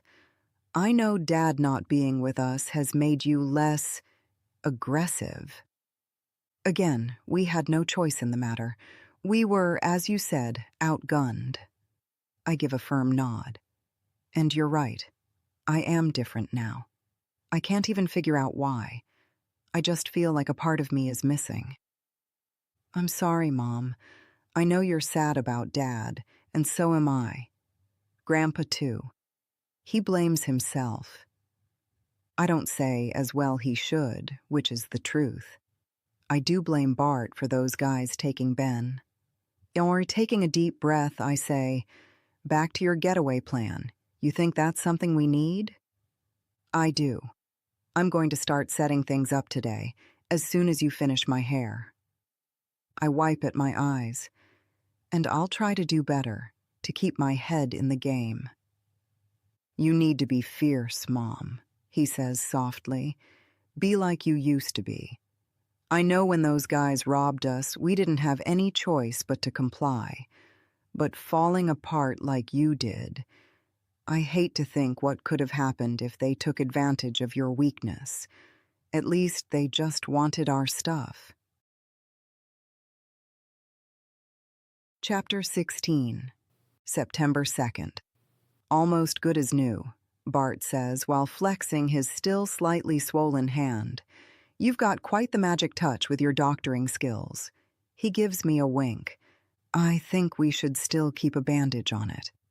I don't want you to knock the scab off and get dirt in it. Yeah, but I think I can ditch the sling and start using it as normal. I've already lost some strength in this arm. You'll still need to be careful. We don't know if there's any lasting effects from the bite. What? You think after all this time I'm going to suddenly turn into Snake Man? He waggles his bushy eyebrows at me and attempts to flick his tongue, mimicking a reptile. I roll my eyes in response while I replace the bandage. Where's our boy? He asks. Outside, trying to figure out a way to trap one of those cows. Steers. Huh? Oh. Okay. Does it really matter? I'm sure it does to the steer. Or we could call them bovines. Sure, Bart. I shake my head. If you're finished with me, I'll go help him. Course, we don't really need to get them in the corral. With my hand mostly better, we should butcher one and get the jerky made. We really need to get back on the road soon. I still think we should winter here, I say assertively. Our best bet is making it to Bakerville. They'll be better set up for the winter. We're set up here. With the fireplace, we can stay warm. There's the winter clothing, and we'd have food. And it'd still just be the three of us. We're all struggling now to stay awake during night watch. He gives me a pointed look. While I have been staying awake after the talk Liam gave me when I was cutting his hair, Bart's right. It's not easy. We're eating good now and no longer walking miles and miles a day, but we're all exhausted. I've been focusing on being the way I used to be, as Liam asked, but I'm completely drained. Now, instead of assertive, I'm just crabby. At least I'm closer to feeling like my old self than I did before. I'm putting on a little weight, too. I still look almost skeletal, but the scale in the bathroom says I've gained 4 pounds since the first time I stepped on it. Even with the additional weight, I'd likely be in a hospital as they tried to fatten me up if our world were still normal. Maybe once the snow starts, we won't have to keep watch. They get a lot of snow here, right? Based on the snowsuits we found, I'd say it gets plenty cold. I give a nod. You might be right, Bart says. At this elevation, they should get a fair amount of snow, but we'd still want to stay on alert. The best thing is to get to where we're going. There's safety in numbers. You and Ben have visited Molly a couple of times. Ben said their neighbors are nice. I shrug. Nice enough. We had a barbecue and a couple of them joined us. And you visited with them? A little, sure. I don't tell him how I found a couple of them to be almost as annoying as Molly, especially the neighbor who thinks he's a preacher. Bart will probably love him, more so now since he's taken to reading his Bible whenever he sits in the recliner in the living room. One day, I even caught him talking to Liam about what he read. I gave him a look that shut him up. Later, when we were alone, I once again made it clear he is not to fill Liam's head with that rubbish. He nodded before saying, "You know our boy is about old enough to start making his own decisions. If he wants to ask me questions, he should be able to." I let Bart know he is never to start a conversation about God or Jesus or anything else Bible-related. If Liam has questions, he should come to me. I turned on my heel and strode away before Bart could add anything else. That will be an advantage, you knowing people when we get there. I've been thinking they've likely put some security measures in place. You know, like some of the roadblocks we saw. During our travels, we've seen several roadblocks from a distance. Bart's convinced they're only doing what's best for their towns or communities. Even so, we make a point of giving them a wide berth, following our rules of staying hidden and out of sight as best as we can to avoid danger. They might have, I agree, thinking of Molly's get-home bag. With the level of planning put into her supplies, I suspect they've thought of things like setting up roadblocks and other things.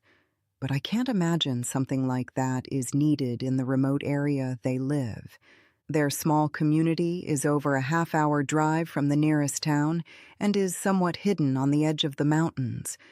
But it would be like Molly to go over the top on this. She's done that with plenty of other things. "You want to go out with me? Help see about rounding up the steer?" Bart asks. "I need to check the vegetables first, then I'll catch up with you," I reply, following behind him. When Liam was lamenting over leaving so much food behind, Bart suggested we dehydrate some of it. He removed a couple of window screens and made a drying rack. Draining the canned vegetables and putting them in a sunny spot on the rack, with the second rack on top, has worked out fine. We've made several plastic zipper bags of dried veggies already. After Liam told Bart about his idea for a stashed bag in the forest in case we had to move in a hurry, Bart got on board with the idea. Now we have the duffel bag Bart was carrying, along with a smaller bag found in the Delgado's house, hidden in the woods, hanging from trees to keep predators away. The large duffel is filled with winter gear found in the closets, plus other essentials. Both he and Bart think we'll have snow soon, and we'll need the warm clothes. In the smaller bag is several days' worth of food. Moving the duffel to the forest forced us to reload the other backpacks.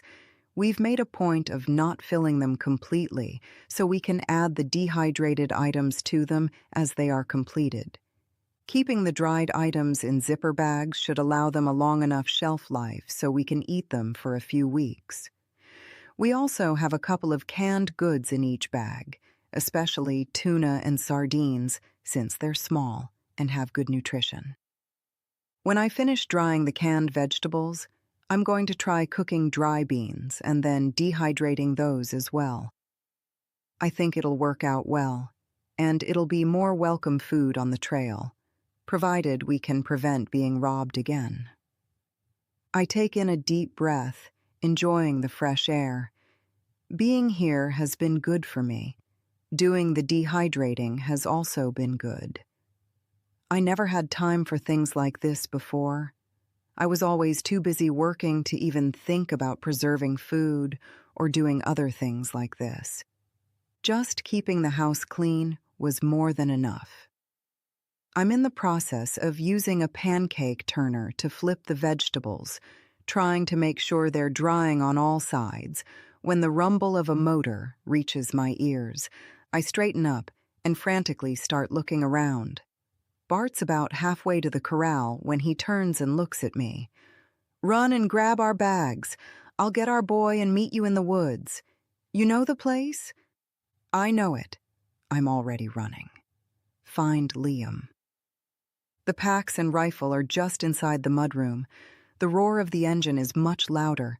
They've got to be getting close. Did the homeowners finally make their way back?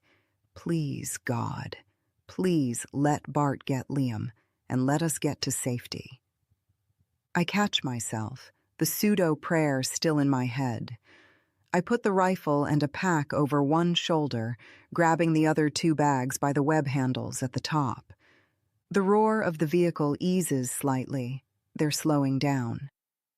I risk a quick peek out the mudroom window. A big black Chevy pickup is turning into the driveway. Homeowners or not, I don't want to be found here. If I run out the back door and straight toward the chicken coop, I can get behind it and make my way into the forest. I waste no more time and run out the door. I cringe at the sound of the slamming screen. Hopefully, they couldn't hear it with the noise of their truck. As I run, the pack on my shoulder slides down and makes my movements awkward. Even so, I don't stop until I'm behind the coop. Breathing hard, I look for Bart and Liam. The truck motor has turned off, and everything is silent except my ragged breath. I give a tight smile when I see the chickens have been freed from their pen, able to run free once again. If their owners are home, they'll have no problem retrieving them. If it's someone else, maybe they won't find them. "Clarice," Bart hisses from the edge of the woods. "I have Liam. Come on over here." I give a nod and run to where he is.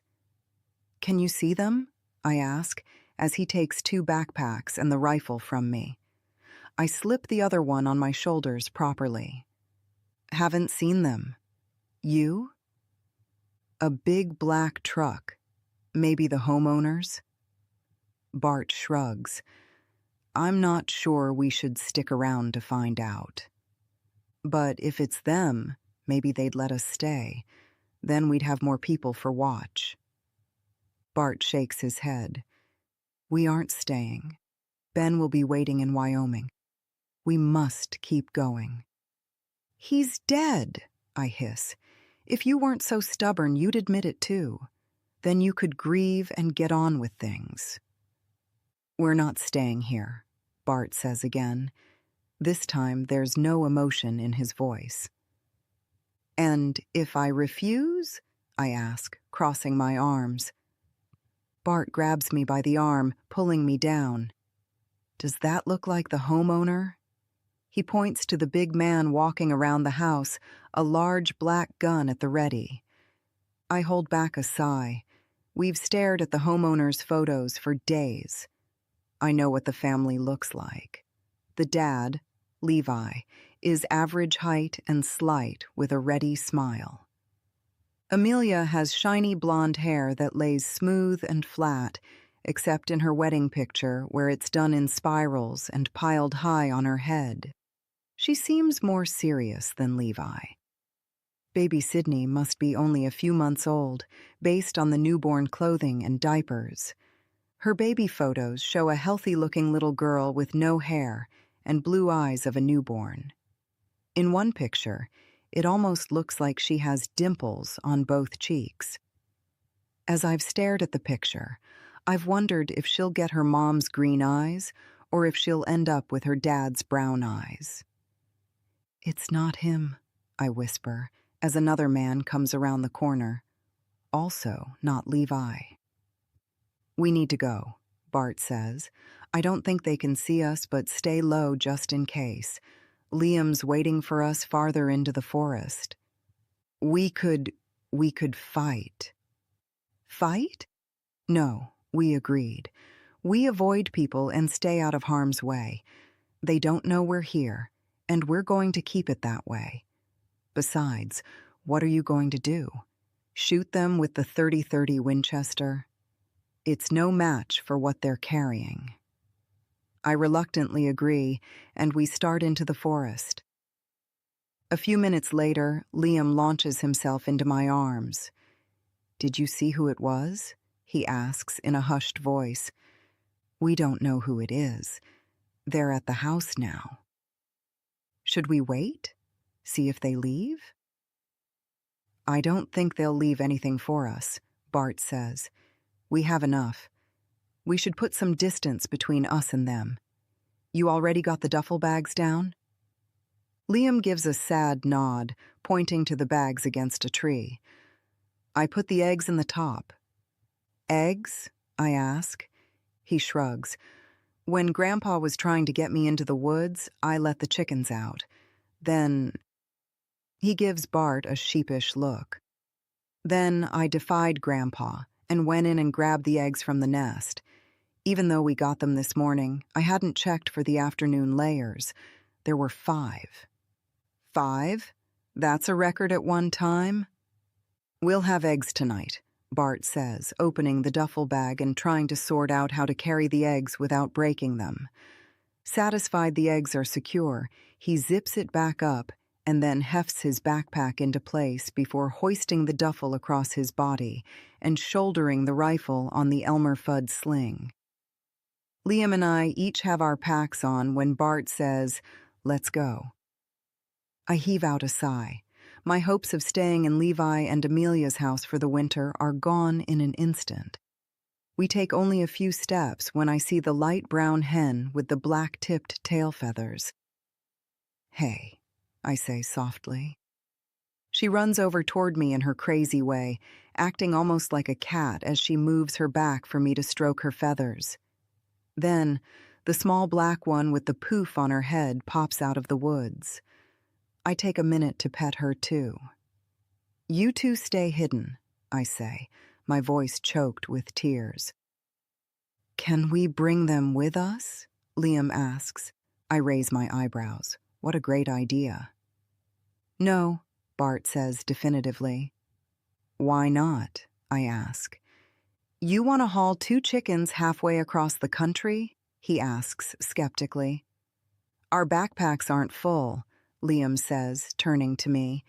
"Could we open the top, and then you carry one and I carry the other?" "You want a pack full of chicken poo?" Bart asks. "We need to go, and they need to stay here." "We'd have fresh eggs on the way," Liam says. "The brown one gives us an egg almost every day." I slide my backpack off and open the top. "I think your grandpa is right about the poo problem. But what if we put both birds in one pack? Could we put a couple of slits in it for air?" Bart shakes his head. "Just put your backpack on, and each of you carry one of the dadgum birds under your arm. We need to get away from here before those numbskulls decide to search the forest for the cattle and chickens. We'll figure this out later." Chapter 17. September 3rd. After fleeing the Delgado's house yesterday, we've stayed in the woods, walking parallel to the small road. The basic road maps we found in the Delgado's desk will be a huge help in making our way to Bakerville. While not the same level of detail as the Gazetteer topographical maps, it's certainly better than nothing. From their mail, we discovered their address and were somewhat able to sort out where we are. We don't know exactly, because figuring out their house number on the map didn't happen, but we've got a good idea.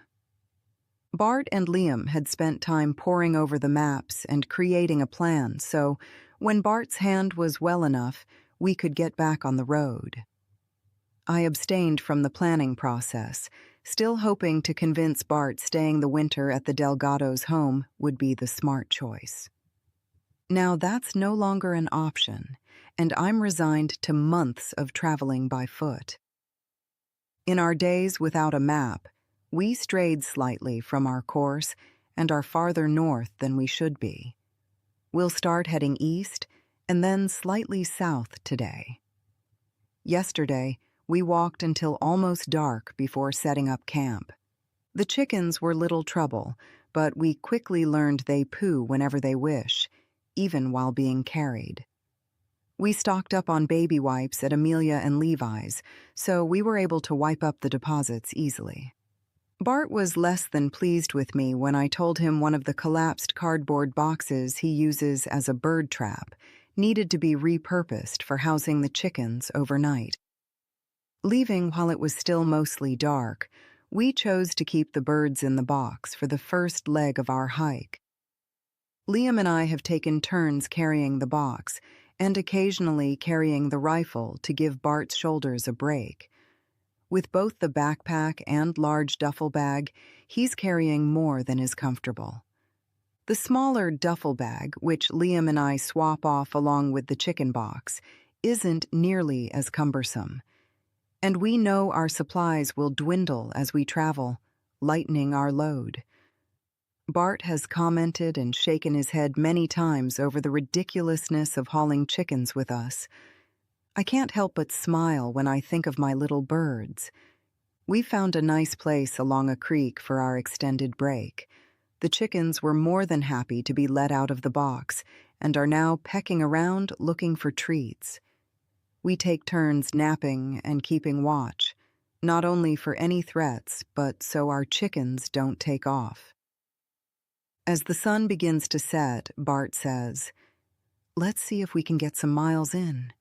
Maybe we'll stumble across something better than my trap box for carrying those silly birds." I remember seeing pictures of chickens with harnesses on the internet, Liam says. "You want them to walk 10 miles a day?" Bart asks with a shake of his head. "No." "Maybe not. What if we put diapers on them so we can carry them in the backpacks like we were thinking yesterday?" "Good idea," I say. "Too bad we didn't bring some of Sydney's diapers with us." "Surprised you didn't," Bart says. "You brought baby wipes and formula. If you think I'm drinking from a bottle, you've got another think coming." I snort out a laugh.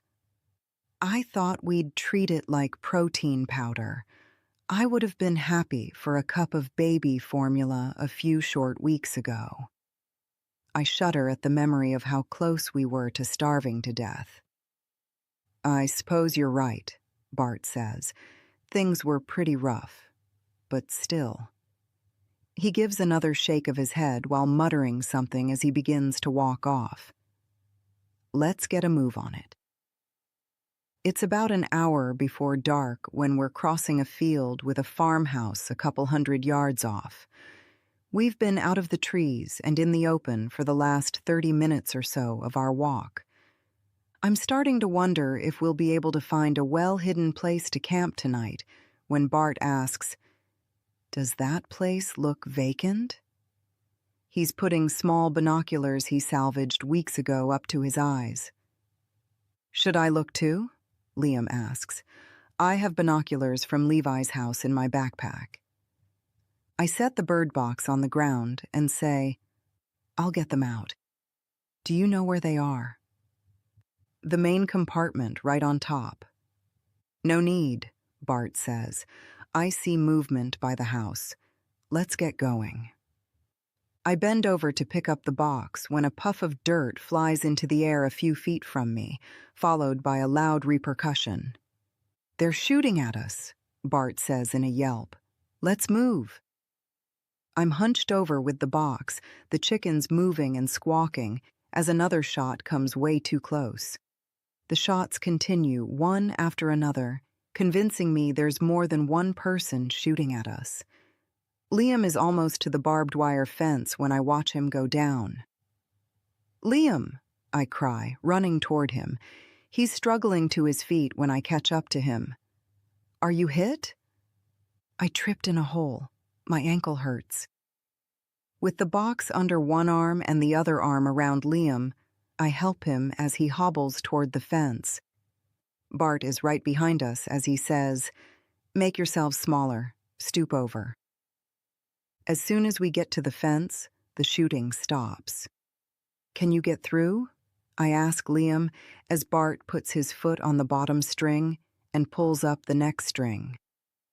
I slide the box underneath as I help Liam through, his backpack catching on the way. When we came into the field on the other side, we took our time taking off our packs and carefully going through. Now, we just want to get out of this place where we're sitting ducks. Are they taking their time to line up for a kill shot, or are they done shooting?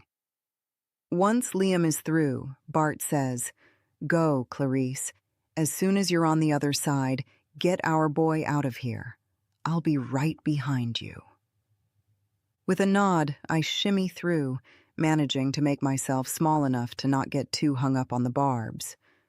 I look back at Bart, who's tossing the large duffel bag over as I grab Liam and we get moving, his limp pronounced as he winces in pain. His backpack, which is still in place, and the smaller duffel slung across his body like a messenger bag aren't helping his progress. I'm still expecting another shot any moment. A few minutes later, we reach another fence. Bart's caught up with us, and we repeat the process of struggling through the barbed wire. Once on the other side, Liam asks, "Can we stop for a minute?" "Gotta keep going," Bart says. "We need more distance between us and them."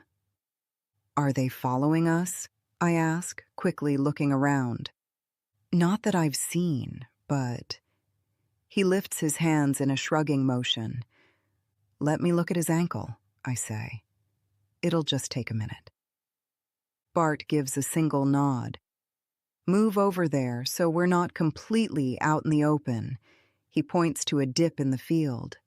As we get closer to the dip, we see it's a large crevice, perfect for hiding out.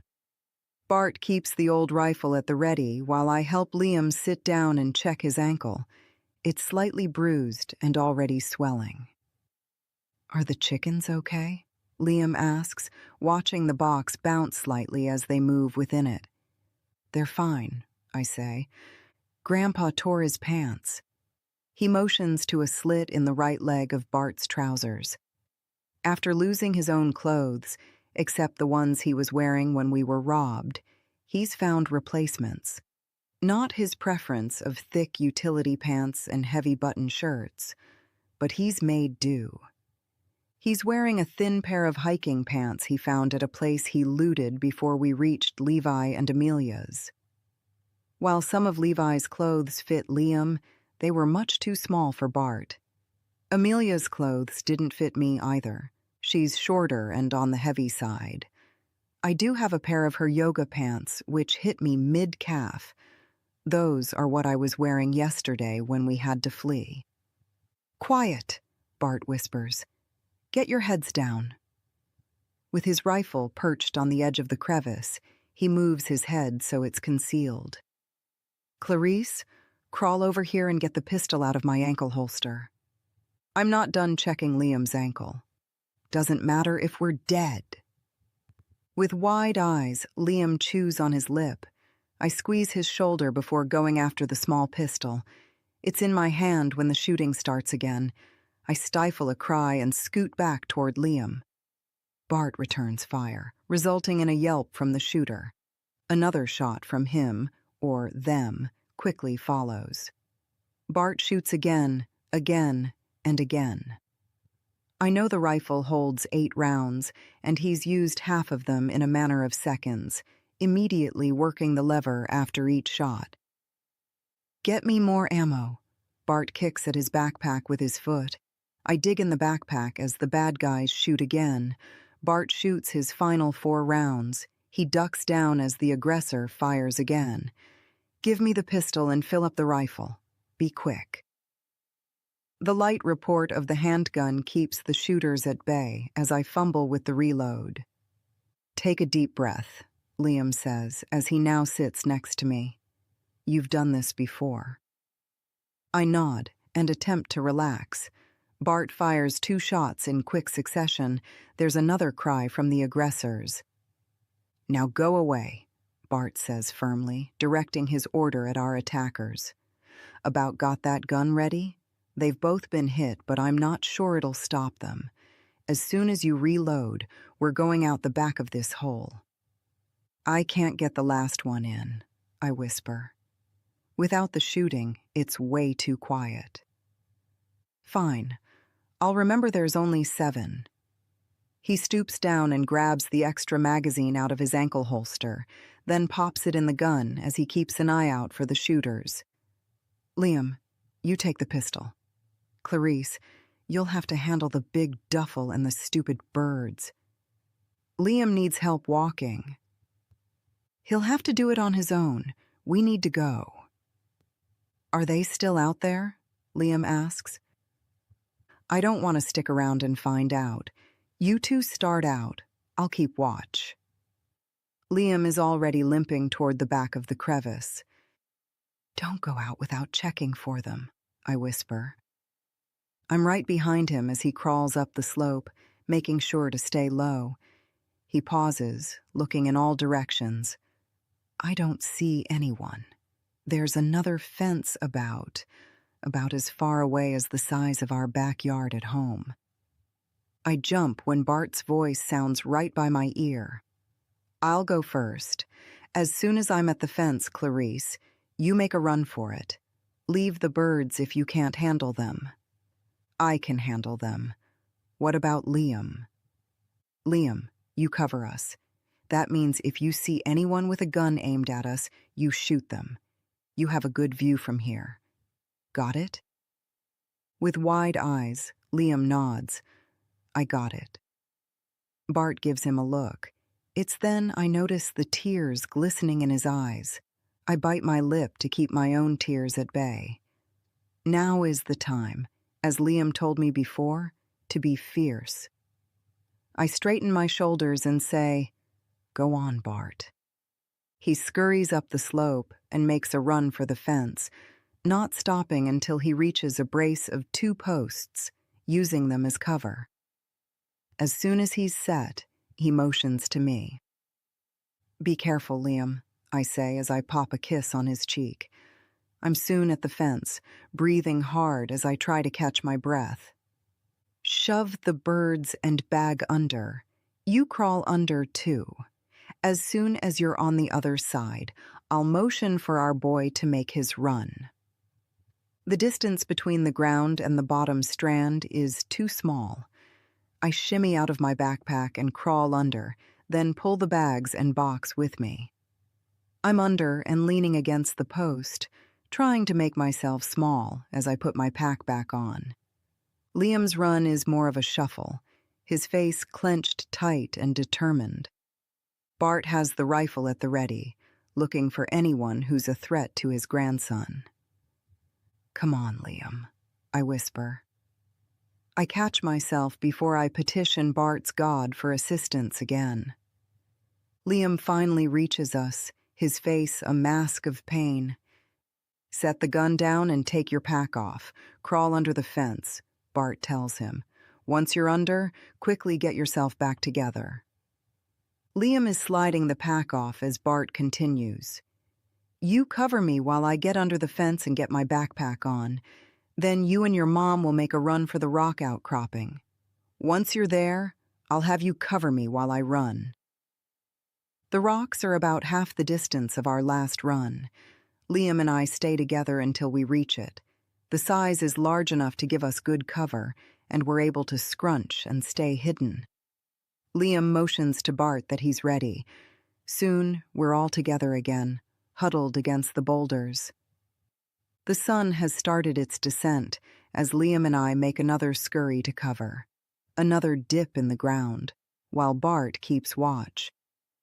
We continue in this same manner until it's almost full dark and we spot a cluster of trees. It's not a forested area we'd prefer, but it's better than anything we've had since the shooting started. "We need to stop," I say. "Liam's ankle." "Yeah," Bart agrees. "This will have to do for tonight. It's getting too dark anyway. Check his injury while you still have a little light left. I don't want you turning on the flashlight." The ankle has about the same amount of swelling as earlier, but the color has deepened. I don't think it's broken, but what do I know? My medical knowledge is limited to cuts and small bruises. "Which bag has the medical supplies?" I ask. "The large duffel," Liam says. I quickly rifle through it, finding ibuprofen and a wrap that sticks to itself. It's a little like an ace bandage, but a different material. Giving him the pills first, I then tightly bind the ankle.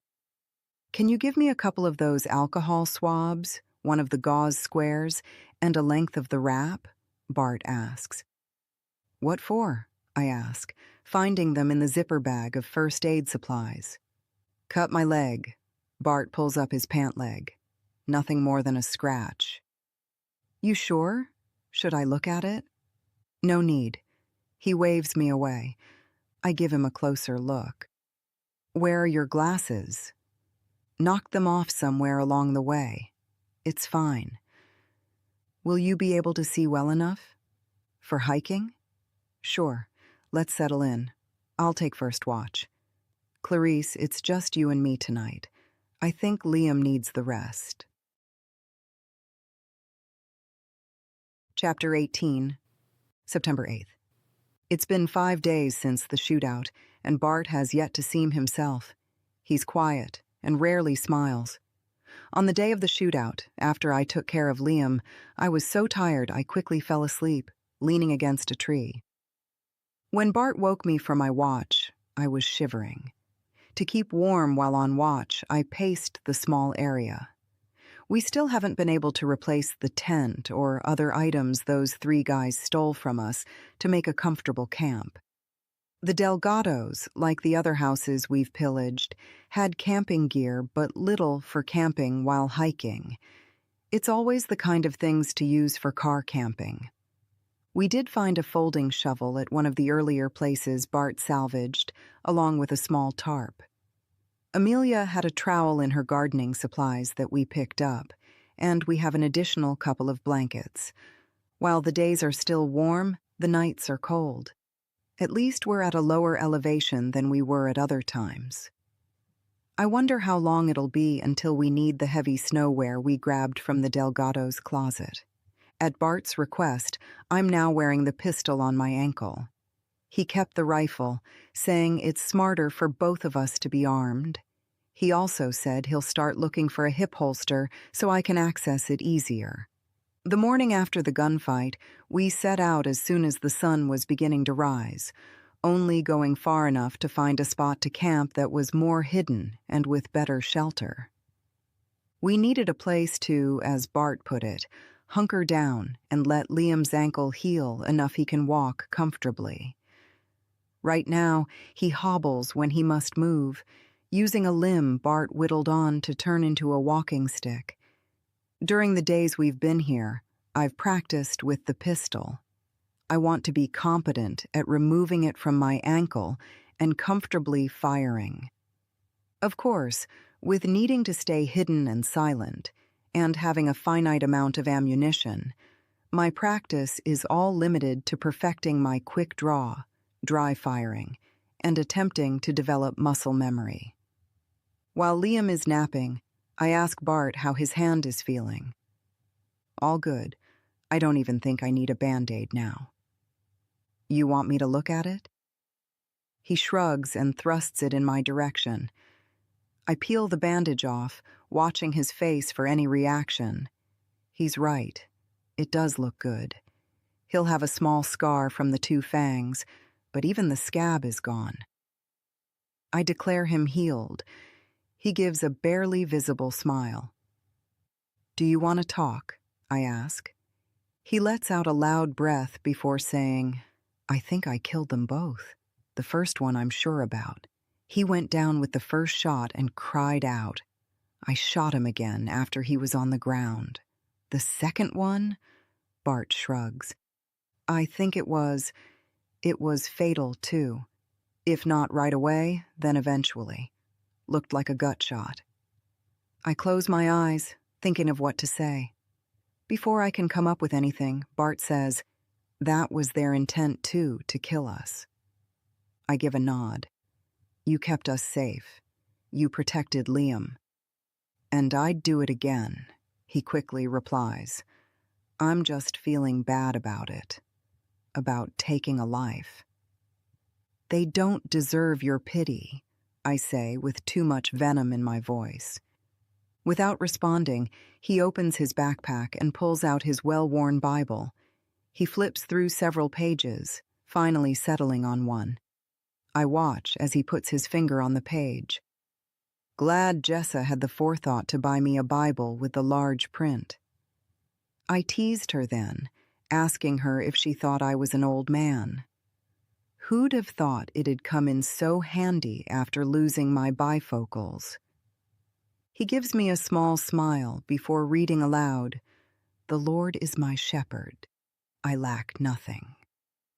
I want to tell him to stop, that I'm not interested in hearing about it, but I know that'd be cruel. It's part of his grieving process for the lives he took. I'm not sad he killed them, but I wonder if I'd feel the same had I been the one who pulled the trigger. It wasn't too long ago when I was lamenting over the fact that I'd never be able to shoot someone. But now, things are different. I haven't been forced to directly defend my life, or the life of my son, but I think of it differently. Bart continues reading, "Even though I walk through the darkest valley, I will fear no evil, for you are with me." I've heard this reading before. It's popular at funerals. Tears stream down his face as he continues to read. When he's finished, Bart asks if I can handle things while he goes for a walk. He grabs his pack and the empty water jugs as he leaves. By the time Bart finally returns, Liam is awake, and I've started getting concerned. Filled up our water while I was gone. The creek seems a little higher than yesterday. I think they might have received rain somewhere upstream. "Liam, did you put those rain ponchos in the duffel?" "Yes, sir. They aren't much more than the thickness of garbage bags. We have a couple of those, too." "Let's put them at the top of the bag." Liam uses his walking stick to gingerly make his way to the duffel. "How's it feeling?" Bart asks. "Doesn't hurt much." "How about you walk around a little bit? Let's see how you're looking." Liam takes several steps around the camp before looking inquiringly at Bart. "Good enough," Bart says. "How's it feeling now?" "Still fine." "Why are you limping then?" I don't know. I just don't want to hurt it." "Can you walk normally?" I ask. "Still use the stick for support." He takes several steps across the campsite, turns, and walks back. "It's okay." "Think you're ready to leave tomorrow?" Bart asks. "We'll take it easy and stop as you need." "Yeah, I'm ready." Later in the evening, we pack up and clean the campsite as best we can. In the morning, we wait until there's plenty of illumination before, once again, starting on our journey. Being in camp for so many days, and with Liam injured, we don't want to risk tripping over anything in the dark. Liam's using the walking stick and carrying his backpack, which we made lighter so it'd be easier on him. Bart has the large duffel, with the few items left from the smaller duffel, along with some of Liam's gear crammed inside. Being in one place for several days really took a toll on our food supplies. The now empty, smaller duffel is housing the birds. Since I can wear it against my body, it's easier to carry than the box, but the chickens don't seem to like it. I think the lack of structure makes it easier for them to slide around. Bart's still quiet, but seems a little less lost.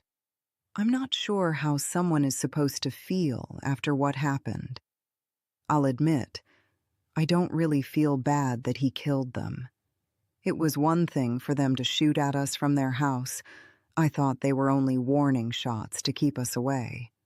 But they came after us. They hunted us even after we'd fled their space. I'm much more comfortable being back in the woods, hidden from prying eyes. We're on a slight uphill grade, making our way southeast. Using the road map for a guide as we stick to the woods, Bart estimates we still have over 600 miles before reaching Bakerville. 2 months of travel if we go 10 miles each day.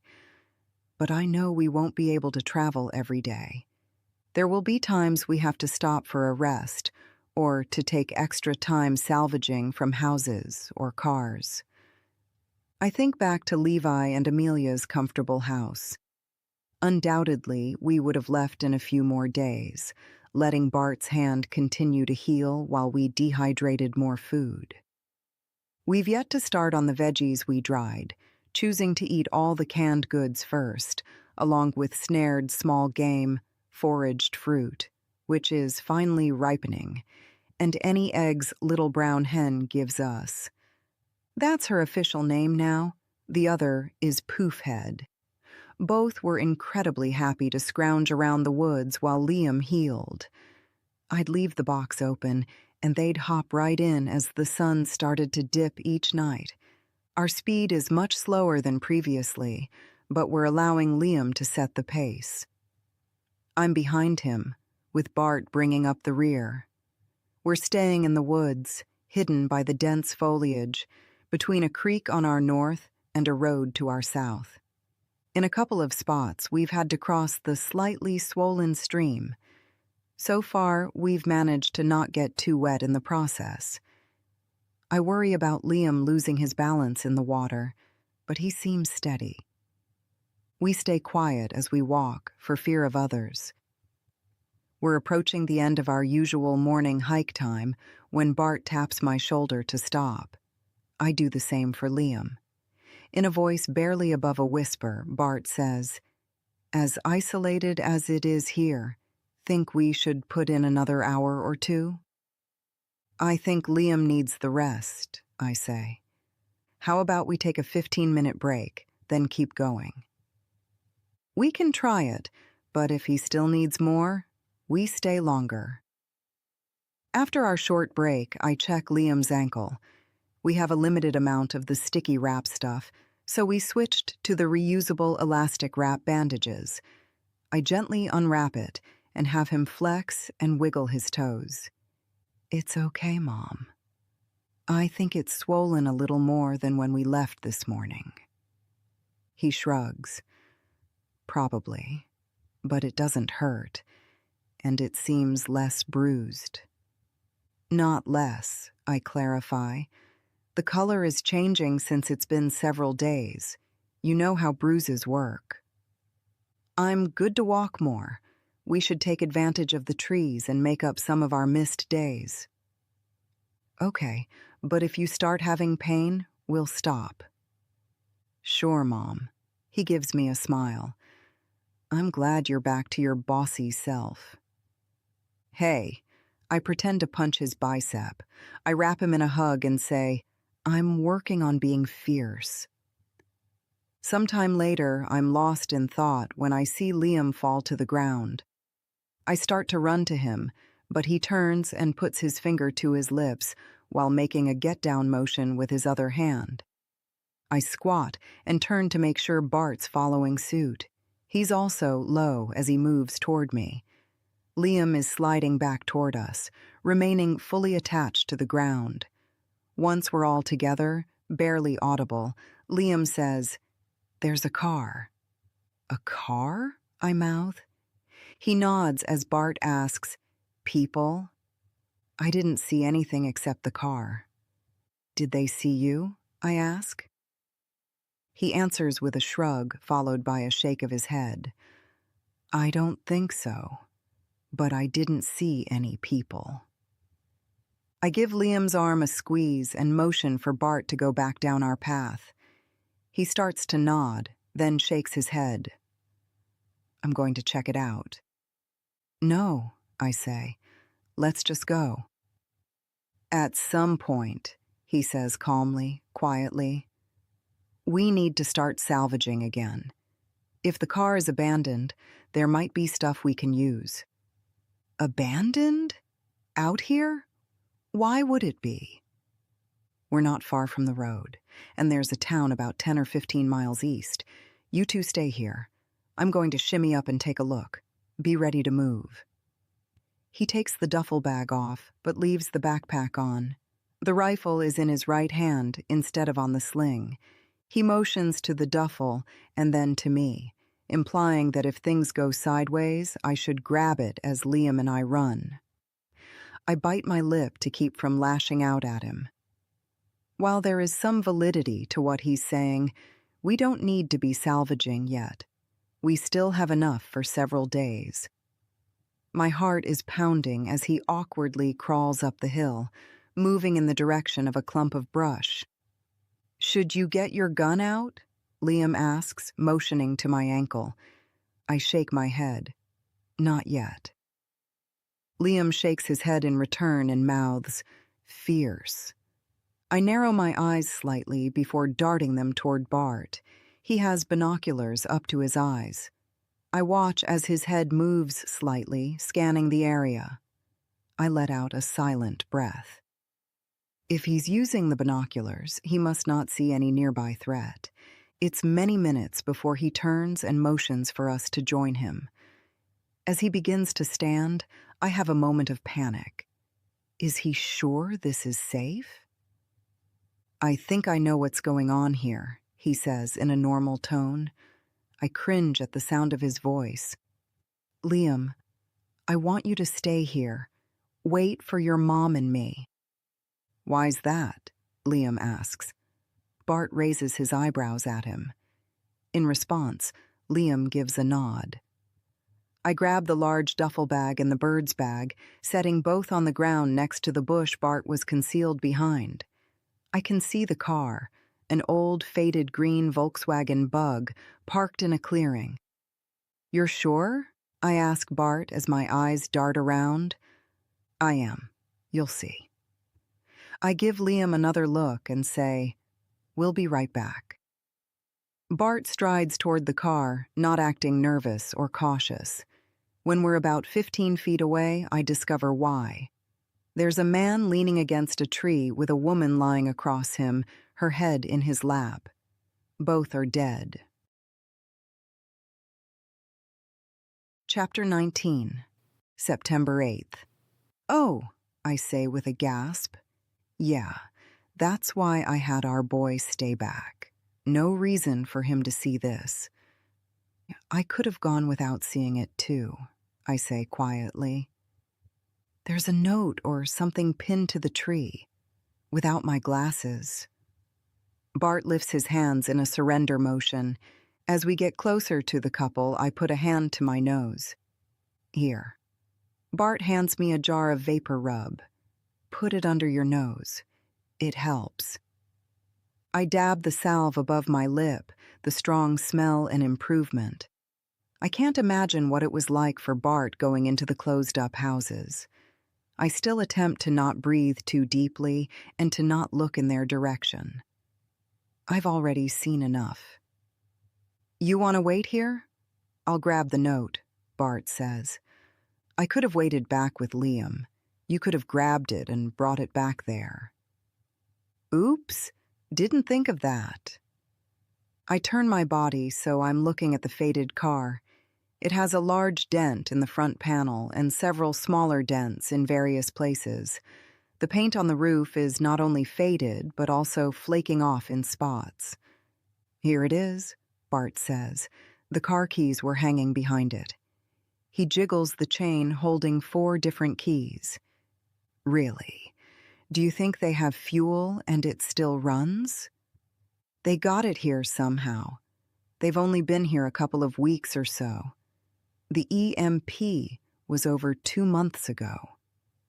My heart is racing as I think about what this means. While we have seen working vehicles, they're few and far between. Bart found one old car he thought he might be able to get running, but he wasn't successful. Apparently, hot wiring is easier in the movies than in real life. With the car, we could get to Molly's place in a matter of days instead of months. Bart thrusts the note in my direction. I quickly scan it, my hand going to my mouth as I read. "What?" Bart asks. They're asking us to bury them. They've already dug the hole. In exchange for our help, we can take the car. And they even give the address of their home, saying we can have anything there. What? Why? She says their little girl died. They've already buried her, right next to the place they dug their hole. They don't want to go on without her. Huh. Bart shakes his head. Where's the hole? I give a shrug and start walking toward the woods, purposely avoiding looking toward the couple. Over here, I say. There's a mound of dirt. Oh, and maybe I can see where the grave they dug is. I don't think she was very old. Bart stands by my side. Sad stuff. The loss of a child, it eats at you. You know about the baby Jessa and I lost before Ben. I reach out for his hand. I haven't thought of Melissa in years. Ben told me about her death when we were dating. When Jessa was still alive, they had pictures of the baby around the house. But when Bart moved to a smaller place after she died, he didn't put them out. He didn't even have their wedding pictures out after that. I wonder where those pictures are now. The only physical photos I had with me were lost when my backpack was stolen by those 3 degenerates. Everything else was on my phone or is stored in some mystical cloud. Did Bart have pictures of his daughter and wife with him? Photos of Ben? I'd love a picture of Ben. Do you want to go tell Liam what's going on? I'll start moving them. Did they tell us their names? I wipe at my eye. Her name is Isabel. He's Jeff. Their little girl was Ava. Okay, I'll take care of Isabel and Jeff. You want to wait with Liam? Then we'll have a burial service for them. Why don't I can help you. I think there's a sheet on the front seat of the car. I'll let Liam know what's going on. Then I'll grab the sheet. We can move them into the grave and then cover them. Liam can help with filling up the dirt after they're covered. All right. Probably a good idea. I watch Bart for a minute. Something looks off. His color is paler than normal, and he has a sheen of sweat on his forehead. You're sure you can do this? Move them without help? He flexes his hand, the one with the snake bite. Yeah, I don't want you to have to do it. And I certainly don't want Liam helping. I know I've said he needs to grow up, that things are different. And they are. He does. But this is something I don't want him doing unless there's no other option. I straighten my back. You're right. I'll help. I don't want him to have to do it either, but they'll be too heavy for you to move on your own, especially the guy. Go tell our boy and then grab the sheet. I'll get them. He pauses a moment, then says, positioned. I may need your help, but we'll see if I can do it on my own. Liam's eyes go wide when I tell him what we've found. The parents, they must have been so sad. Yes, I say, trying to control my own emotions. We'll get them taken care of, and then I'll come back for you. We'll have a little funeral service for them. 20 minutes later, Liam and Bart are taking turns covering the couple with dirt. They used a handgun, a .357 loaded with .38 special rounds, according to Bart. The gun still has 4 rounds. The rest of the box of cartridges was on the car seat underneath the bed sheet. There's also a map to their house, several bottles of water, and a box of granola bars. I can't help but cry at their consideration. "Ready, Clarice?" Bart asks, startling me. Yeah." I wipe at my eyes, and Bart gives me a knowing nod. The 3 of us gather around the new grave. I ask Bart about making a marker for their grave and the grave of their daughter. He scratches his head and says, "I think they might have done that if they wanted one. You know, already had them in place. They planned everything else. Besides, with the way things are, it might be better to keep a low profile with things like graves." "You think there could be grave robbers?" "Wouldn't surprise me. Nothing would surprise me these days." With his Bible in hand, Bart says, "Let's bow our heads." I stare at the mound of dirt again, struggling with tears. I avoided looking at the couple, and in my mind, they look like Levi and Amelia Delgado, whose house we lived in for so long. Levi and Amelia saved me. I'm not sure how much longer I could have gone on if we didn't find their house full of food, if I wasn't able to rest and recover. I would have loved to stay there. But now, with Isabel and Jeff offering us their house, maybe we have a new safe place to live. My mind drifts as Bart prays. I don't close my eyes. That'd be completely hypocritical of me to pretend to pray. After a couple of minutes, he says, "Amen." I look around, thinking he's done, when he opens the Bible and starts reading from it.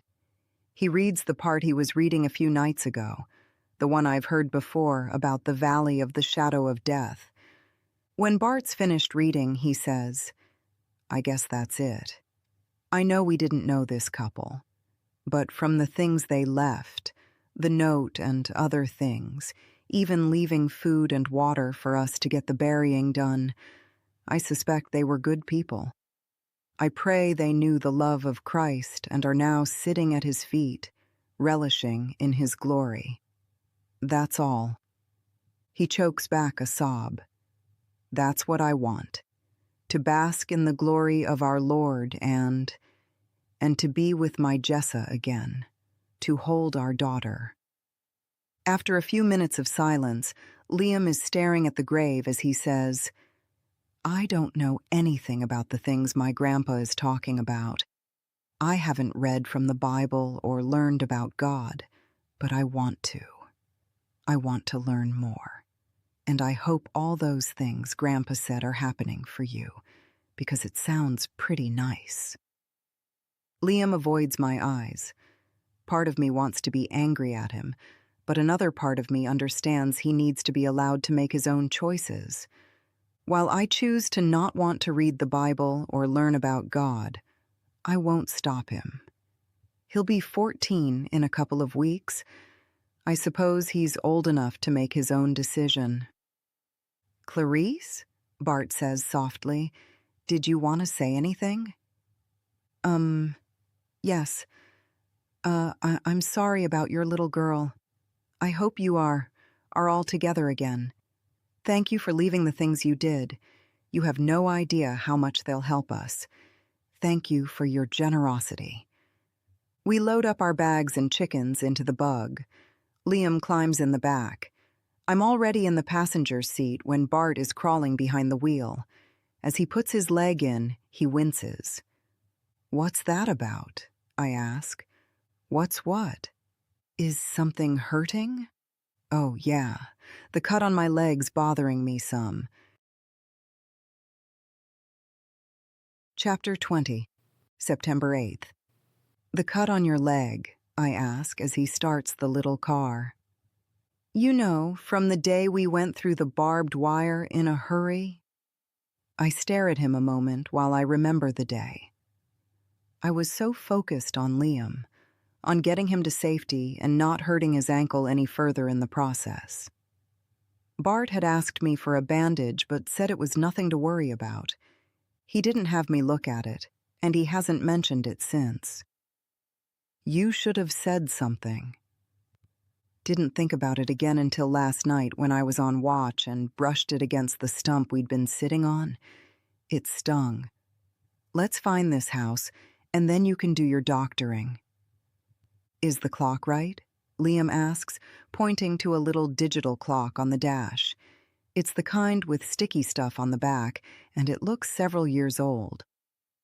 Huh. Bart glances at the watch on his wrist. I'm surprised it's working.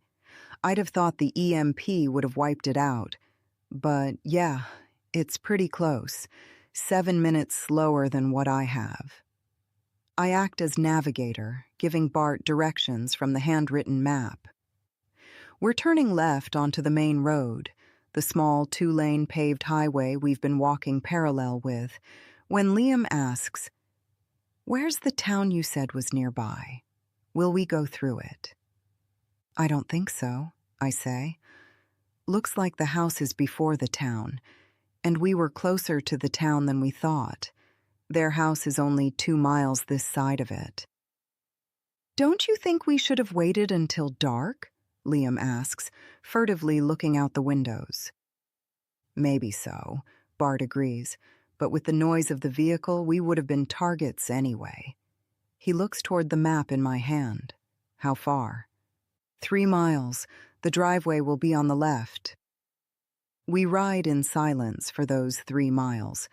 The driveway is somewhat hidden, and we miss it, needing to back up on the road. We haven't seen anyone or had any indication of other people around, but I'm still a nervous wreck. I can barely breathe out of fear of being discovered. The long driveway travels through the trees until it finally opens to a modest 2-story with a detached garage. I can't help but smile at the adorable place. The brown home with dark green shutters and a metal roof reminds me of a vacation cabin. Bart stops the car as soon as the home comes into view, then backs up until we're hidden behind a tree. Let me check it out, Bart says. I'll take the handgun. You keep the rifle. How about you move over here in case you need to leave in a hurry? Go back to where we found them. I'll come to you. If I'm not there by tomorrow morning, get going to Molly's. I shake my head. We're not doing that again. We are, Bart says firmly. He turns and looks to Liam. You will get your mom to Wyoming. Yes, sir, Liam says. Understood? Bart looks at me. Clarice? Fine, I snap.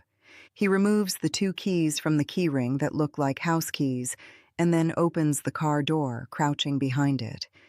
He has the rifle in his hands, which was nestled between him and the door. I climb over the gear shift and into the driver's seat. Once I'm in place, we exchange guns. I touch Bart's arm. Be careful.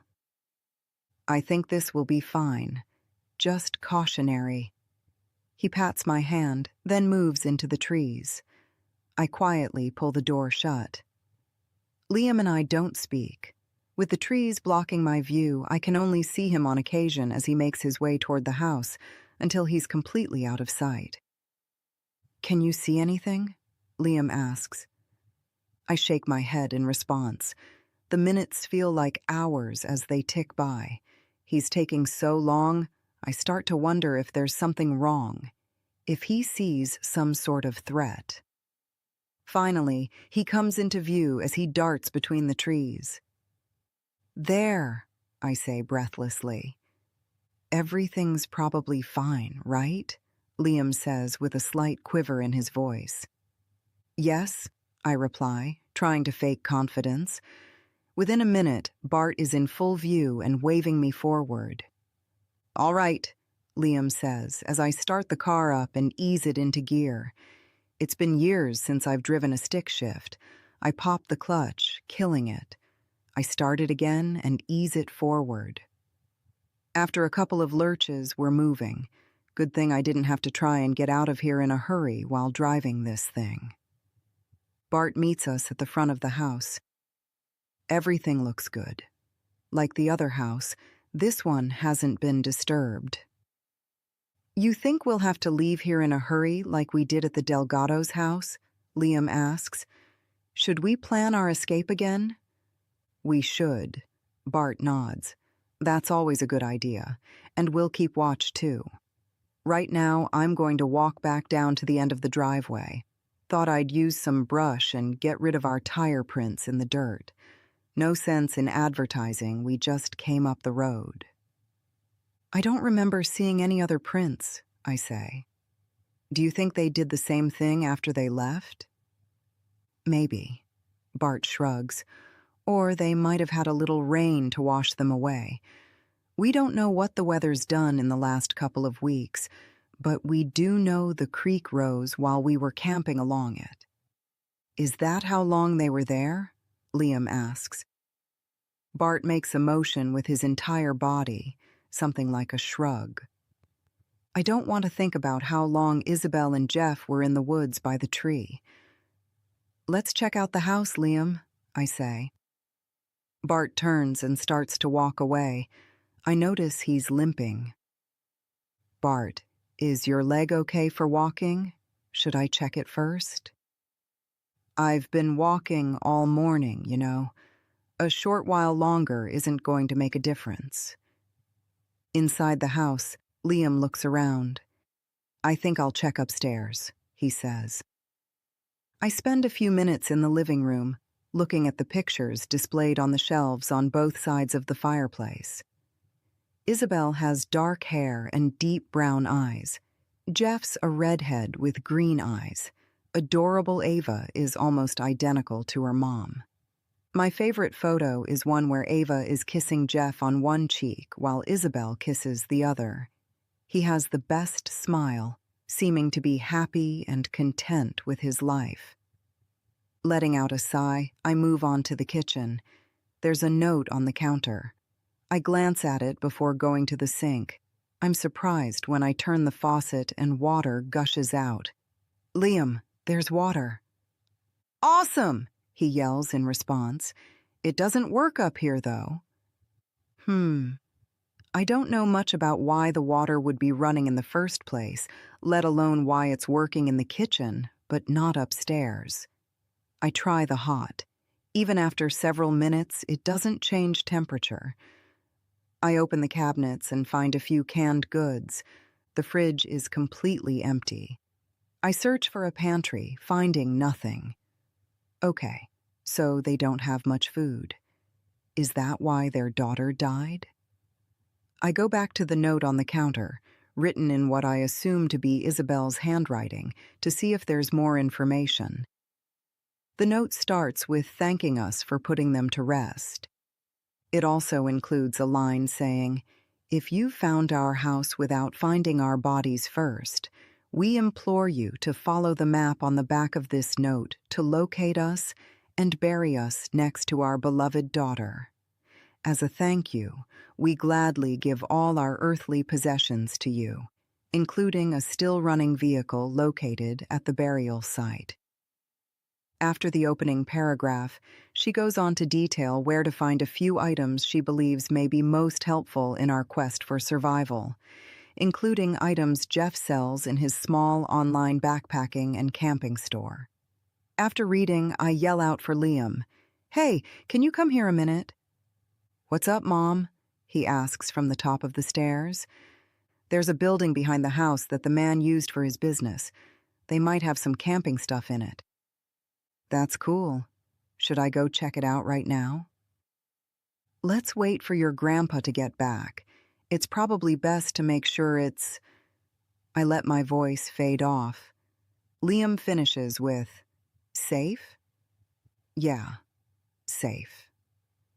"The house is nice," Liam says.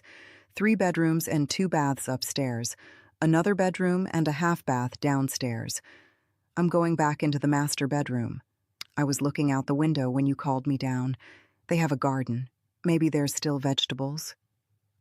That'd be an amazing treat. He gives a nod. The clothes in the closet look like they'll fit Grandpa. Good. Maybe we can find him some winter things. I'll look. Okay, honey. I return to the note. Isabel tells how they were doing okay and getting by when 3-year-old Ava got sick. They took her into town, where a doctor had an office off his house. After examining her, he said he wasn't sure what was wrong, and without power couldn't do much testing. He gave them a few suggestions, but mostly told them to give it time, and he asked them to return in 3 days. She died before then. That was early August. On September 3rd, Isabel and Jeff decided they couldn't go on without her. I furrow my brow. Only 5 days ago.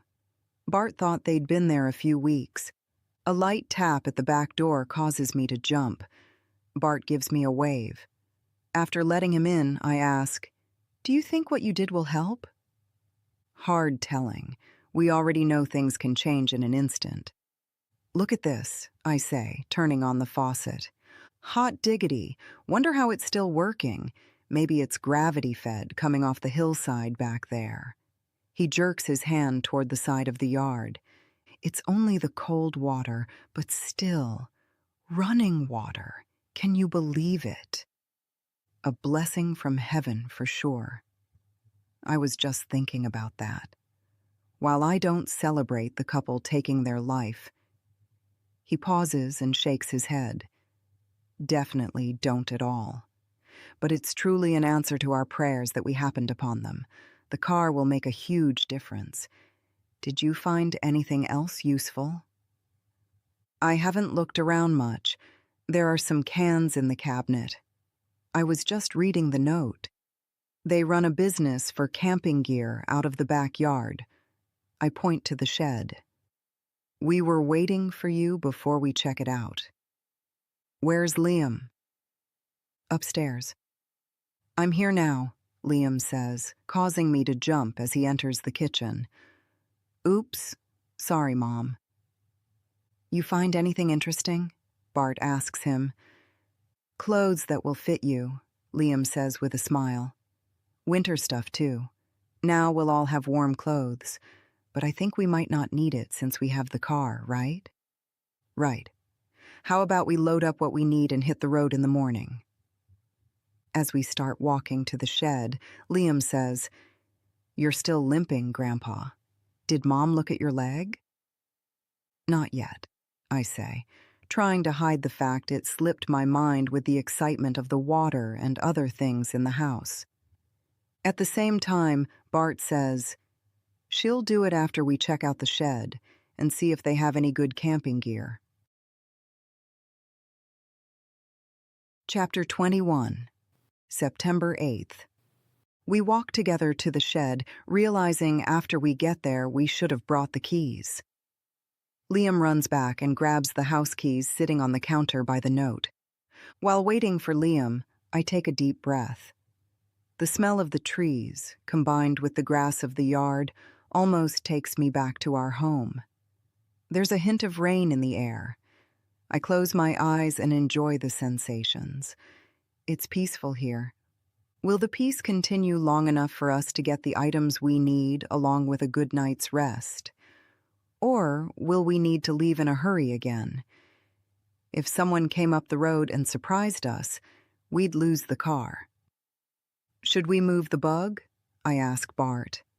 Looking at me, he tilts his head to the right.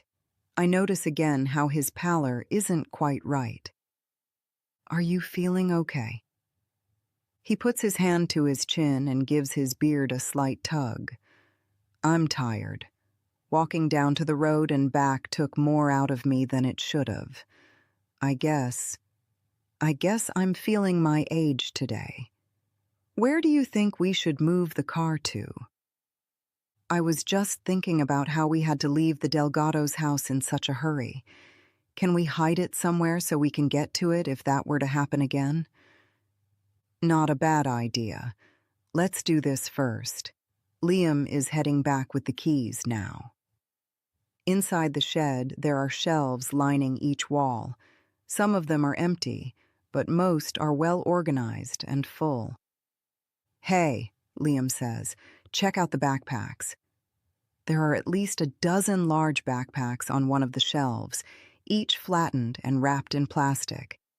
And look, dried food, camp stoves. Look at all this stuff. I'm struggling to take it all in. It's like being in a swanky camping store in downtown Portland. A much smaller version, of course, but there's just about everything we could possibly need to backpack our way to Bakerville. "This is good stuff," Bart says, making his way to a desk chair in the corner. "You two want to pick out whatever you think we'll need? Let's load the car up, then we'll move it down the driveway and into the forest a bit, set it up for a quick getaway." Liam nods. "Good thinking, Grandpa." "It was your mom's idea." Bart gives me a wink. We pick out a new backpack for each of us, then add a one-man tent and a two-man tent, both rated for winter. The one-man tent is a bivy sack that, according to the packaging, doubles as a sleeping bag. But Bart says he wants a sleeping bag too, so we add lightweight 0-degree bags for each of us. Bart stands to help with his bag. I wave him off, telling him it's just as easy for me to fill 2 bags as it is to fill 1. The food section of the shelves has not only packages of dehydrated backpacking food in a brand I've never heard of, but promises to be organic, all-natural, and vegetarian, but also meal replacement bars of the same brand. The bars promise to be a ready-to-eat meal of over 600 calories with no cooking required. "These are pretty great," Liam says, reading one of the packages. "You'd probably like this one, Mom. It's dark chocolate and banana." "I probably would," I agree. "Which ones look good to you?" He makes a face before saying, "Before this stuff, I wouldn't have chosen any of them. Now, I don't think it really matters what I like. Food is fuel." I give a nod. He rushes on with, "But I might actually enjoy the caramel apple one." "Hey, what's this?" He thrusts another package toward me. "A dehydrated meal?" I ask, based on the packaging alone. "No, I don't think. It's a milkshake or something." "Really?" I take the package from him. "Huh, it is. Just add water. But it's more than a milkshake. It's a liquid meal replacement. Says drinkable meal, so you don't need to stop hiking. Might even be better than the baby formula." I give him a wink. "No doubt." Those are another great find. Tears suddenly fill my eyes as I think of Isabel and Jeff, who have plenty of food to get them through several months in this shed, choosing to end their lives. My heart breaks thinking of the hurt they must have felt after losing their daughter. "This is a huge blessing," Bart says. "With these things and the car, we're going to make it now. I'm sure of it." I give a solemn nod as I go back to the packing, adding food, water filters, camp stoves, lanterns, and everything else. Like Bart, I'm immensely grateful, and also feel like this is it. We're going to make it. "Should we take more than what will fit in the packs?" Liam asks. "You know, since we have the car, maybe stuff we think the Caldwells might need?" "Not a bad idea," Bart says with a nod. "How much can we fit?" I ask. "Whatever will fit in the trunk, or, the hood," Bart says. "Let's put the backpacks we'll need in the back seat. Think you can fit all 3 next to you, Liam?" Liam shrugs his answer as he begins filling a 4th backpack. That way we have them if we need to get them in a hurry. "Did you happen to find any firearms in the house?" Bart asks while looking around the shed. "No," Liam shakes his head. "I found another box of ammunition that I'm pretty sure is for the handgun, the one from before, and I found a few slingshots." "Slingshots?" I ask. "Yeah, not the kids' kind either. Really fancy ones. There's one for each of us. Those could come in handy, Bart says. So my guess is we could fill at least 3 more bags and put them in the trunk. And let's take all the food in here and any in the house. Yeah, for sure. I nod and start working on 2 more bags. Liam, let's you and me start hauling things to the car while your mom packs the bags up. Sure, Grandpa. Liam grabs 2 of the filled bags. Oh, they're too heavy. Need to fix them, Bart says. A little heavy the first day or 2 might be expected with the extra food, but let's not go crazy. We spend many minutes removing the excess items from the original 3 bags. The 3 extra bags we'll stuff to the gills to have as backup items in case we need them during our car ride. I'm glad we'll be able to show up at Molly's house with something. I don't want her to think we're only there for charity. We will be, of course, but it'll be better to have some goods to offer in exchange for the security of their home. Once the packs we'll carry are a suitable weight for me and Liam, I ask Bart if he wants to try his. Yep, probably a good idea. Bart stands up, but as soon as he's upright, he sways slightly and grabs for the desk. I watch as he closes his eyes and wobbles again before plopping back into the chair. Whoa, guess I'm a little dizzy. I'm quickly by his side, asking if he's okay. Yeah, just woozy. Stood up too fast, I guess. I put a hand to his forehead. Bart, I gasp. You're burning up. He gives a slight nod. Thought I was a little warm. I might be coming down with a cold or something. I picked up a thermometer from the Delgado's place. We'll check you when we get inside. Yep, okay. Let's wrap things up and call it an early night. I glance to Liam, who's staring at us, and say, Okay. Liam, can you start moving things to the car? Put the 3 packs in the back. I'll get the other 3 finished. He won't be able to open the trunk. Those things are notorious for being difficult, Bart says. I'll help him. Go ahead, Liam. Actually, how about just take everything inside the house? I'd feel better about not having you in the driveway alone. All right, Mom. This time when he picks up the 2 packs, they're obviously much easier to carry. As soon as he leaves the building, I turn to Bart. When did you start feeling sick? Not long ago. I thought maybe I was coming down with something this morning. It's been progressing throughout the day. Maybe you and Liam can take the first watches. If I can get some uninterrupted sleep, it might knock this thing on its head. Yeah, it might, I say, though I'm skeptical. Where would you have caught a cold? We haven't been around anyone. He shrugs. Don't know. Is this like last winter, when you got so sick and it was bronchitis? I'm suddenly scared. He had to be on antibiotics for weeks. The doctor treating him said he should have come in sooner. The infection in his airways could have easily moved to his lungs and caused pneumonia. It was weeks before he was fully recovered. I don't have a cough. I'm just tired. And moving those folks, it took more out of me than it should have. He bends over and scratches at his leg. And this leg is paining me some. Let's get me a fresh bandage and a good night's sleep. I'll be good as new tomorrow. I'll get you in the house, then finish packing the extra bags. No reason for you not to be resting while we're doing this stuff. When Liam returns, I hand him the backpack we filled for Bart, and I carry the pack we'll use as an offering for Molly to house us. Just like the first 3, it's way too heavy, and I struggle with carrying it to the house. My slower pace works well to stay next to Bart. Once he's on his feet for a moment, he doesn't seem as woozy as when he was trying to stand up. He's right. It's probably just tiredness. Walking is different than the exertion of moving bodies.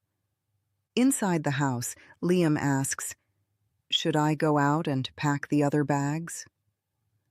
"I'll feel better if you stick close to me. How about you see what we can use from the house? You said there's winter clothes?" "Yeah, I'll grab them in the slingshots. There's some other stuff, too. Having the car," he breaks into a grin, "we could go a little crazy." "Let's not go too crazy. It's not a very big car." He gives me another cheeky grin before bouncing off.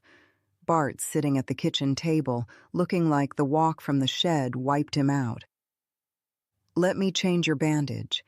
Do you want something to eat before you rest?" "Not hungry. I'll nap and then eat.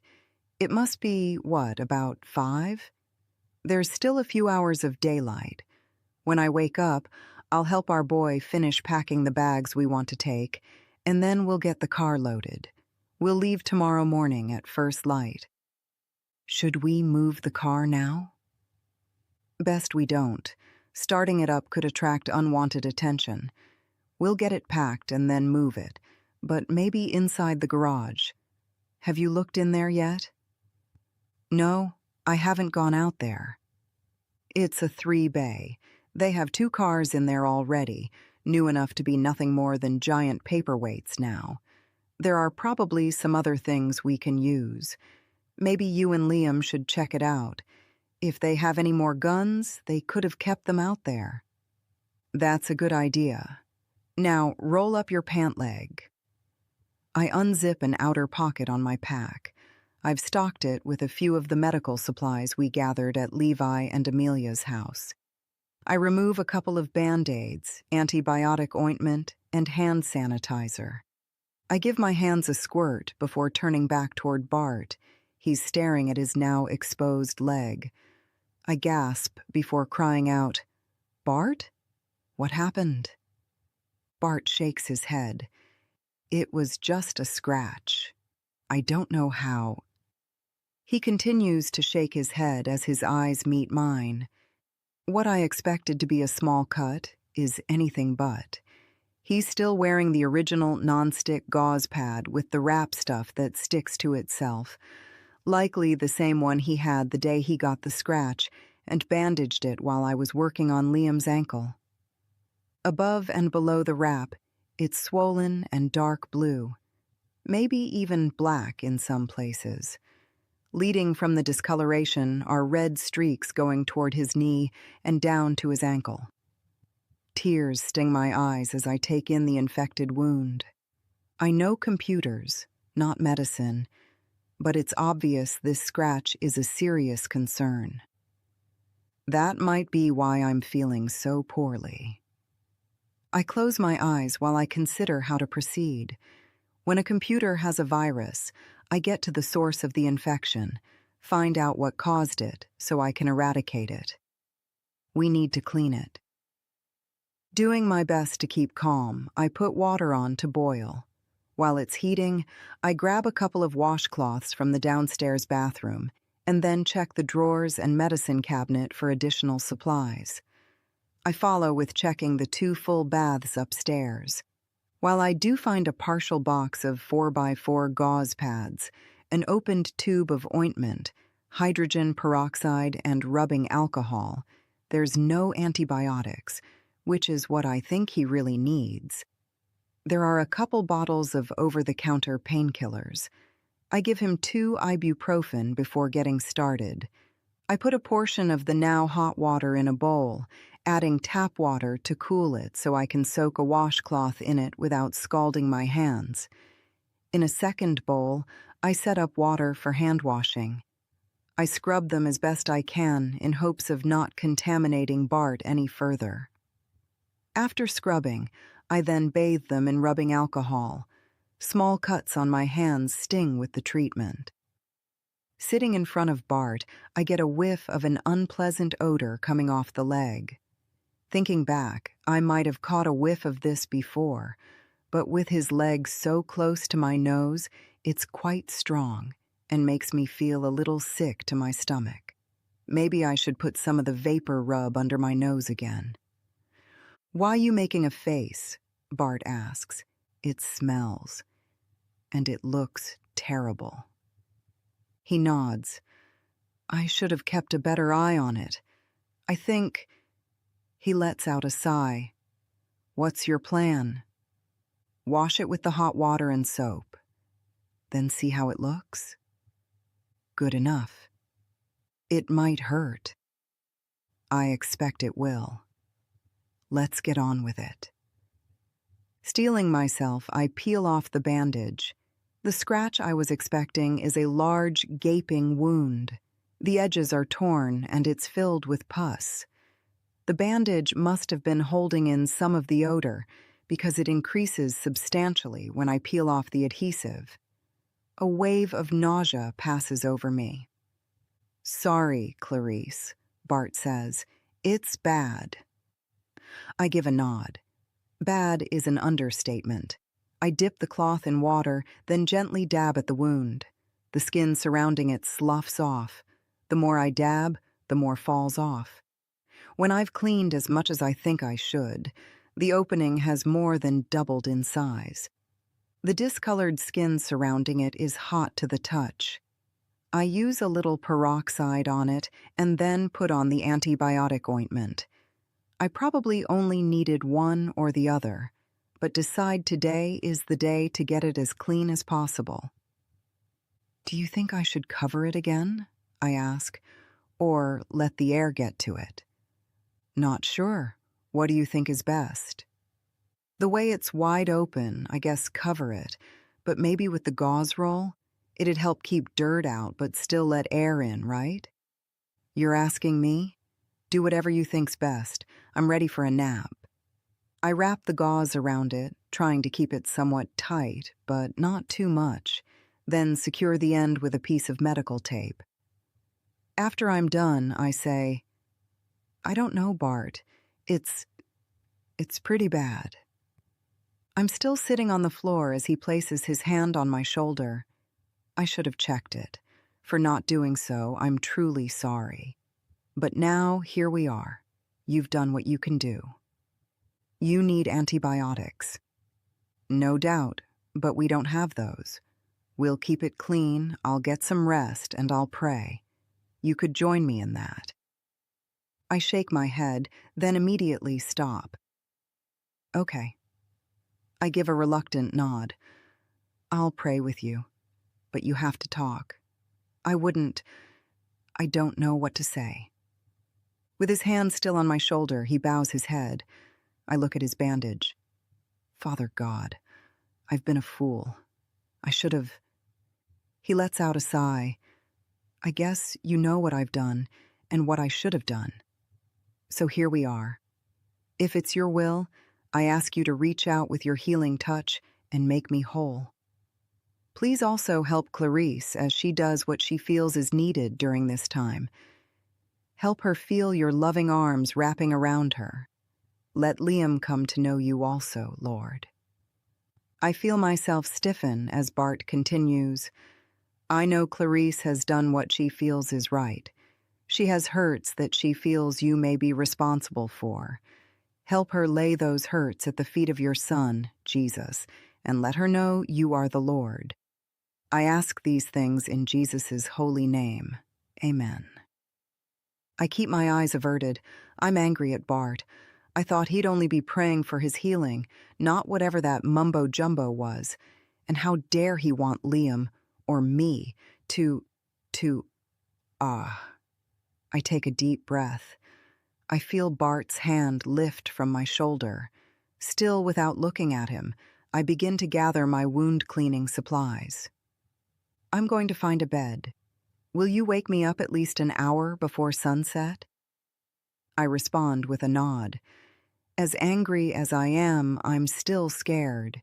Scared the infection in his leg is already so bad his leg needs to come off. I stop mid-movement. The couple who owned this house took their daughter to the doctor when she was sick. That was over a month ago, but if there's a doctor in town, he can help Bart. Chapter 22, September 8th. After working on Bart's leg, his limp is worse. I help him make his way to the downstairs bedroom. Nice room, Bart tells me as we enter it. Glad it's not done all frilly. I glance around the space, obviously a guest room. It has 2 twin beds, each with a blue and white striped comforter. There's a nightstand between the beds and a window above the nightstand. A low-pile area rug in blue with a very vague pattern covers the hardwood floor between the beds. It is a good room, I say. Not sure why they went with twin beds instead of a queen in here, though. I like it. Do you mind grabbing my pack for me? I should have thought of grabbing it on the way in. When I return a minute later, Bart's sitting on a hardback chair untying his shoes. Don't let yourself get into a dither, he says when I walk in the door. Hard not to. Your leg is bad. Yeah, it doesn't look good. I'm kicking myself for not paying attention to it. I've had cuts worse than this dozens of times. I never considered it could be a problem. I'm really sorry, Clarice. Try and get some rest. Do you need me to help you get into bed? He gives me a look I can only describe as horror, which almost makes me laugh. With a vigorous shake of his head, he says, Nope, I've got it. Back at the kitchen counter, I look over the note Isabel left in the car. The handwritten map shows their house and a town just beyond, with 3 miles written. I pull the map we got from the Delgados out of my back pocket and spread it out on the counter, quickly finding the town. We'd found this town before, while we were camping and waiting for Liam's ankle to heal enough to begin our walk again. We'd planned to avoid it. With our plan of staying hidden, we had zero desire to enter the town. Instead, we planned to do our usual and check houses and cars on the outlying areas to restock our supplies. Now we have plenty of supplies, except the things Bart most desperately needs, a doctor and antibiotics. Letting out a loud sigh, I leave the map where it is and slip out the back door, making my way to the garage. Opening the door slightly, I call out to Liam. I'm here, Mom. I found some good stuff. I just wish we had a bigger car so we could take more of it with us. I glance around and find him standing by a table littered with items. Little Brown and Poofhead are happily exploring the room. He's sprinkled some grain of some sort, probably from one of the backpacking meals, on the concrete floor for them to nibble. There are 2 vehicles in the garage, an older SUV and a newish sedan. Look at these. He holds up a couple pieces of folded paper. They've got these special maps. You know, the ones specific for different areas. Dad buys them when he wants a really in-depth look at an area he's hunting.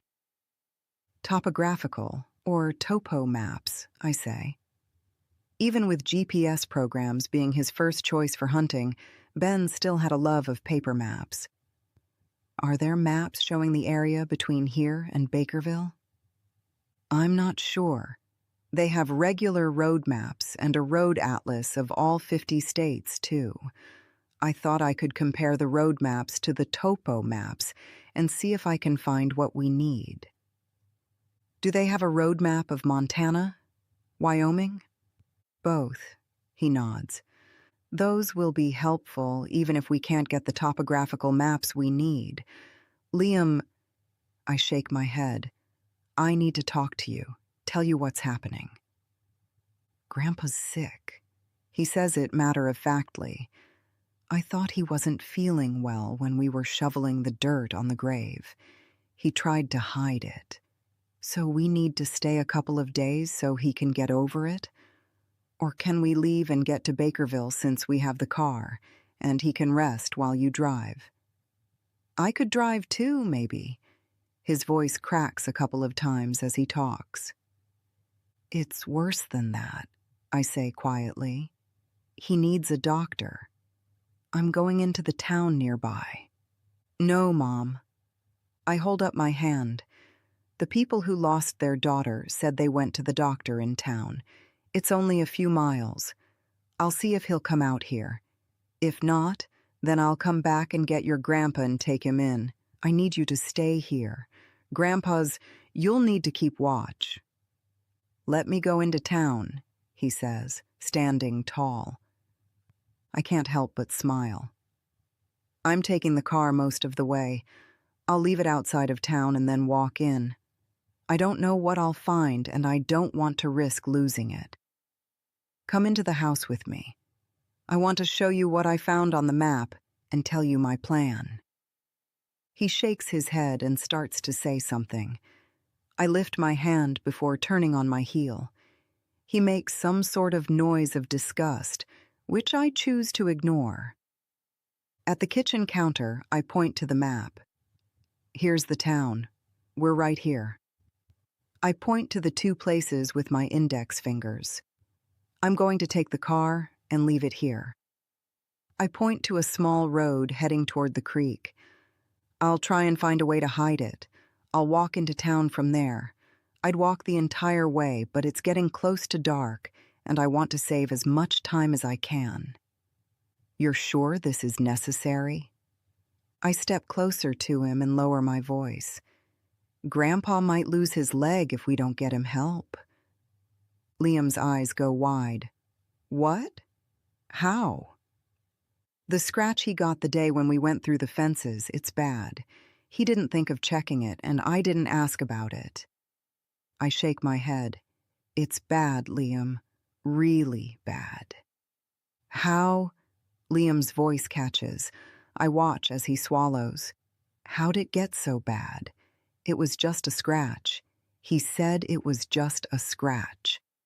I shake my head. There must have been something on the fence. Bacteria or something got in afterward while we were camping. I don't know. What do you want me to do? Just keep an eye out. Stay inside and keep the rifle handy. Why don't you do what you did before and put together an escape bag? Use one of the extra backpacks we're taking to Molly's to build it. You'll have to help your grandpa get out if someone shows up while I'm gone, so just pack one you can easily carry with stuff for both of you. I'll take my pack with me. If you have to leave... I scrunch up my face while I think. Can you find the place we were earlier? Where we found the car? He nods. I can find it. Okay, go there. If something is wrong here, I'll go there too, and, I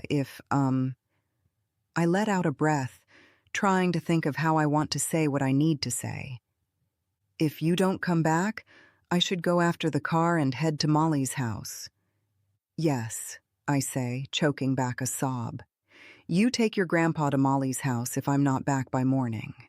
He nods unconvincingly. I mean it, Liam. Getting him to Molly's as quickly as possible will be his only chance. You'll have to do it. I briefly wonder if that might be the best thing to do right now. Just wake him up, pack up, and go. But the way this trip has gone, I can't count on anything. Finding him a doctor today seems smartest. I have to leave. I found a second set of car keys hanging on a hook. I'll take those. You keep this one. I plop the key onto the counter before hoisting the pack onto one shoulder. I then wrap Liam in a hug and tell him how much I love him. I'll see you soon. Keep the doors locked. Should you wear a heavy coat? The wind's picking up. I run my hand through my hair at the nape of my neck. I think just the hoodie is fine. It's been chilly all day. It shouldn't get too much worse before I'm back. Do you have the pistol? He asks. On my ankle. The handgun we found is in the duffel. Maybe look around for a holster. I found one in the bedroom, in the nightstand. I'll put it on and keep the rifle near me. Just keep the rifle with you. Until your grandpa can train you on the handgun, I don't want you wearing it. It's a revolver, like Dad's gun was, only not as big. I shot his last time we went out to the plinking spot. You did? He gives me a sheepish nod. Even so, just use the rifle until we can make sure you know what you're doing. Got it? Yeah, Mom. I give a stern nod and take a deep breath. This will be fine. I'll be right back. I attempt a small smile before I step out the door. My heart is crashing in my ears as I put the backpack on the passenger seat.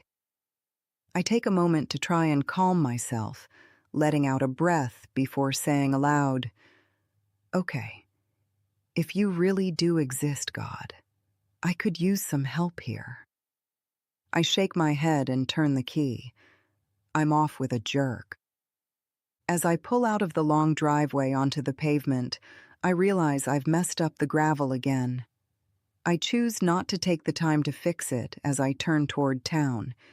It's only a couple of minutes until I reach the road I picked out on the map. I'm surprised at how perfect it is. It quickly turns a corner, and I'm able to pull the bug off the road and into the trees. I don't think it'll be at all visible from the main road. But if someone comes down this road, from wherever it goes, then it will be found. Nothing I can do about that. I slide the straps of the backpack on before exiting the car. Making sure it's locked, I tuck the key in the pocket of my pants. I've decided to stay in the forest, but near the road as I make my way into town. I move quickly and stay alert. What's the phrase they use in some of those movies Ben used to watch? Head-on rotate? No, that's not quite right. It's only a few minutes until the woods end, and I'm suddenly at the edge of someone's yard. From the hedge, I look around. There's no one outside. A shiver runs through me. I should have worn a thicker jacket. The wind is much worse in town than at the house.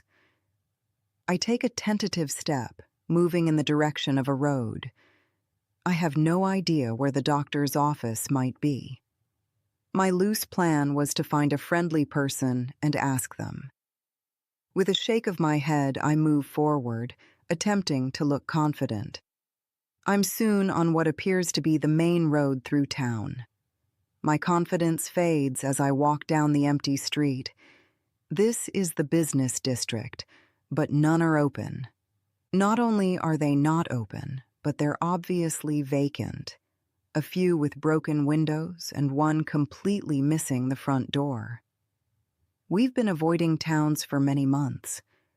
I wonder, do they all look like this? It's several minutes until someone comes around a corner about a block farther down. A woman. Her long black hair hangs across her face as she stares at her feet. Her arms are pulled around her middle as she holds her black coat closed. She has yet to see me. I clear my throat. She doesn't hear me, so in a way too loud voice, I say, "Excuse me." Her head jerks up and she jumps back. Seeing her face, I decide she's probably around 20. She's wearing heavy eye makeup in a goth style, which matches the black coat and black skinny jeans. She has combat-style black boots on her feet. I can't help but admire her dedication to adhering to her desired fashion. All that fell by the wayside for me long ago.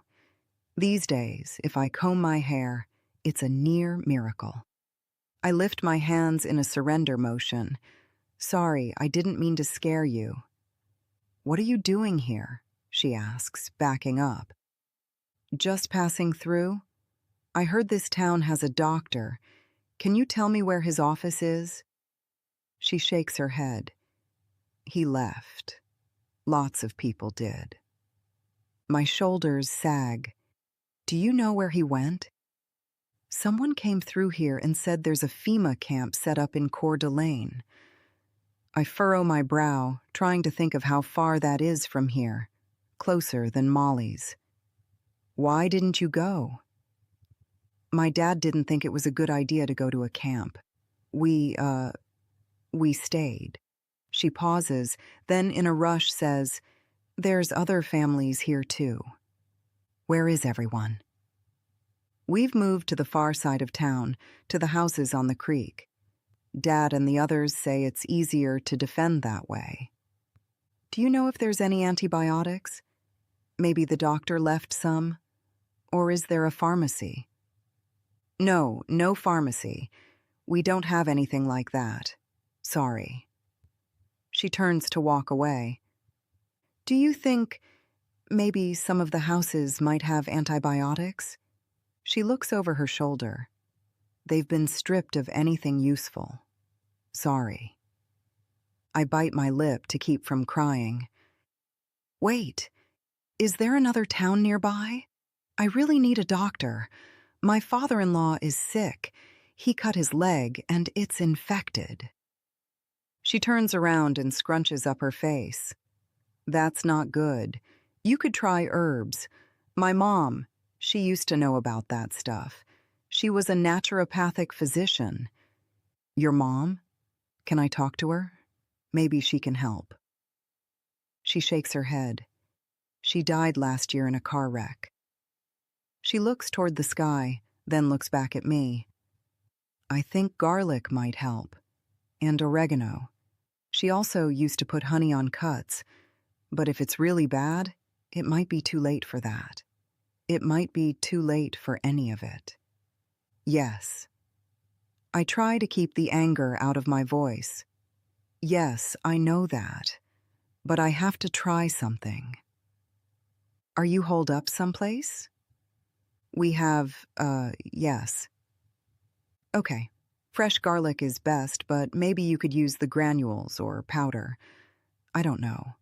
Oregano oil is what my mom used. I don't know if the leaves will work. Do I feed it to him? After a pause, she says, try a tea. My mom was big on teas. If you can find raw honey, use it on the wound. Is there livestock where you are? I shake my head. Too bad. Ranchers often keep animal medications on hand. They might have had antibiotics. Thank you. When she starts to turn once again, I ask, why are you out here alone? Aren't you worried about... I finish with a shrug. We haven't had any trouble. I need to get out and walk, or I start going crazy. I hope your father-in-law is okay. She turns again. This time, I let her go. Garlic and oregano tea plus honey. Doesn't sound very promising. I waste no time as I hurry back to the car. We'll pack tonight and leave first thing in the morning. I'll check the map, but I think the FEMA camp in Coeur d'Alene is our best choice. If all goes well, we could be there within a few hours. I hold back a wry laugh. If all goes well.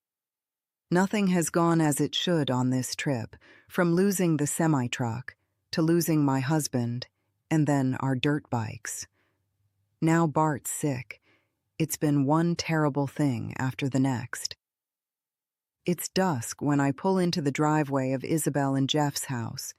I move the car around back, deciding it'll be hidden well enough there, but still close enough for us to get away if needed. I'm not even out of the car when Liam opens the door from the house. I shake my head. You couldn't find the doctor? He asks. The doctor and most of the town has left. They heard about a FEMA camp, so they went there. Maybe we should go there. I think we should. Dad wouldn't like it, though. I give a nod. In the early days of the attacks, Ben and I discussed what kind of services were being set up for people. We assumed there would be different types of government aid, including camps. He was adamant those wouldn't be a good choice for us. He was convinced FEMA camps and the like would be a hotbed of theft, abuse, and more. Not necessarily from those in charge, but from those in the camp. But Ben is no longer with us, and Bart needs a doctor. If we don't find him help soon, he'll not only lose his leg, but possibly his life. Yeah, but we're out of options, I say. Let's get packed up. I'll talk with your grandpa, tell him what we're thinking. There are people still living in the town. That's how I found out about the doctor leaving. This girl, she said her mom was a natural medicine doctor. She suggested a few things to try.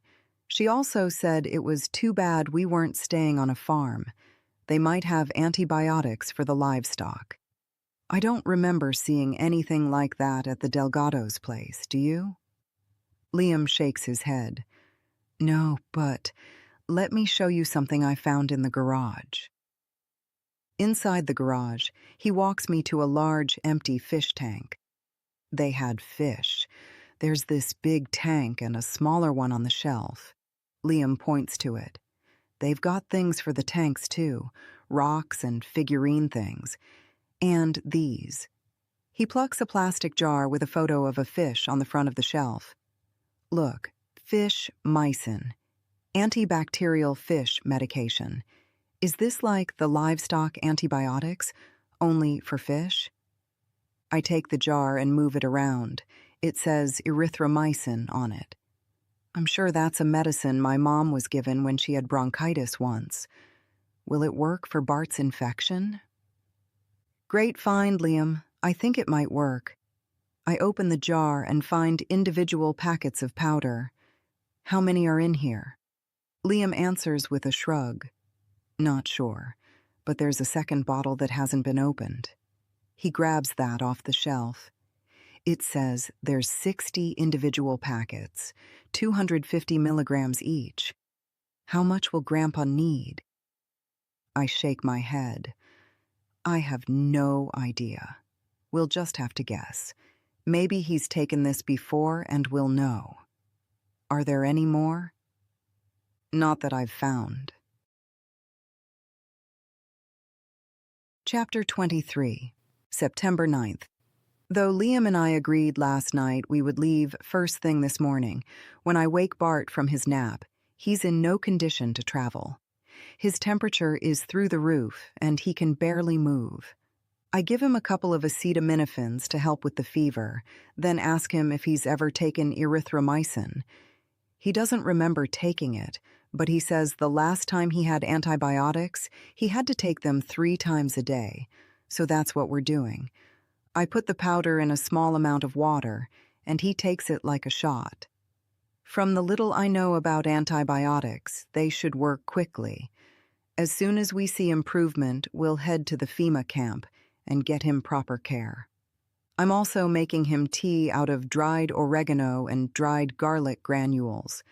I even found some honey in the cabinet. It wasn't raw, so I haven't used it on his leg, adding it to the tea instead to make it more palatable. Bart has had 3 doses of the antibiotics and 2 cups of the tea. So far, he hasn't substantially improved.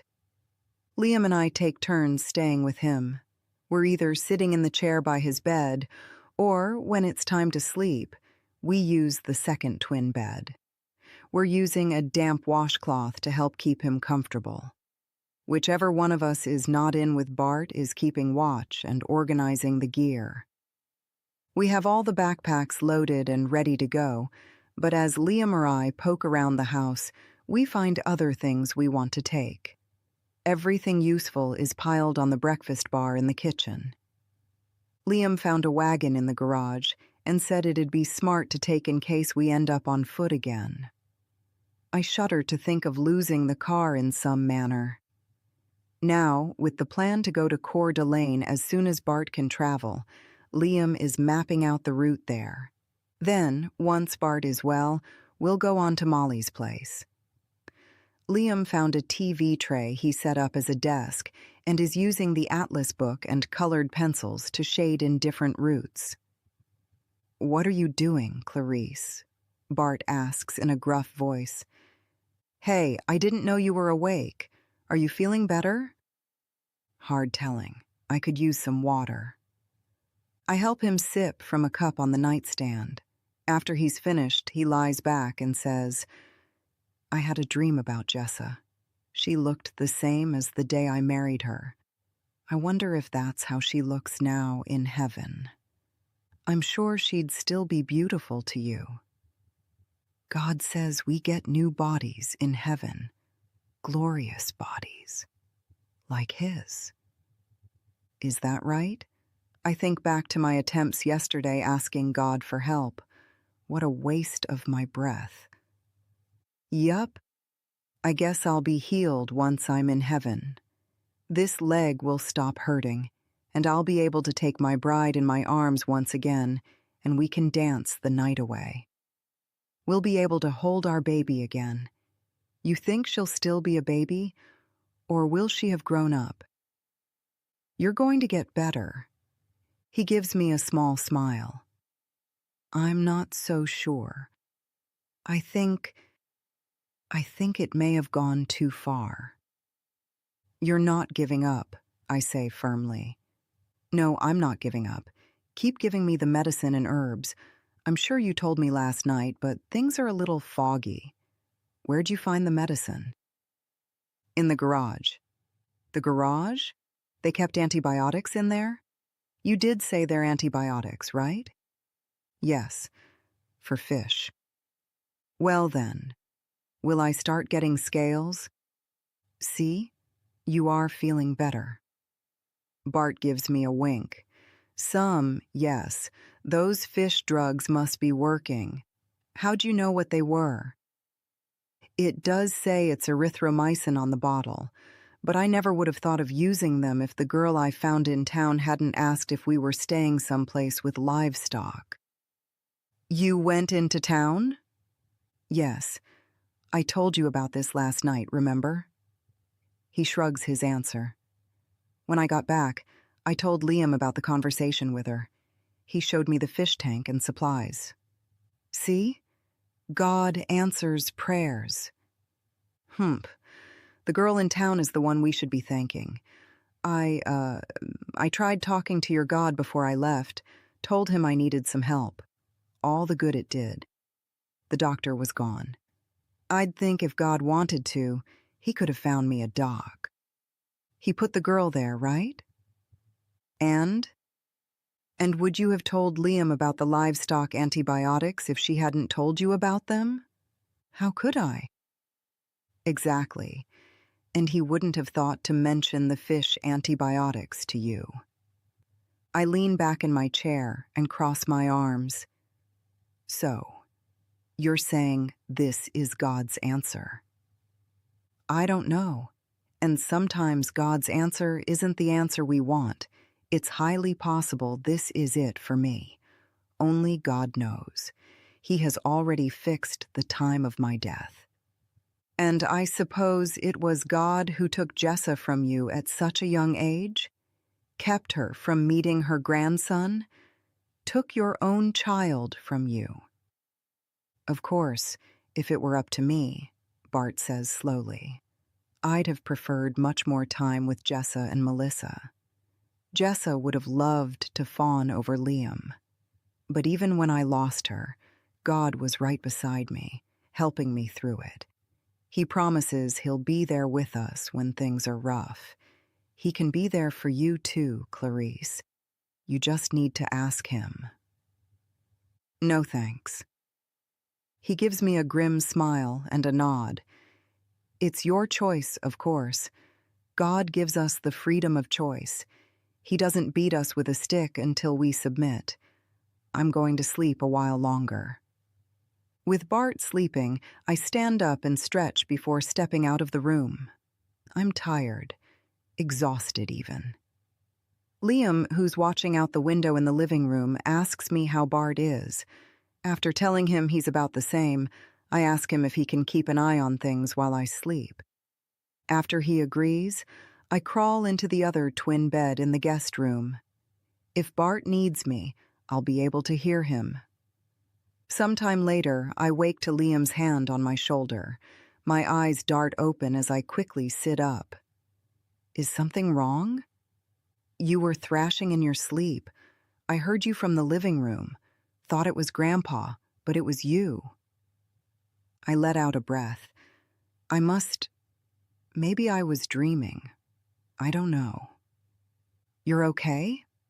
His fear-filled eyes search mine. "You're not sick, right?" "I'm okay." "Is Grandpa still sleeping?" "Not anymore," Bart's low timbre responds. "Our boy's right. You were making a ruckus. Thought about waking you myself." "Sorry, Bart." I move to a sitting position, then ask Liam, "How long was I asleep?" Liam twists his wrist to look at Bart's watch. We've been sharing the wind-up wristwatch, passing it from person to person as we relieve each other from sentry duty. "Not long, an hour or so." "You ready to swap?" "Yeah, that's fine. I'm done messing with the bags. They're as good as they're going to get." "Do you plan to sleep?" I ask as I smooth out the covers. "In a bit. Since Grandpa's awake, I'll talk with him." "Okay, Gramps." "Gramps? Since when do you call me that?" Bart asks.